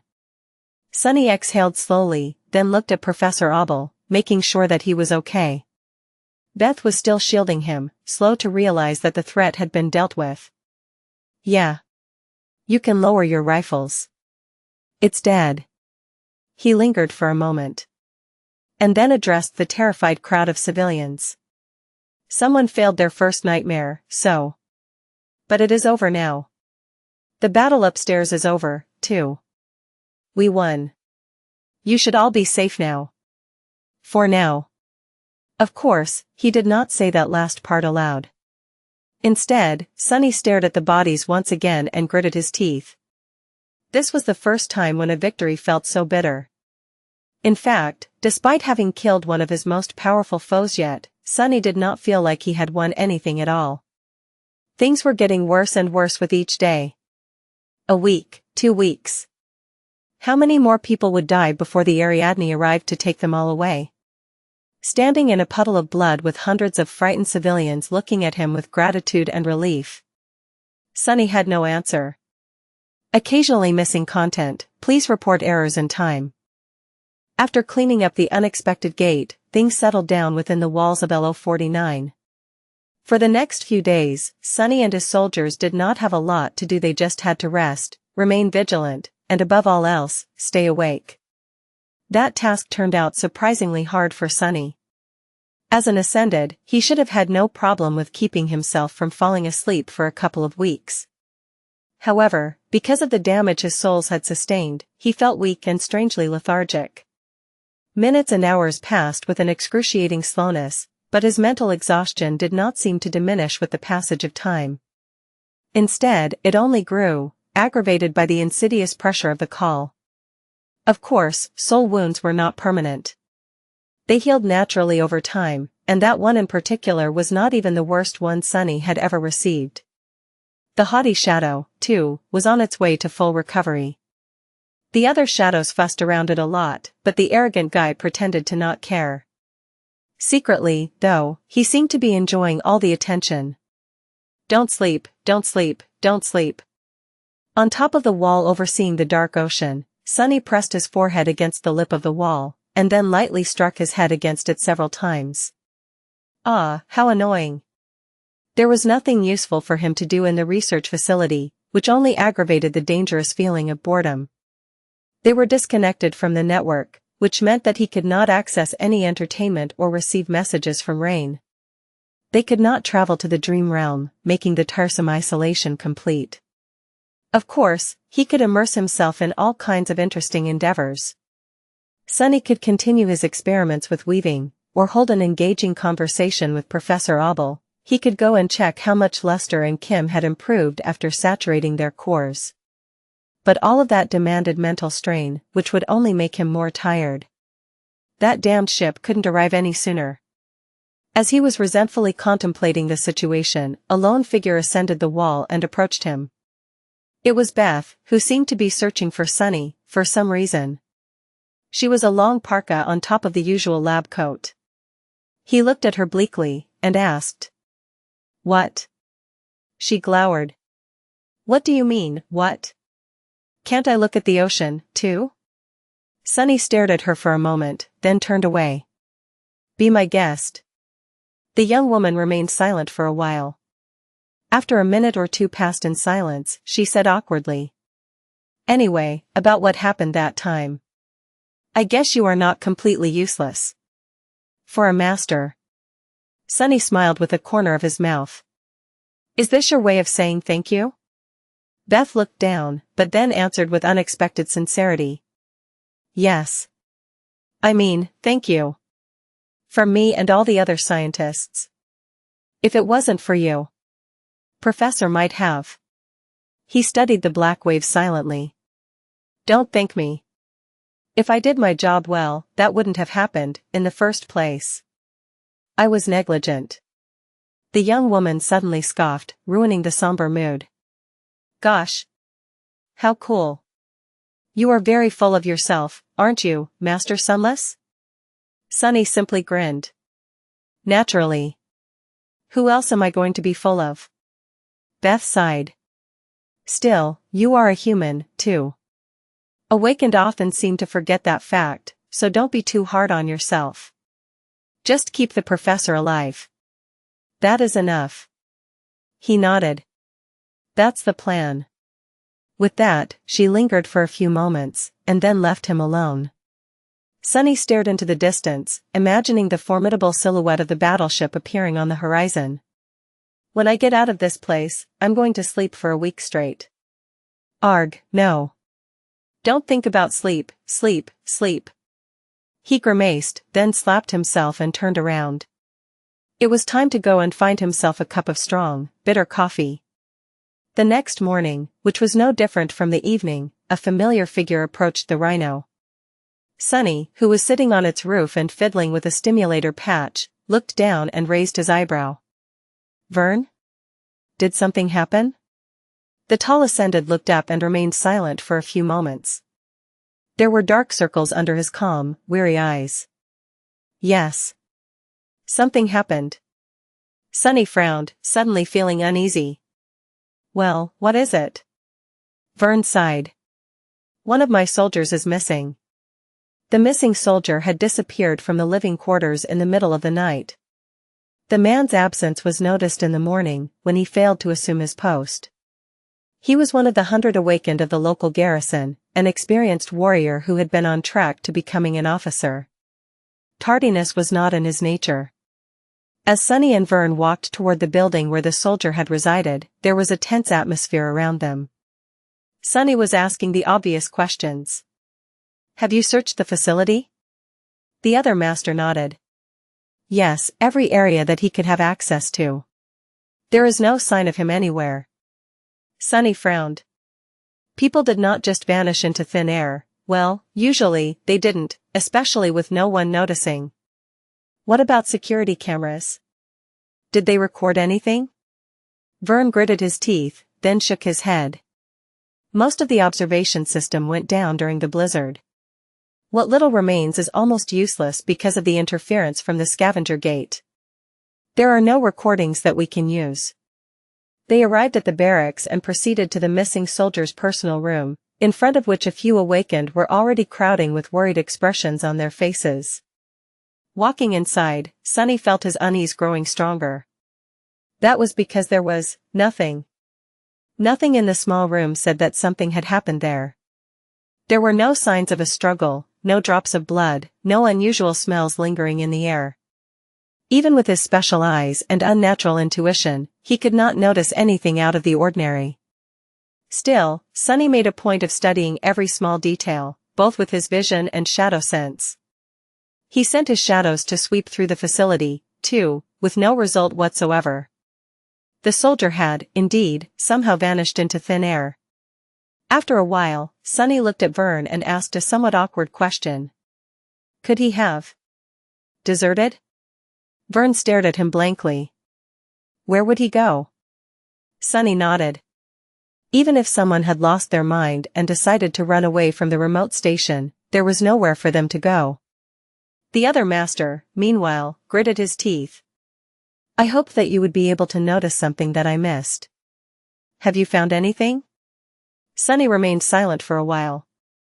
Eventually, he sighed tiredly and shook his head. No.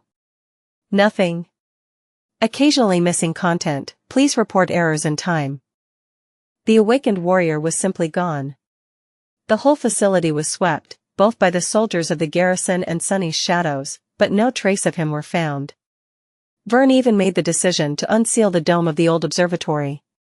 However, there was nothing but old equipment, darkness, and dust inside. Sunny then sent his shadows to scour the coastal plain outside the fortress, hoping to discover a clue. He did not. A sense of unease and foreboding spread through the isolated fortress. As people were crowding together to alleviate this tension, Sunny, Vern, and Professor Abel gathered in the security center to have an emergency discussion. However, none of them seemed too eager to speak first. They simply had nothing to say. Eventually, Sunny rubbed his face with a sigh. Well, there are only 3 possibilities, right? Vern looked at him darkly. And they are? Sunny hesitated for a moment. First, he might have really deserted. The stern master simply shook his head. There was no hostility or defensiveness in this gesture, since Vern was not the type of leader to be insecure about his people or himself. He did not have the kind of fragile pride that would make the statement sound offensive. That is improbable. I know this awakened very well. He is a stalwart man. Sunny moved on with a shrug. Still, that would be the best outcome.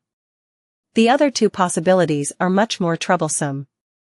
A tired frown appeared on his face. The second possibility is that he was killed, for whatever reason, by another person stationed at LO49. The killer subsequently disposed of the body and removed the signs of the crime. Considering that it is not easy for a mundane human to kill an awakened, the most likely suspect would be one of your people, Vern. Professor Abel let out a heavy sigh. Surely, you don't think that one of these brave soldiers? Sunny looked at him with a somber expression. I am just exploring what could have happened. However, don't be mistaken. We awakened are always only one step away from turning into monsters. With how much pressure Antarctica exerts on people, many will inevitably start to break. In any case, we should pay attention to those awakened that have aspects suitable for getting rid of incriminating evidence. Vern, you know your soldiers best, so this task will be on you. Vern pursed his lips, but then silently nodded. What about the last possibility? Sunny lingered for a few moments. There might be a nightmare creature that has infiltrated the facility and is now hiding somewhere within these walls. Considering that we failed to find any traces at all, it has to be either very powerful, very elusive, or both. Since I am the best scout among us, investigating this possibility will be my task. Vern remained silent for a while, then said somberly. That sounds like a plan. However, what happens if neither of us discovers anything? Sunny looked at him. His eyes were full darkness. Then we just need to wait for the Ariadne to arrive and hope that no one else disappears. According to the last communication we had with the outside, it will reach us in 4 days at the earliest, and in 11 at the latest. Surely, we can hold out for that long. As he spoke, the persistent noise of the call kept scratching, pressing, seeping into his mind. Vern closed his eyes for a moment. Then, that is what we will do. Vern started investigating his own soldiers, while Sunny climbed back on top of the rhino and sent his shadows to explore LO49 for the third time that day. He had little hope of finding anything, but the thought of an elusive, uncanny horror hiding somewhere within the confines of the fortress, waiting to snatch its next victim, prevented him from remaining idle. At least he had something to do now. People locked inside the facility had already been tense and exhausted, but with a new, unknown threat looming somewhere just out of sight, their moods grew even more bleak and unstable. Most held up fine, for now, due to the hope of the Ariadne arriving soon. Sunny knew all about hope and how important it was in situations like these. While the search went on, new safety protocols went in effect. Mundane humans were prohibited from remaining alone, and a mutual responsibility system was established to keep anyone from succumbing to the first nightmare unexpectedly. Living quarters were fitted with additional sensors and alarm locks, awakened were supplied with powerful stimulants to remain awake, and so on. Many soldiers were pulled off the walls to reinforce internal patrols and make sure that the protocols were followed. There was no established tradition of dealing with a crisis like this, since the chain of nightmares had changed the rules of the game. Cut off from army command, Vern was forced to come up with enhanced measures on his own. Luckily, Professor Abel was able to help out. The old man still had memories of the cataclysmic descent of the spell, and of how the first generation had dealt with similar problems. Isolated from the outside world and surrounded by an unknown number of active gates, LO49 was holding on as best as it could. But was it good enough? Sunny did not know. Damn it, damn it, damn it. To his frustration, he failed to find any proof that an unknown nightmare creature was hiding somewhere in the settlement. His shadows had explored every corner of the fortress, both above and below the ground, as well as many kilometers of the snow-covered coastal plain beyond the walls. But all of it was to no avail. Either the abomination was too cunning, possessed truly frightening powers, or it simply did not exist. Vern failed to discover anything. As well. At some point, Sonny found himself studying the spot where his cohort and the garrison of LO-49 had defeated the scavengers. Two of his shadows were sniffing around the battlefield, one was studying the distant gate, and one was keeping an eye on Professor Abel.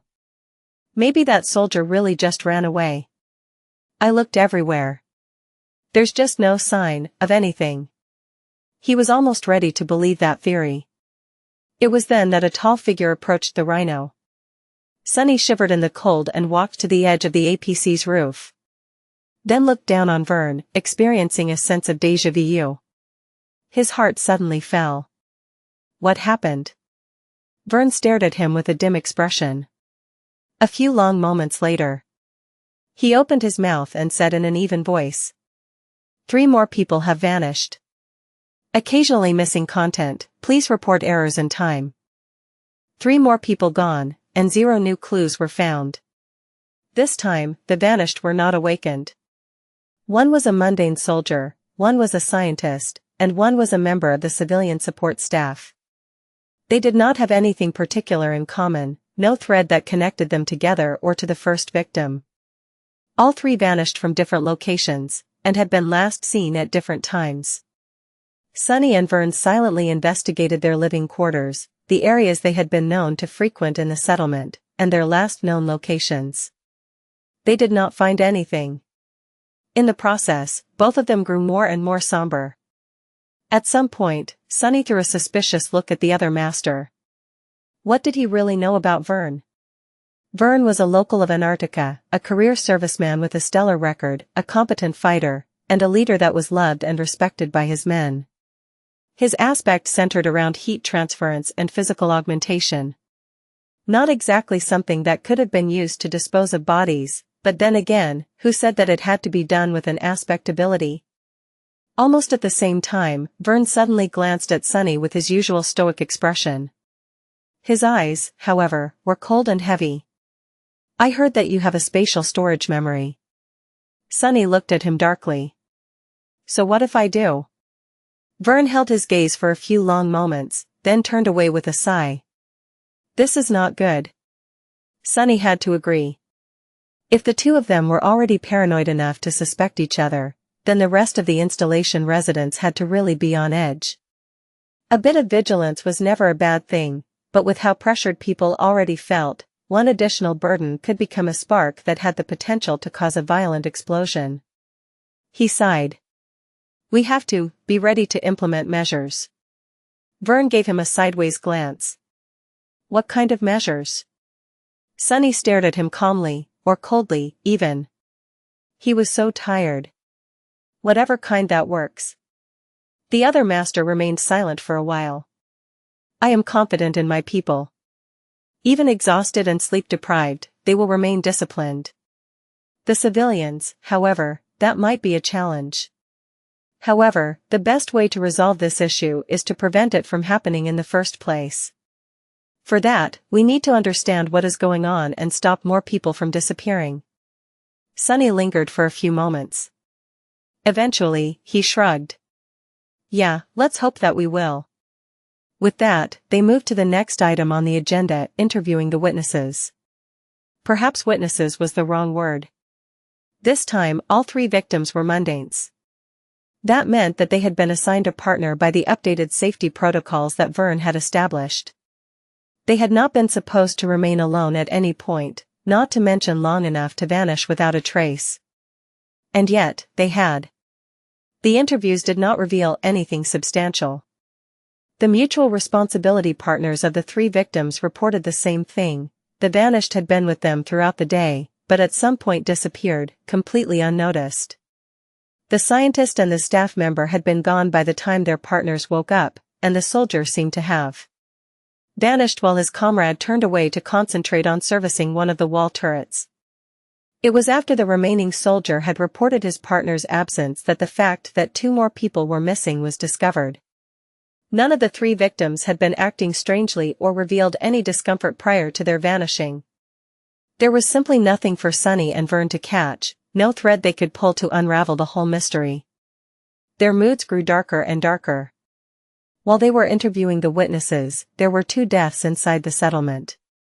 One was a scientist that had reported symptoms of being infected by the spell a day prior, was confined to a secure room in the installation's medical center, and quietly passed away in her sleep.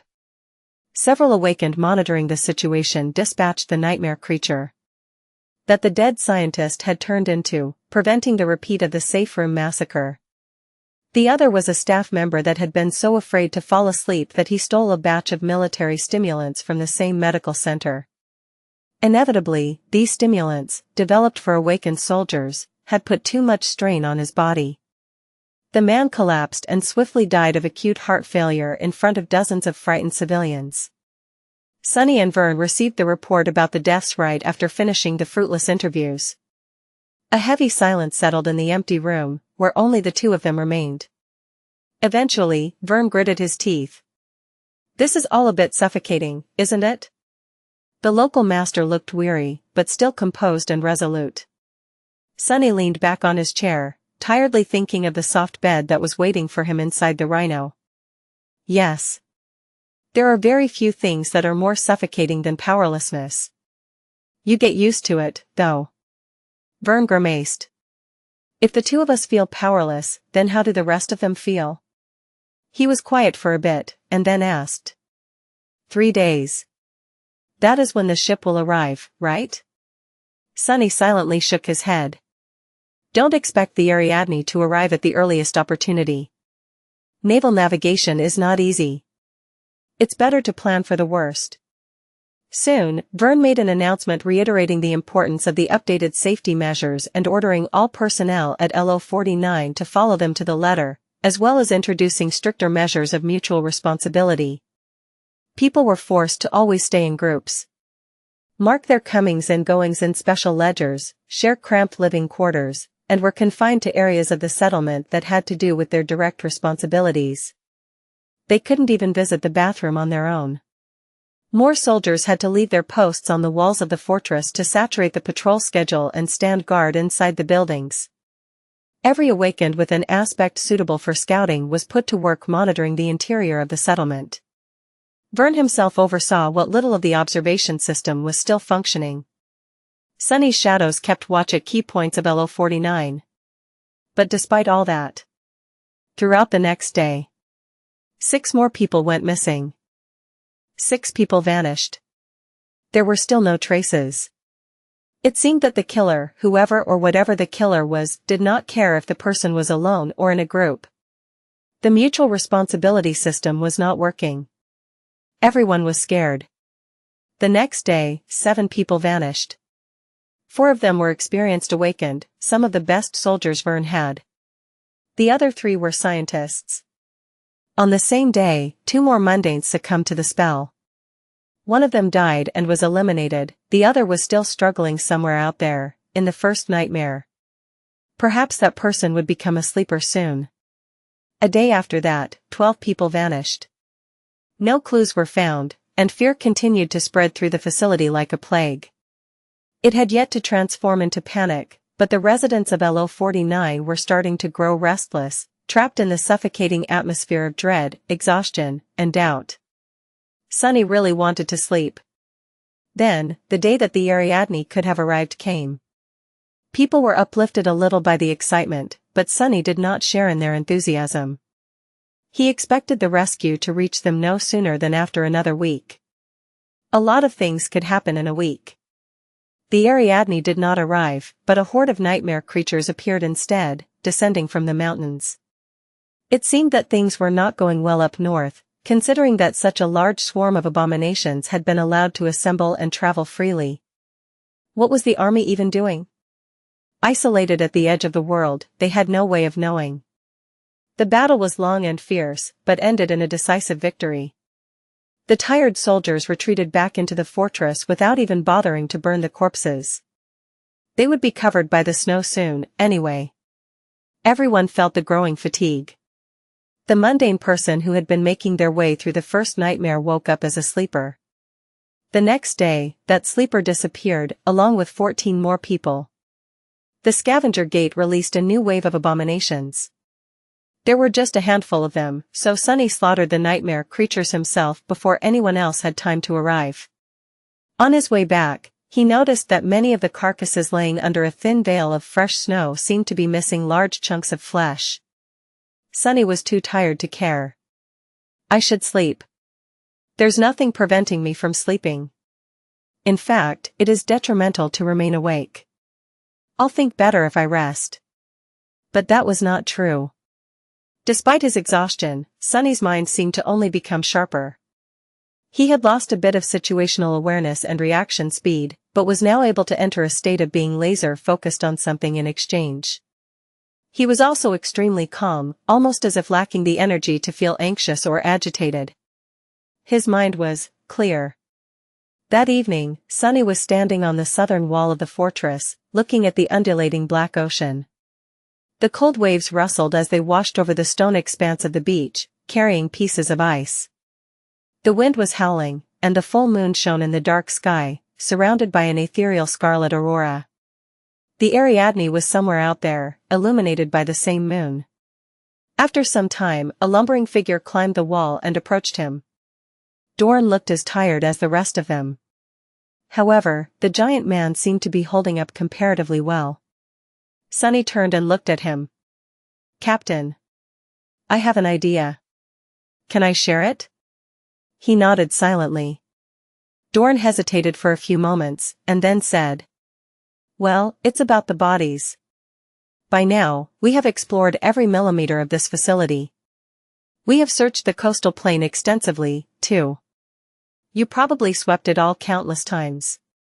And yet, we did not find even a single drop of blood. It seems that we have searched everywhere, but actually, there is one place where we did not look. Since the bodies are not anywhere else, they had to be in that place, in the water. That is the only logical conclusion. The large man leaned on the lip of the wall. The black waves continued to sway, indifferent to his words. The unfathomable ocean remained the unchanged. Sunny was silent for a while and then nodded. Yeah. That is my thinking, too. So, I'll be keeping a close eye on the beach. Somewhere in the base, one of his shadows was on its usual patrol. Gliding past a personnel lounge, it noticed Lester, who was sitting on a couch with a glassy look in his eyes. The young man seemed to be on the verge of dozing off. The shadow momentarily turned tangible and looked at him with disdainful reproach. Then, it slapped him across the face and disappeared. Lester jumped to his feet and looked around in shock. What? Who? What? Ouch, it hurts. Back on the wall, a pale smile appeared on Sunny's face. Dorn, that mutual responsibility protocol. You guys start following it, too. Make pairs and watch each other. Dorn nodded, lingered for a few moments, and then left. Sunny continued staring at the ocean. This doesn't make sense. Even if the killer disposes of the bodies by throwing them into the water, someone would have noticed something. Dozens of people vanished already. All of it is very strange. While he was thinking, two more people ascended the wall. One of them was an awakened soldier, and the other one was a scientist. Sunny turned around and looked at them with a confused look on his face. Since he was standing close to the latter, the newcomers had no choice but to bump into him. Sunny remained motionless for a few seconds, then took a step back to make way. The awakened and the scientist calmly approached the lip of the wall, climbed over it, and jumped down. One of them landed well, but the other hit the rocks and silently fell. A disturbing sound of breaking bones could be heard, carried by the wind. Sunny rubbed his face and continued to study the ocean. The awakened walked toward the waves, while the scientist crawled. Because of that, the freezing water reached his knees, then his waist. Then, his chest. Finally, the awakened disappeared beneath the undulating black surface, and drowned. At that time, the scientist had crawled far enough to reach the edge of the water. His figure silently vanished into the cold waves, as well. Nothing remained of the two. Standing atop the wall, Sunny calmly looked at the ocean. Huh? What was I thinking about? Ah, yes. It is strange that no one had seen anything. How do the bodies get dumped into the ocean without anyone noticing? He did not know. Maybe his theory was wrong, and the killer had not been using the water to hide the corpses. The water. It surely looked inviting. Suddenly, Sunny felt a strange urge to go for a swim. A moment later, he shivered. A swim? What am I, crazy? Who swims in the freezing water, during the winter, in Antarctica of all places? Shaking his head, Sunny continued to stand watch above the beach. He had not seen anything suspicious yet. But if he remained vigilant, he would surely discover something soon. Sunny remained on the southern wall for 2 days, silently staring at the ocean. In the meantime, 36 people vanished. Some of them were awakened, and some of them were mundane. Despite safety measures growing more and more draconian, Vern had failed to prevent the disappearances. It was all futile. And deeply, eerily frightening. The stern master came to talk to Sunny at some point, but left more frustrated than he had been before. The fortress withstood another attack from a transient swarm of nightmare creatures. Just like the previous one, it came from the north. This time, Sunny did not participate in the battle, choosing instead to remain where he was. There were a few casualties. The awakened soldiers were all exhausted after remaining awake for more than a week. The stimulant patches were gradually losing their effectiveness. The mundane soldiers were better rested, but much more disturbed. They were all wary of the nightmare spell. The civilians were both exhausted and afraid. They had not been trained to withstand this kind of stress, and the seemingly unknowable nature of the vanishings was pushing them to the verge of panic.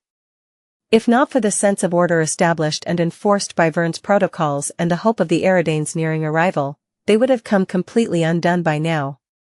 The rescue ship was supposed to arrive in 3 or 4 days. Sunny silently looked at the water, deep in thought. Hearing light steps, he glanced sideways and saw Beth, who was shivering in the cold as she approached him. "Hey. Master Sunless." He frowned. "Hey." The young woman looked at him silently for a while, then gritted her teeth. "What are you doing? You've been stuck on this wall for days. You even ignored the last attack." Sunny tilted his head a little. When he responded, his voice sounded a bit strange. "I'm investigating." Beth stared at him in disbelief. You are doing nothing and expect me to believe that it's all a part of the investigation? Please. Both you and Vern have turned out to be completely useless. So many people are gone, and the two of you failed to produce even a tiny clue. At that moment, another person appeared on the wall. It was a mature woman in a white lab coat, with a tranquil expression on her face. Both of them moved to let her pass, not paying any attention as the woman silently climbed over the lip and jumped down. The undulating darkness of the ocean reflected in her eyes. Sunny frowned slightly at the sound of a body hitting the rocks down below and shook his head, instantly forgetting about it. Believe what you want. Beth glowered at him for a bit, then sighed and turned away. Sorry. It doesn't matter, anyway. We just need to persevere for a few more days, until help arrives. But, you promised to protect the professor. And yet, you left him alone to sit on this wall. That is unacceptable. Gods, how devoted can she be? Professor this, professor that, can't that girl think about herself for once? She's in danger, too. He rolled his eyes. Who says I left him alone? Beth. I've been watching Professor Abel and you 24 hours a day, every day, since this whole mess started. She blinked. What? How? Sunny scoffed. My first specialty is scouting. Wherever my shadows go, my gaze follows.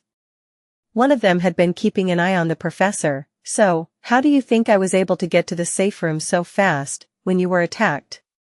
Beth looked at him for a bit. Then, suddenly, her cheeks turned red.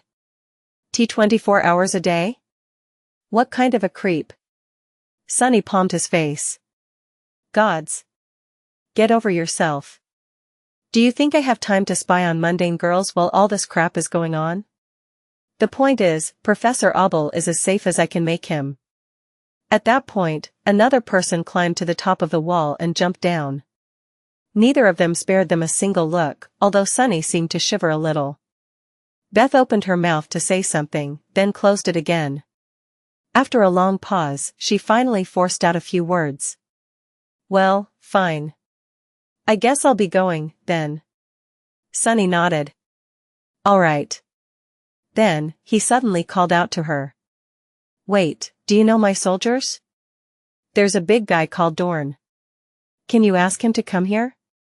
Beth frowned, then nodded and hurriedly walked away, hoping to get away from the cold as soon as possible. Sunny sighed. Soon, Dorn arrived. After understanding what his captain needed, he disappeared, and returned some time later carrying recording equipment. These cameras were a bit old, but that was exactly what made them more reliable than the more modern ones. Together, they installed the cameras on the wall and stared at the screen of the terminal the recording equipment was connected to. One more day passed. 20 people vanished. Their passage was easily recorded by the cameras, but while Sunny and Dorn were studying the recordings, they didn't seem to notice anything strange about it. One of Vern's awakened soldiers fainted, or maybe simply fell asleep while standing at his post. Although chances of his anchor breaking were not high, that was exactly what happened. The soldier did not return from the dream realm after 8 hours passed, or even 16. Some time later, his body went through an almost imperceptible, but eerie and frightening change. He had become hollow. His body was placed in a closed room in the medical center.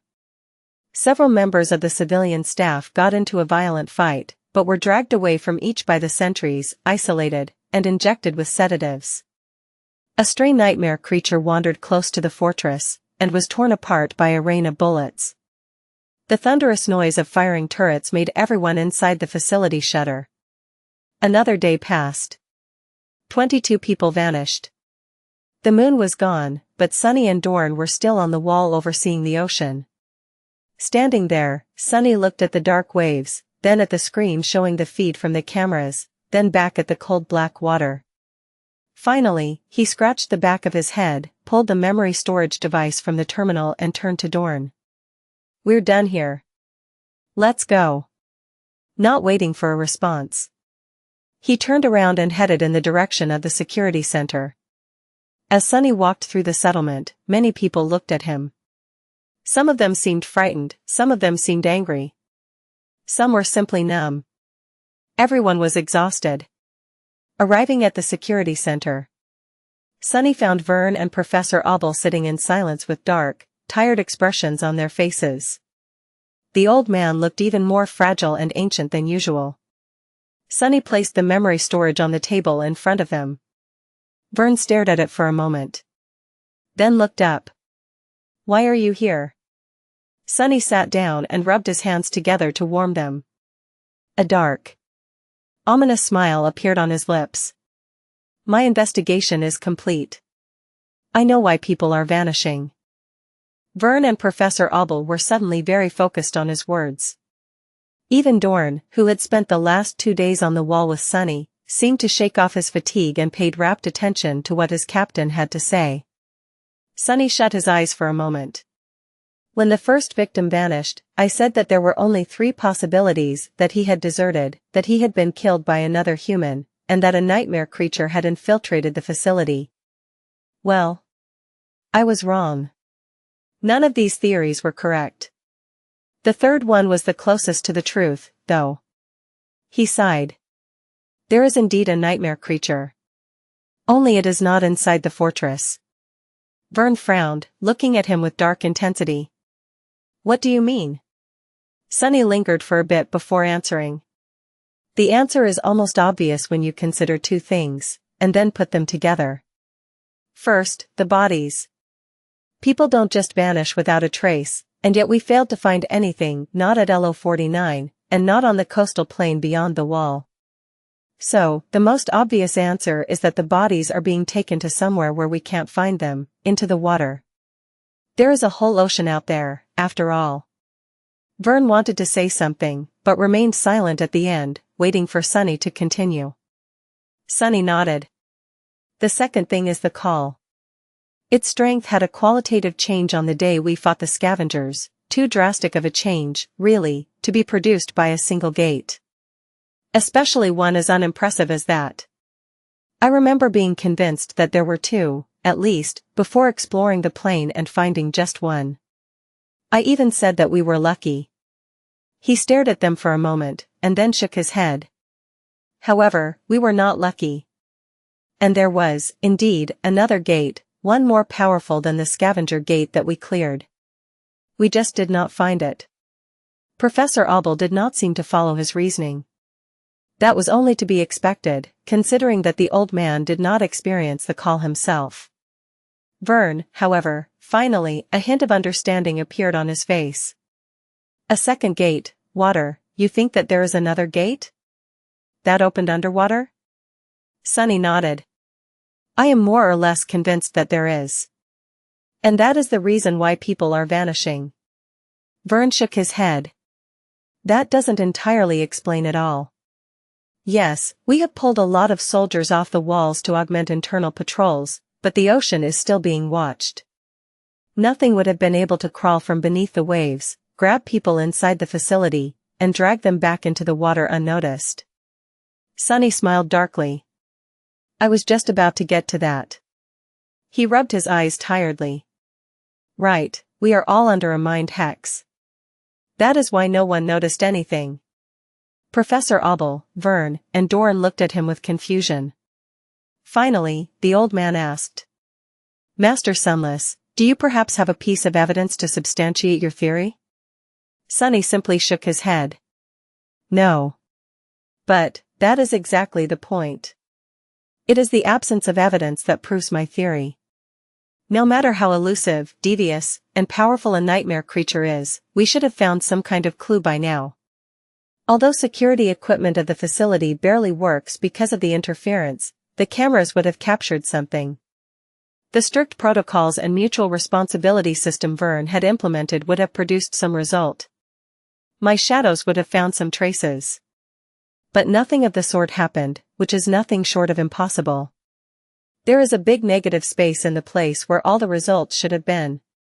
However, we can infer certain things from that negative space itself. A dark expression appeared on his face. What I am trying to say is that there are, in fact, traces. We were just rendered incapable of comprehending them. Something like that had already happened to me once. Back then, I spent an entire month being mesmerized by an insidious nightmare creature. However, I was utterly oblivious to its influence, simply for the fact the first thing that the hex did was take away my ability to become aware of its existence. I am convinced that something like that is happening to all of us right now, too. Sunny looked at Vern and Professor Abel somberly. There is a powerful gate below the surface of the water, somewhere in the vicinity of this facility. The gate brought a dreadful nightmare creature into the waking world, and that creature is using mind manipulation to both lure people into its maw and make others incapable of stopping it. An uncomfortable silence settled in the security center. Professor Abel seemed resigned, but Vern, on the contrary, was suddenly energized. If that is true, then we just have to kill that abomination. Then, everything will be resolved. There was hope and resolve in his eyes. For a warrior, having a clear enemy to fight was familiar territory. With a sigh, Sunny shook his head. No. We won't be able to kill that nightmare creature. Vern scowled. What? Why? Sunny pointed at the bleak steel of the undying chain, which he had been wearing ever since people started disappearing. Because this is a transcendent armor of the 3rd tier. One of its enchantments provides the wearer with a high degree of protection against mind attacks. And yet, I wasn't spared from the effects of the mind hex at all. You know what that means. Vern's face suddenly grew dim. That the nightmare creature's attack is more powerful than your armor's defenses. Sunny nodded. Indeed. Which would make it of the corrupted rank, at least. My bet would be that it is a corrupted terror. Neither of us is its match, especially not in the water. we can't kill it. At that moment, Professor Obel finally spoke. So then, what should we do? Sunny remained silent for a while, looking at the memory storage device that lay on the table in front of him. Finally, he shifted slightly and said, "First, we break the mind hex." Sunny's plan was rather simple. Since the mental protection granted by the Undying Chain was not enough to break through the mind hex of the unknown horror, he just had to get better defenses. Of course, he could have summoned Saint, who was completely immune to that kind of attack. If he had no choice but to fight the abomination, which Sunny suspected to be a corrupted terror, he would do exactly that, but at this point, he was simply trying to understand what exactly was happening, and how. Considering that Saint would not be able to communicate what she saw, he had to try breaking through the hex himself, first. Several minutes later, Vern summoned the officers of his awakened force, and then sent them away with a simple task, to get every memory that could offer at least some form of protection against mind attacks to Sunny. Considering that there were still around 90 awakened soldiers at the facility, at least a couple of them had to have something like that in their arsenal. Soon, Sunny found himself in possession of several loaned memories. He was wearing the Undying Chain, which was his best tool to solve this situation. There was a new charm hanging around his neck, a strangely mercurial cloak on his back, and a flint dagger with a handle made out of weathered bone in his hand. The dagger came from Vern itself, so it was especially powerful. There were many people in the security center now, including Vern, Professor Obel and Beth, all 6 of his soldiers, and several sleep-deprived awakened officers. Sunny was sitting in front of a screen, holding the memory storage device. Taking a deep breath, he wrapped all 4 of his shadows around the Undying Chain and felt its bleak steel become stronger, more durable, and more powerful. Then, he inserted the memory device into the socket of the terminal and accessed the recording stored on it. Everyone watched the video feed of the undulating ocean with a morbid sense of curiosity. However, none of the people present in the security center noticed anything special about the recording. After a while, Beth said in a tentative tone, "I don't see anything?" However, when she looked at Sunny, there was a grim expression on his pale, tired face. Because, unlike everyone else, Sunny was seeing things that he had been unable to notice earlier. To him, the recording showed an immensely macabre reality. The things he saw on the screen left him disturbed, shaken, and dismayed. Damnation. As the recording went on, replaying the shifting landscape of the lightless beach from the past 2 days at enhanced speed, Sunny slowed it down to a crawl several times, seemingly for no apparent reason. Every time, his expression turned more and more ugly. He had known, of course, to expect something like that. However, watching himself nonchalantly make way for the mesmerized victims, only to forget about their existence a moment later, was deeply unsettling. Sunny had witnessed dozens of people being swallowed by the cold waves, and yet, this was the first time his consciousness managed to become aware of that fact. As it did, the hex was broken, and suddenly, all the memories that had been suppressed before flooded his mind. Sunny shuddered. Gods. Noticing his strong reaction, Vern leaned forward. "What is it? What do you see? What kind of nightmare creature is it? How does it capture people from within the facility?" Sunny lingered for a moment, and then stopped the playback with a trembling hand. He stared at it in confusion and made a fist, causing the tremors to stop. Finally, he let out a heavy sigh. "I was right, mostly. There is indeed a mind hex affecting everyone in this fortress. It makes us indifferent and unaware of the victims, and the traces left behind by them. However, I did not see the creature itself. It never appeared. The victims, they just walked into the ocean themselves, and vanished. Some right in front of our eyes. It seems that the bastard is somehow controlling them to come to it, and us to be blind to their passing." Vern gritted his teeth. "There has to be a way to stop it." Sunny hesitated for a long time. "In my experience, the only way to deal with a creature like that is to run away from it." "Well, we can." The other master shook his head with a resentful expression. That resentment was not aimed at Sunny, however. Instead, it was aimed at the dreadful being that hid beneath the waves, the chain of nightmares, and the sorry state of the waking world in general. Leaving Yellow 49 now would be no different from suicide. We won't make it across hundreds of kilometers of rough terrain alive, not with hordes of nightmare creatures prowling this region of the Antarctic center seemingly unopposed, with no intelligence about the state of the territory and cut off from army command. His eyes grew cold.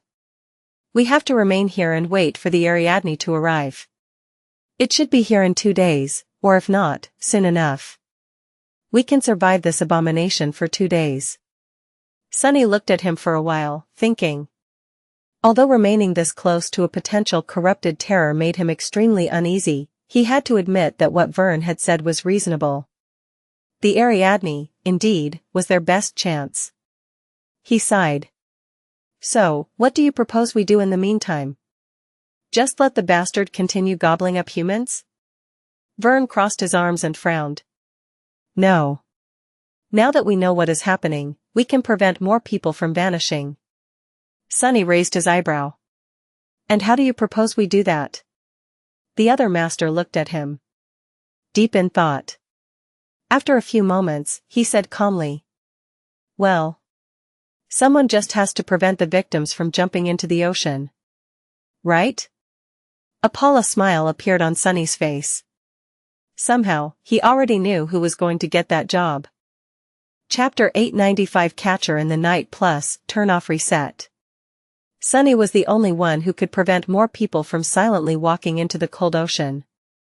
Even if he returned the borrowed memories and gave the undying chain to someone else, the other person would not be able to enjoy the augmentation of the Force shadows. So, the mind hex would remain unbroken. If there was one good thing about the situation, it was that after Sunny had rid himself of the hex, he did not need to keep up his mental defenses at such a high level anymore. It was as though he was now inoculated against the unknown creature's influence. At least for now. He returned the charm, the mercurial cloak, and the flint dagger to their owners. One shadow continued to follow Professor Obel, while the other 3 remained wrapped around the undying chain, just in case. After that, everyone got to work. Although Sunny was the only person who could perceive the mesmerized, it did not mean that nobody else could help prevent more people from vanishing. Now that Vern knew what they were dealing with exactly, he could tune the safety protocols of the fortress to make it harder for the enemy to snatch victims away. Soldiers received new instructions, while all non-essential personnel were confined to their living quarters. If they couldn't leave, they would most likely be unable to reach the water, after all. Sunny, meanwhile. Walking onto the dark beach, he sighed, then placed an intricate wooden chair at the very edge of the rustling waves and sat down with his back to the ocean. Facing the wall of the fortress. Sunny shivered in the cold wind for a few moments, leaned back, and leisurely crossed his legs. It's a bit chilly. The world was dark, and the only sounds surrounding him were the howling of the wind and the incessant murmur of the waves.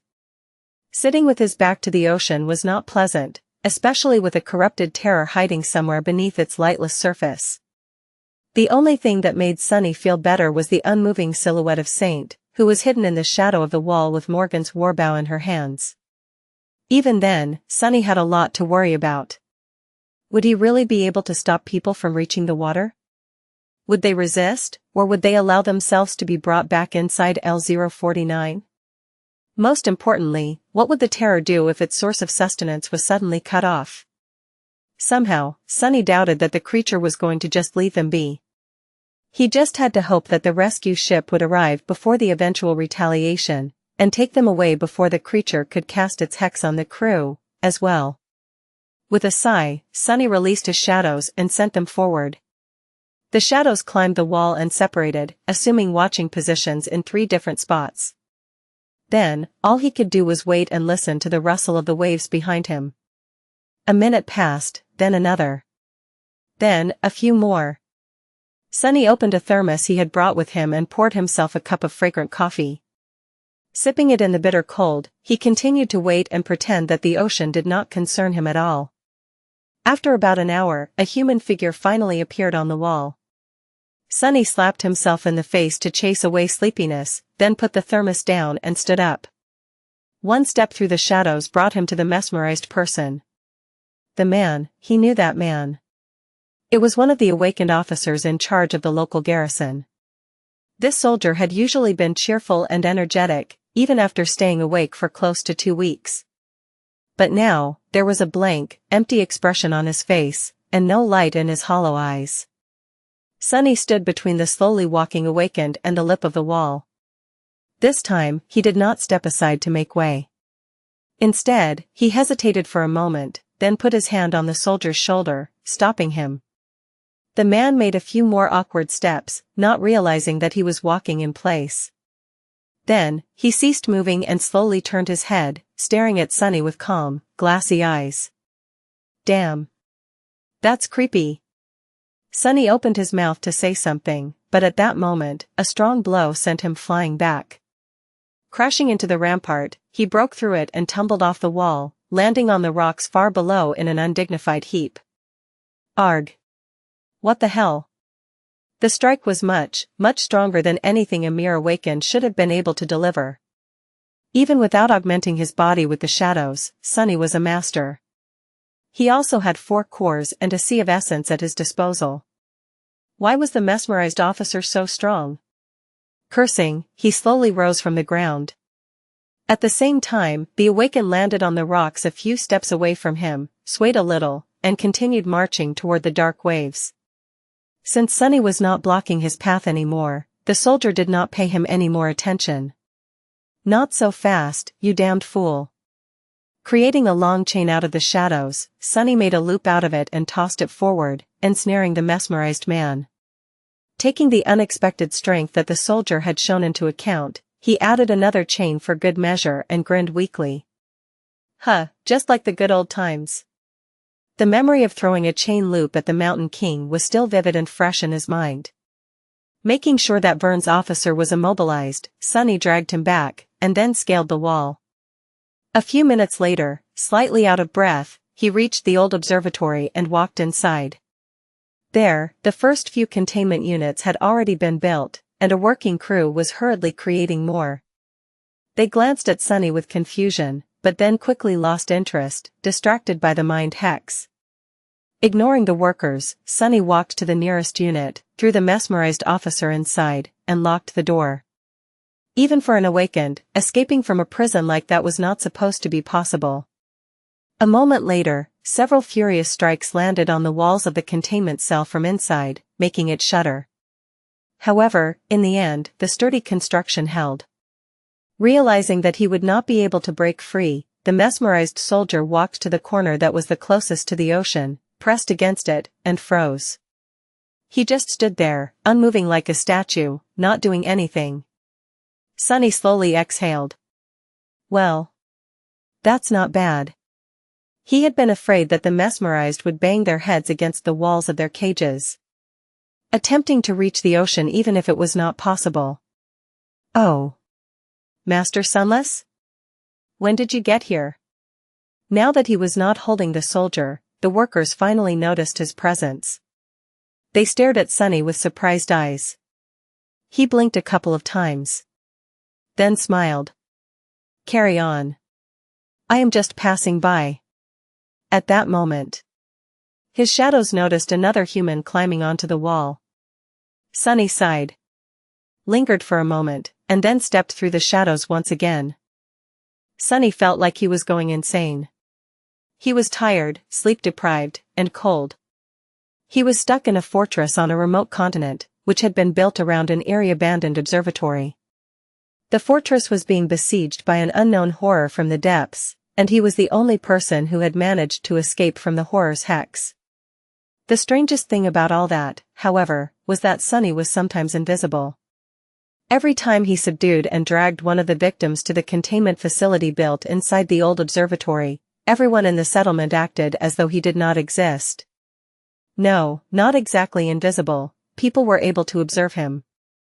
But the fact of his existence seemed to flow out of their consciousness almost immediately after being registered there. As long as Sunny was in the presence of one of the mesmerized victims, the residents of LO49 looked at him, frowned, and then went about their business, instantly forgetting what they had seen. It was really unnerving. In his exhausted state, Sunny felt a deep and irrational fear that if this went on, he would be forgotten by everyone, forever. He wondered if that was how the demon of oblivion had felt. Luckily, the bizarre effect seemed to only last for as long as Sunny was transporting prisoners to their cells. As soon as he placed them in the containment units, his existence was made normal once again. Well, as far as his existence could be called normal, to begin with. On the first day of his catcher duty, Sunny had fought, subdued, and imprisoned 29 people. His muscles were sore, and his armor was wet from being close to the water for so long. Despite his efforts, and to his relief, the terror had not reacted to the sudden obstacle that appeared in the path of its satiation. At least not yet. Saint continued to hide in the shadow of the tall wall of the fortress, monitoring the deep, dark, cold waters of the ocean. At midnight, Sunny reported the results of his effort to Vern. They walked over to the observatory together, where the other master remained silent for a long time. "Are you telling me that there are people in these cells?" Sunny struggled with a yawn, failed to suppress it, and then nodded. "Yeah. Around 30 of them." Vern stared at the cells with a deep frown for a minute or two, then shook his head in bewilderment. "Strange. Even though I know that they're there, I can't see anything. To me, the cells seem empty." Sunny was a bit late to react. "Oh. Believe me, they're there. They just stand near the southern side of their units and do nothing. At least they are staring at the walls, and not at us. That would be really creepy."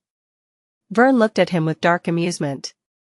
"I think this situation is sufficiently creepy as it is." Then, he turned away from the cells and asked in a somber tone. "Any change in the terror's behavior?" Sunny shook his head. "No. At least not that I've noticed." Vern remained silent for a moment, and sighed. "Good. Continue, then. The Ariadne should be arriving soon, so, we just have to endure a little bit longer." Just like that, Sunny continued his eerie task. He waited by the water, caught the people trying to drown themselves in the ocean, and locked them up in cells while suffering from being invisible. Damn cold. He had long summoned the memory of ice and continuously fed it with essence to save himself from the chilling wind. Just like that, another day passed. During that day, Sunny rescued 35 people from being devoured by the waves. His skill of making chains out of shadows improved by a lot. A few minutes before midnight, Sunny was sitting on his chair with an empty thermos in his hand, and stared at the sky. Today, there was no moon, and no aurora. Only the stars remained, shining softly up above. The waves sound differently today. He rubbed his face, then turned around and stared at the undulating black surface of the ocean with intense distress. Just then, something seemed to change about the world. Sunny frowned, but before he could do anything, another figure appeared on the wall, forcing a long sigh to escape from his lips. 40, it is accelerating. He stood up, ready to step through the shadows and subdue the 40th victim, but there was something strange about the figure. Instead of moving toward the edge of the wall like the rest of them, it stopped and raised a hand, as if signaling to him. Huh? It was Quentin. Sunny conserved his essence by jogging forward, then lowering his body slightly and mounting the wall with one inhumanly high jump. He landed on the concrete surface of the rampart, walked a few steps, and looked at Quentin with a deep frown. What? What happened? The chivalrous healer smiled, excitement shining in his eyes. Captain. The observatory, you need to see. Without wasting any time, Sunny jumped down to the roof of the nearby building, and then hurried toward the white dome at the center of the settlement. Walking inside, he instantly heard a swarm of confused, frightened, and angry voices. What? Where am I? What happened? Hey! Someone! What the hell is this? Let me out. He stared, dumbfounded. These voices were coming from within the cells. They belonged to the victims he had imprisoned. Somehow, they seemed to have shrugged off the mind hex and regained their awareness. And it wasn't just them. Sunny turned his head and looked at the maintenance workers that were in charge of keeping the containment units secure. They were all speaking with excitement and glancing at the cells with relieved faces. They heard the victims, too. Which meant that the hex was not affecting them anymore, either. Thank the gods. That abomination must have left. Despite the happy circumstances, Sunny was suddenly overwhelmed by a deep, cold, urgent feeling of unease. It grasped his heart and remained there, growing slightly stronger with each second. He shivered. What is going on? After Sunny had broken through the mind hex and spent 2 days rescuing the mesmerized people, saving dozens of lives, the horror hiding in the cold black waves seemed to have left the vicinity of LO-49. The victims had regained their senses, and every person in the settlement was able to see and hear them clearly once again.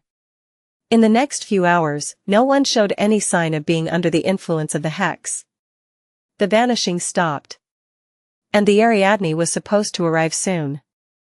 The exhausted, frightened, and shaken inhabitants of the fortress were tentatively starting to unwind. Their fragile hope bloomed and blossomed. However, the person most responsible for the positive change, Sunny, did not feel any of their cheer or relief.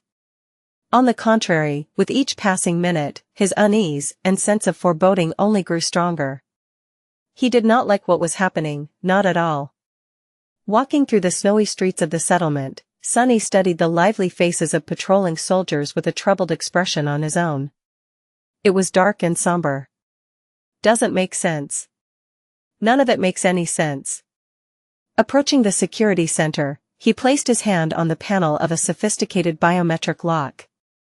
The sensor was supposed to initiate a thorough scan, but as seconds passed, nothing seemed to happen. The damn thing was on the fritz. Sunny stared at it for a moment, then sighed and banged on the heavy alloy door with his fist. Soon, it was manually unlocked from the inside by a sleepy soldier, who then allowed Sunny in. Walking inside the security center, Sunny dusted snow off his shoulders, looked around, and headed toward Vern. What is the situation? Vern sent one of his officers off with a list of orders, then looked at his younger colleague and shrugged.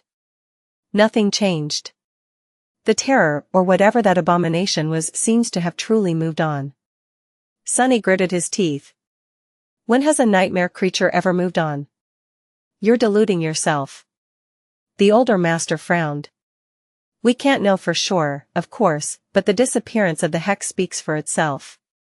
Don't sell yourself short. Although creatures capable of mind manipulation are exceedingly dangerous, they often lack direct means of launching an effective attack. Maybe it decided to search for easier prey after you proved capable of dismantling its mental attack. Sunny stared at him for a bit, then shook his head. A corrupted terror is a corrupted terror. We probably haven't seen even a fraction of its power yet, so why would it simply give up and leave? Vern tiredly rubbed his face and sighed.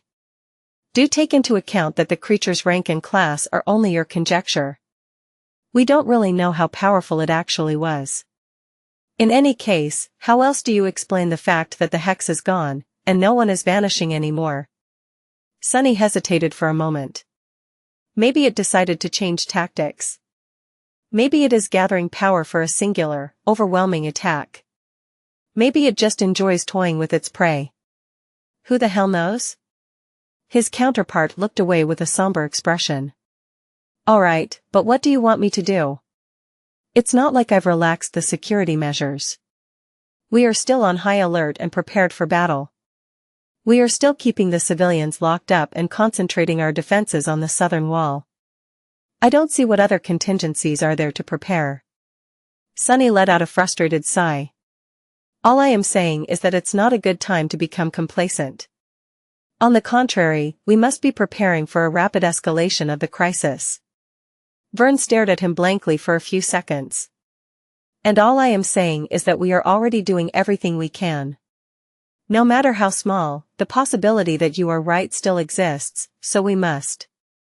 That is my position as the officer responsible for the safety of every person inside this facility. But personally, I think that exhaustion and paranoia are getting the better of you, Sunless. It's been hard on all of us. Sunny remained silent for a bit, then said in a subdued voice. My paranoia has never led me astray, though. With that, he winced and left. Maybe I am really wrong this time. Even if I'm not, Vern is right, what else are we supposed to do? Until the damned ship arrives, there's not much more we can prepare. But why did he feel so disturbed? Why was his sense of unease so urgent? Walking out of the security center, Sunny stood in place for a while with a dark expression on his face. After some time, he noticed Luster loitering around, and called him over. Yes? You wanted something, Captain? Sunny lingered for a moment, then nodded. Yeah. Gather the others and tell them to stick close to the rhino. Also, make sure that it's ready to move, in case we need to get the hell out of this damned place in a hurry. Luster blinked a couple of times, looking at him with a startled expression. Then, he gulped. Understood, sir. I'll go do that, then. Letting the young man go. Sunny turned south and stared at the distant wall for a bit. Frowning, he then headed toward it. The beach was cold and shrouded in darkness. Like always. The black waves continued their eternal, fruitless assault on the shore. They came and went with a wide, reverberating rustle, making it seem as though the whole ocean was breathing. His chair was still standing at the edge of the water, with an empty thermos laying on the stones nearby. Descending from the wall, Sunny slowly walked toward the water and stopped just outside its reach, staring at the vast undulating expanse of the cold ocean with a deep scowl. His tired eyes were hidden in shadows. Looking at the waves, he whispered. Where are you, bastard? What are you planning? Of course, the ocean remained silent. There was no response. Chapter 898 Going for a Swim Plus, Turn Off Reset. Sunny stood at the edge of the water for a while, looking at the ocean with a wary expression on his face. Funny. Back when he had first developed the habit of climbing the southern wall of the fortress, he stared at the ocean in hopes of witnessing the fearsome silhouette of the mighty battleship appearing from the darkness. But now that the Ariadne was about to arrive, his thoughts were far away. Eventually, Sunny sighed and finally dismissed his chair, planning to return into the warmth of the settlement. However, just before he turned away from the dark water, something attracted his attention. A subtle gleam a few steps further down the shore, revealed from beneath the retreating waves. As though bleak starlight was reflecting from a small piece of glass. Sunny hesitated for a few moments, then walked a meter or two forward, stopping at the spot where he had spotted the gleaming object. A new wave rushed in, licking his armored boots. He had to wait for it to crawl back before kneeling and taking a closer look at the wet rocks. There, between them, something glistened, buried under several shards of ice. Sunny brushed the ice away and picked the object up, then stood up before the next wave came. His frown deepened. In his hand was a simple brass button, similar to those that could be found on the countless winter coats issued to soldiers of the 1st Evacuation Army as part of their kit. By itself, the button was nothing special. However, Vern and the soldiers under his command were not part of the 1st Evacuation Army. They were locals of Antarctica, and had served at LO-49 long before the Chain of Nightmares. As such, their uniforms were slightly different. In fact, they were of a far better quality, considering that the First Army had been assembled and outfitted in a tremendous hurry. Their kits were far better suited for cold weather, and included well-designed parkas that could keep a person warm in most dire of circumstances instead of cheap mass-produced coats. So how did this button end up here? Sunny stared at the round piece of brass for a few minutes, and then slowly looked up, facing the darkness of the ocean. There was a strangely resigned expression on his pale face. With a sigh, he closed his eyes and extended his shadow sense forward, as far as it could go. All right. Fine. Come on, show yourself, bastard. I know you didn't leave. His senses spread forward, diving deep under the black surface of the cold water. Everywhere light reached, there were shadows, after all. And even where light never entered, there was its absence. However, Sunny did not sense the terror no matter how hard he tried. He did find something, though. 20 or 30 meters away from him, deep underwater, there was a large shape. It rested on the seabed, moving slightly from time to time as the currents pulled it back and forth. The shape was irregular and mostly flat, with a very slight curve. Its edges were sharp and jagged. That was all Sunny could say from sensing its shadow, that and the fact that the shape was not that of a living thing, considering that the shadow lacked the quality of being cast by something possessing a soul. He had no idea what it was. The ocean contained all kinds of junk, so why would he care? But for some reason, he did. Opening his eyes, Sunny looked at the undulating waves for a bit. Then, he slowly took a step forward, and then another. And then, another. The cold, freezing water reached his shins first, then his knees. Then, his waist. He shivered, gasped for breath, but continued walking forward. I am not mesmerized, am I? No, he couldn't be, he had broken the hex, his mind was his own. When the water reached his chest, Sunny took a deep breath and dove down into the black depths. Swimming in a suit of steel armor was not an easy task, even one as thin and light as the undying chain. However, he possessed strength and endurance that far surpassed a mundane human, so Sunny persisted, plunging deeper and deeper into the ocean. Despite the memory of ice hanging from a string on his neck, a cold like he had never experienced enveloped his body, making it hard for him to breathe, think, and move his limbs. Gritting his teeth, Sunny ignored it and swam toward the distant shape. After what felt like an eternity, he finally reached the seabed and pushed himself along its uneven surface, getting closer and closer to his target. Far away on the shore, Saint emerged from the shadow of the wall and approached the edge of the waves, raising her bow. If anything happened, she would be able to send an arrow flying instantly. That made Sunny feel a little better, even though he did not know how powerful the arrow would remain after piercing tens of meters of water. Considering the strength of Morgan's warbow, it should still be deadly, but the efficacy of the arrow, of course, would depend on the power of the potential enemy. Don't think about that yet. Concentrating on his task, Sunny moved forward, reached the strange shape and opened his eyes. He observed it through the mass of murky water. The shape was a piece of torn alloy. It was around 10 meters in length and slightly less in width. The tough material was viciously bent and broken, with jagged edges and deep cracks crawling through its surface. It seemed to have been torn away from a larger hole by something large and incredibly powerful. However, there was no rust on the damaged metal, suggesting that it had not spent a lot of time in the water. Sunny got closer, feeling as if he recognized the composition and characteristics of the alloy. His mind raced, trying to confirm that familiarity. He placed one hand on the cold metal, remembering. Then his eyes narrowed, and a few bubbles of air escaped from his mouth. Of course, he knew where this strong and thick alloy was used. The same type of metal comprised the inner layers of a naval vessel's reinforced armor. The deformed mass of twisted alloy. It was a broken piece of a battleship's hull. Gasping for breath, Sunny rolled out of the shadows and fell on the wet rocks at the edge of the rolling waves. Streams of water flowed from his armor, and his whole body was trembling.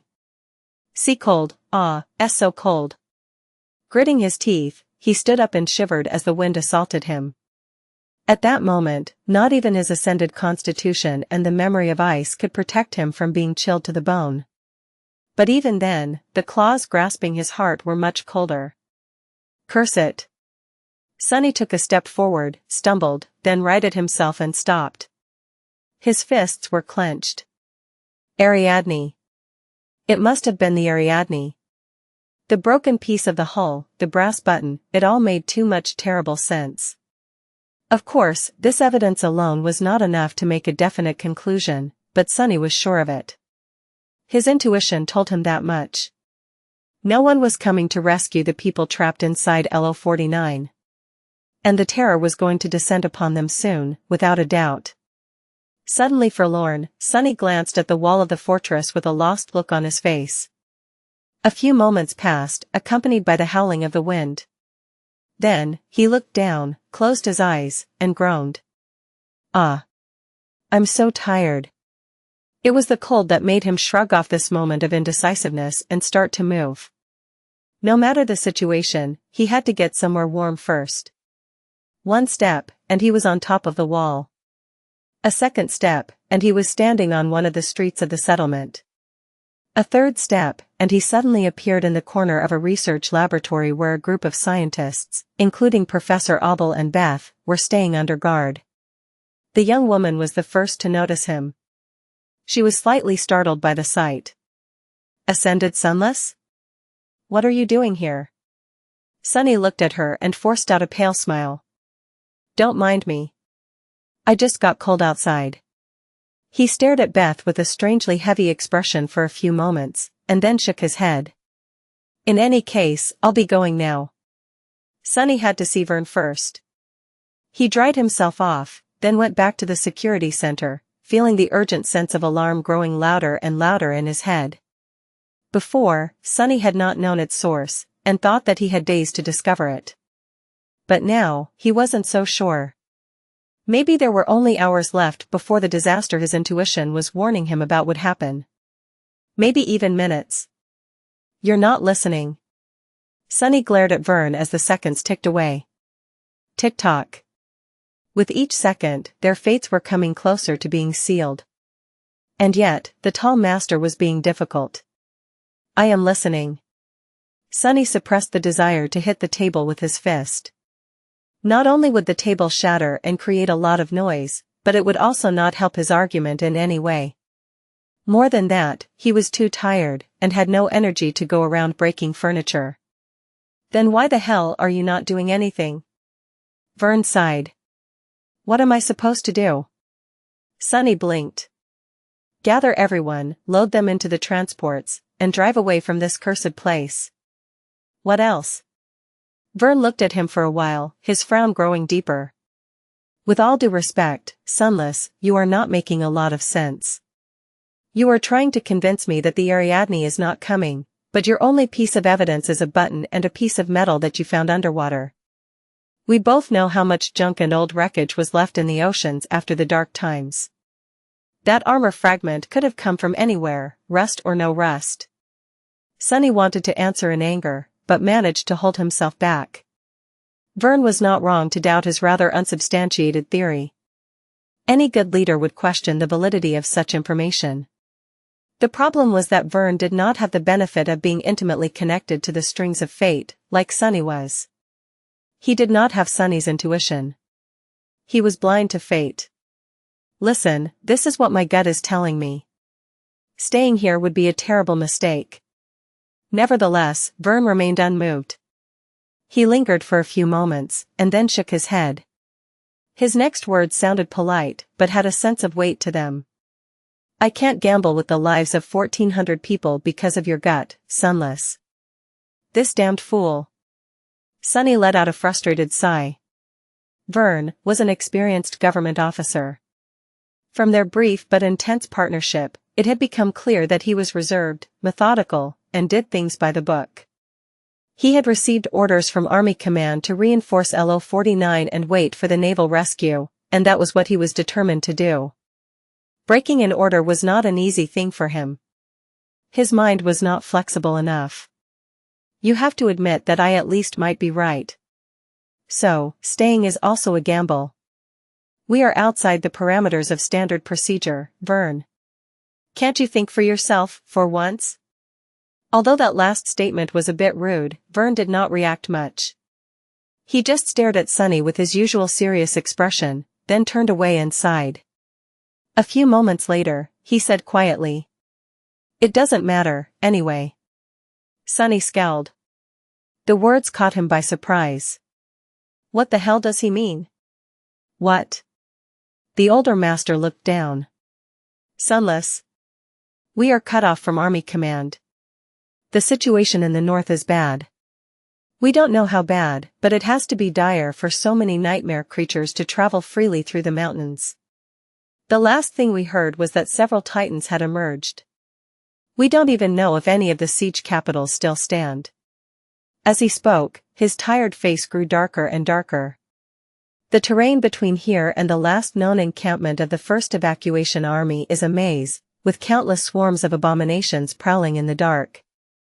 Our tech is barely working, if at all. Our soldiers are all exhausted or on the verge of collapse.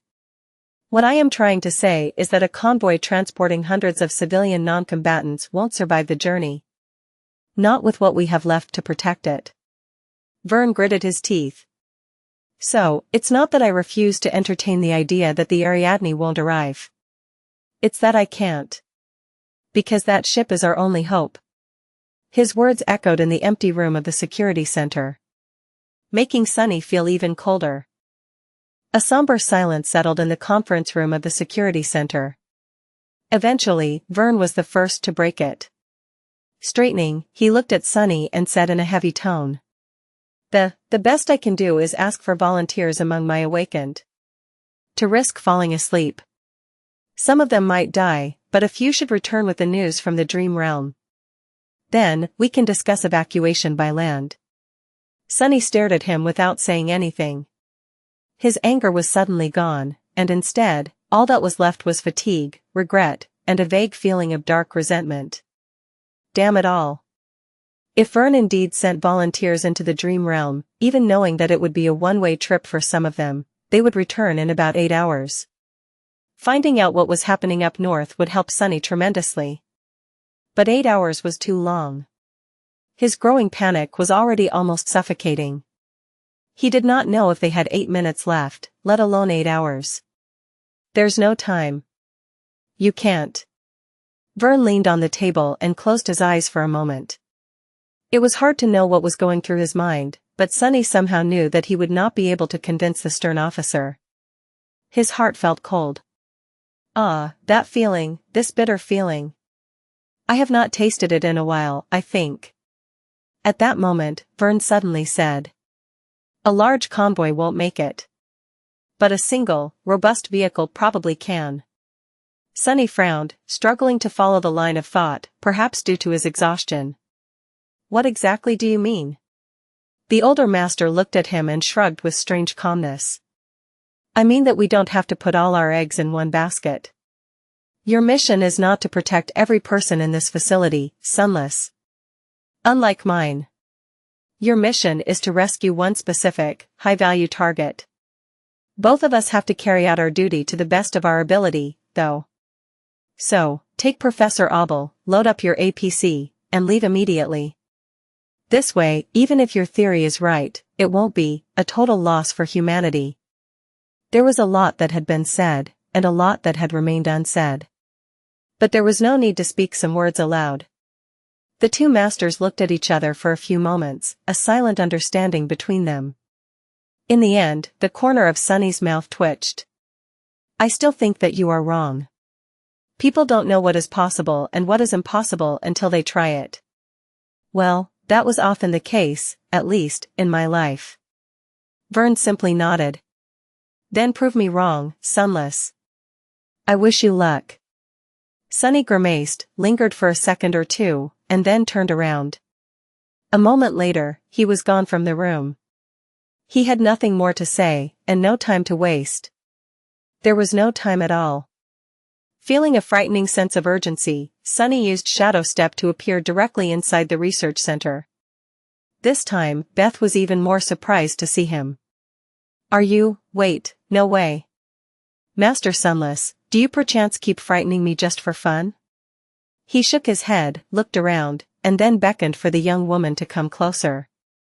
What he had to say needed to be kept from other ears. Frowning, Beth left Professor Abel's side and walked over to where he was standing. Grabbing her by the shoulder, Sunny unceremoniously dragged the young woman to an adjacent room. What the hell do you think you're? He closed the door and turned around, his sunken, manic eyes making Beth shudder. Be quiet and listen. There has been a change of plans. With no time to explain everything in detail, Sunny just told her the necessary parts, that the professor was in danger, and that he had to be evacuated immediately. That sudden revelation was hard to digest, and there would be a potentially fatal delay if Beth refused to listen immediately, so Sunny constructed his words in a way that played on her deeply ingrained values: loyalty to the old man and the desire to keep him alive. Beth's eyes widened. But why come to me? Why didn't you just approach the professor? Professor Abel is a noble man. He would be reluctant to leave his people to save himself, so I need you to persuade him. Fast. You know him best, after all. The young woman still did not understand. But can't we just take everyone? Her voice was small. Sunny looked at her somberly, knowing that was something that he couldn't do. My vehicle can only carry so many people. Now, go and do what I said. Every minute we waste can mean the difference between life and death. Search the novelfire.nt website on Google to access chapters of novels early and in the highest quality. Beth nodded in a daze, then slowly turned around, rearranged her lab coat, and left the room. Sunny looked through the crack of the open door at the scientists surrounding the professor, and then turned around in shame. However, this self-indulgence only lasted a second. He had no time for regret, too. Not caring about the expenditure of essence, Sunny traveled through the shadows and soon appeared near the rhino. He could feel 3 shadows inside, while Luster, Kim, and Quentin were standing in front of the APC. Noticing him, they straightened their postures. Captain, sir. I did as you told. Sunny glanced at Luster and nodded. Go and run the startup sequence. I want the rhino to be ready to depart at any second.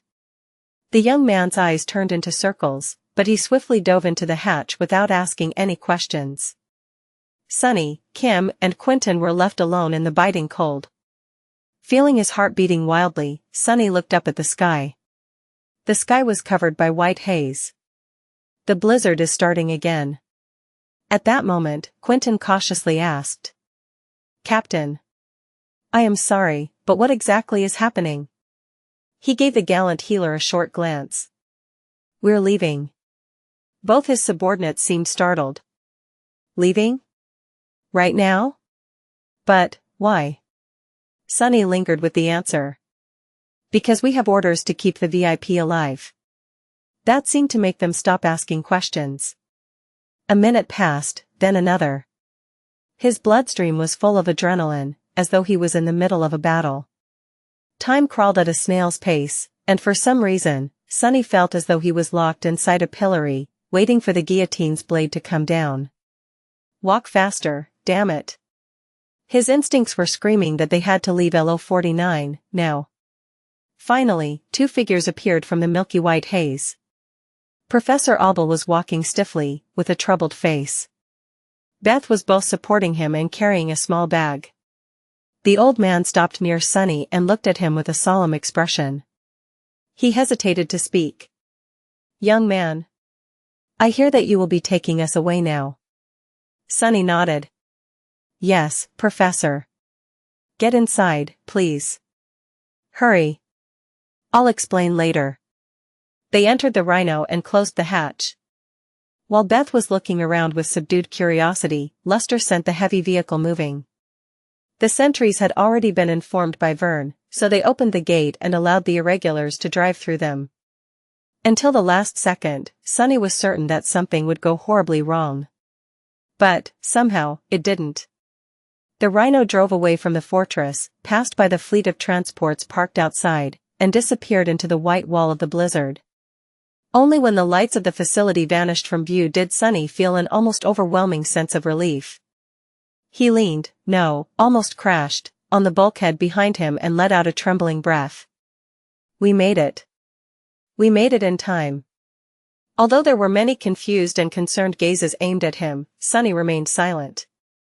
Slowly, the distance between the rhino and the Lunar Observatory 49 grew larger and larger. A kilometer, then another, then a dozen. They were leaving it behind. Some time later, when the heavy vehicle traversed approximately half the length of the coastal plain separating the ocean shore from the mountains, Sunny commanded Luster to stop and hide the rhino in the wreckage of a massive war machine left behind from the dark times. He closed his eyes and concentrated for a few minutes. His shadows made sure that there were no nightmare creatures laying around in wait. After that, Sunny inhaled deeply. The call is not too strong here. It should be condition green, so, congratulations, guys. You can finally rest. Despite their unease and doubts, his soldiers reacted to that statement with visible excitement. They, too, were on the verge of collapse from fatigue and exhaustion. Luster, Kim, and Dorn. You guys sleep first. The other three, keep watch and take care of our guests. They nodded, already knowing their roles. Yes, sir. But, Captain, what about you? Sunny looked at Belle with a dark expression. I have something to do. He headed for the exit hatch. Bev tried to get in his way with a question, but he simply looked at her, and the young woman suddenly backed away. Exiting the Rhino, Sunny walked into the blizzard, and then summoned the nightmare. His loyal steed rose from the shadows, its eyes burning with dreadful crimson flames. Jumping into the saddle, Sunny sent it galloping through the snow. He left one shadow to stand guard near the Rhino, of course. By now, the range at which he could control it was past 13 kilometers. That was more or less half the current distance between the Rhino and LO-49. He flew back south, summoning the closed featureless helmet of the Undying Chain to protect himself from the cutting wind. His shadow sense spread outward, replacing sight that was useless in the furious snowstorm. Stopping at the very edge of Shadow Control's range, Sunny remained in the saddle, and sent another shadow forward. It slid south with tremendous speed, and eventually reached the walls of the facility. There were formidable turrets on them, powerful spotlights flooding the immediate vicinity of the fortress with light, snowflakes dancing in the wide beams. The gates that the Rhino had left no more than an hour ago were tightly shut. A fleet of transport vehicles was parked in front of it, covered in snow, their initial purpose long forgotten. The blizzard obscured the world, and for a moment, just like when he had first arrived, Sunny felt a pang of fear. It was as though the whole facility was empty, with only ghosts populating its streets. Only, this time, his fear came true. There was no one standing watch on the walls. No soldiers patrolled the deserted streets. The building stood empty, with screens still showing recordings of entertainment programs, food laying on the plates, and coffee growing cold in the mugs. But there were no people. There were no scientists in the research laboratory, and no officers in the security center. The feed of the functioning security cameras showed no movement throughout the whole settlement. The doors of the living quarters where the civilians had been confined were still locked. But there was no one inside. There were no signs of struggle, and no fresh footprints in the snow covering the ground outside. Everything was just still. 1,400 people had disappeared into thin air. They seemed to have simply vanished. Like they had never existed at all. Many kilometers away, Sunny looked at the southern wall of the fortress through the eyes of his shadows. He felt compelled to send the shadow forward, and gaze at the dark ocean once more. But in the end, with a shiver, he decided against it. Soon, the shadow returned. Wrapping it around his body, Sunny commanded Nightmare to turn around, and rode into the blizzard without looking back. Maybe he did not want to. And maybe he simply did not dare.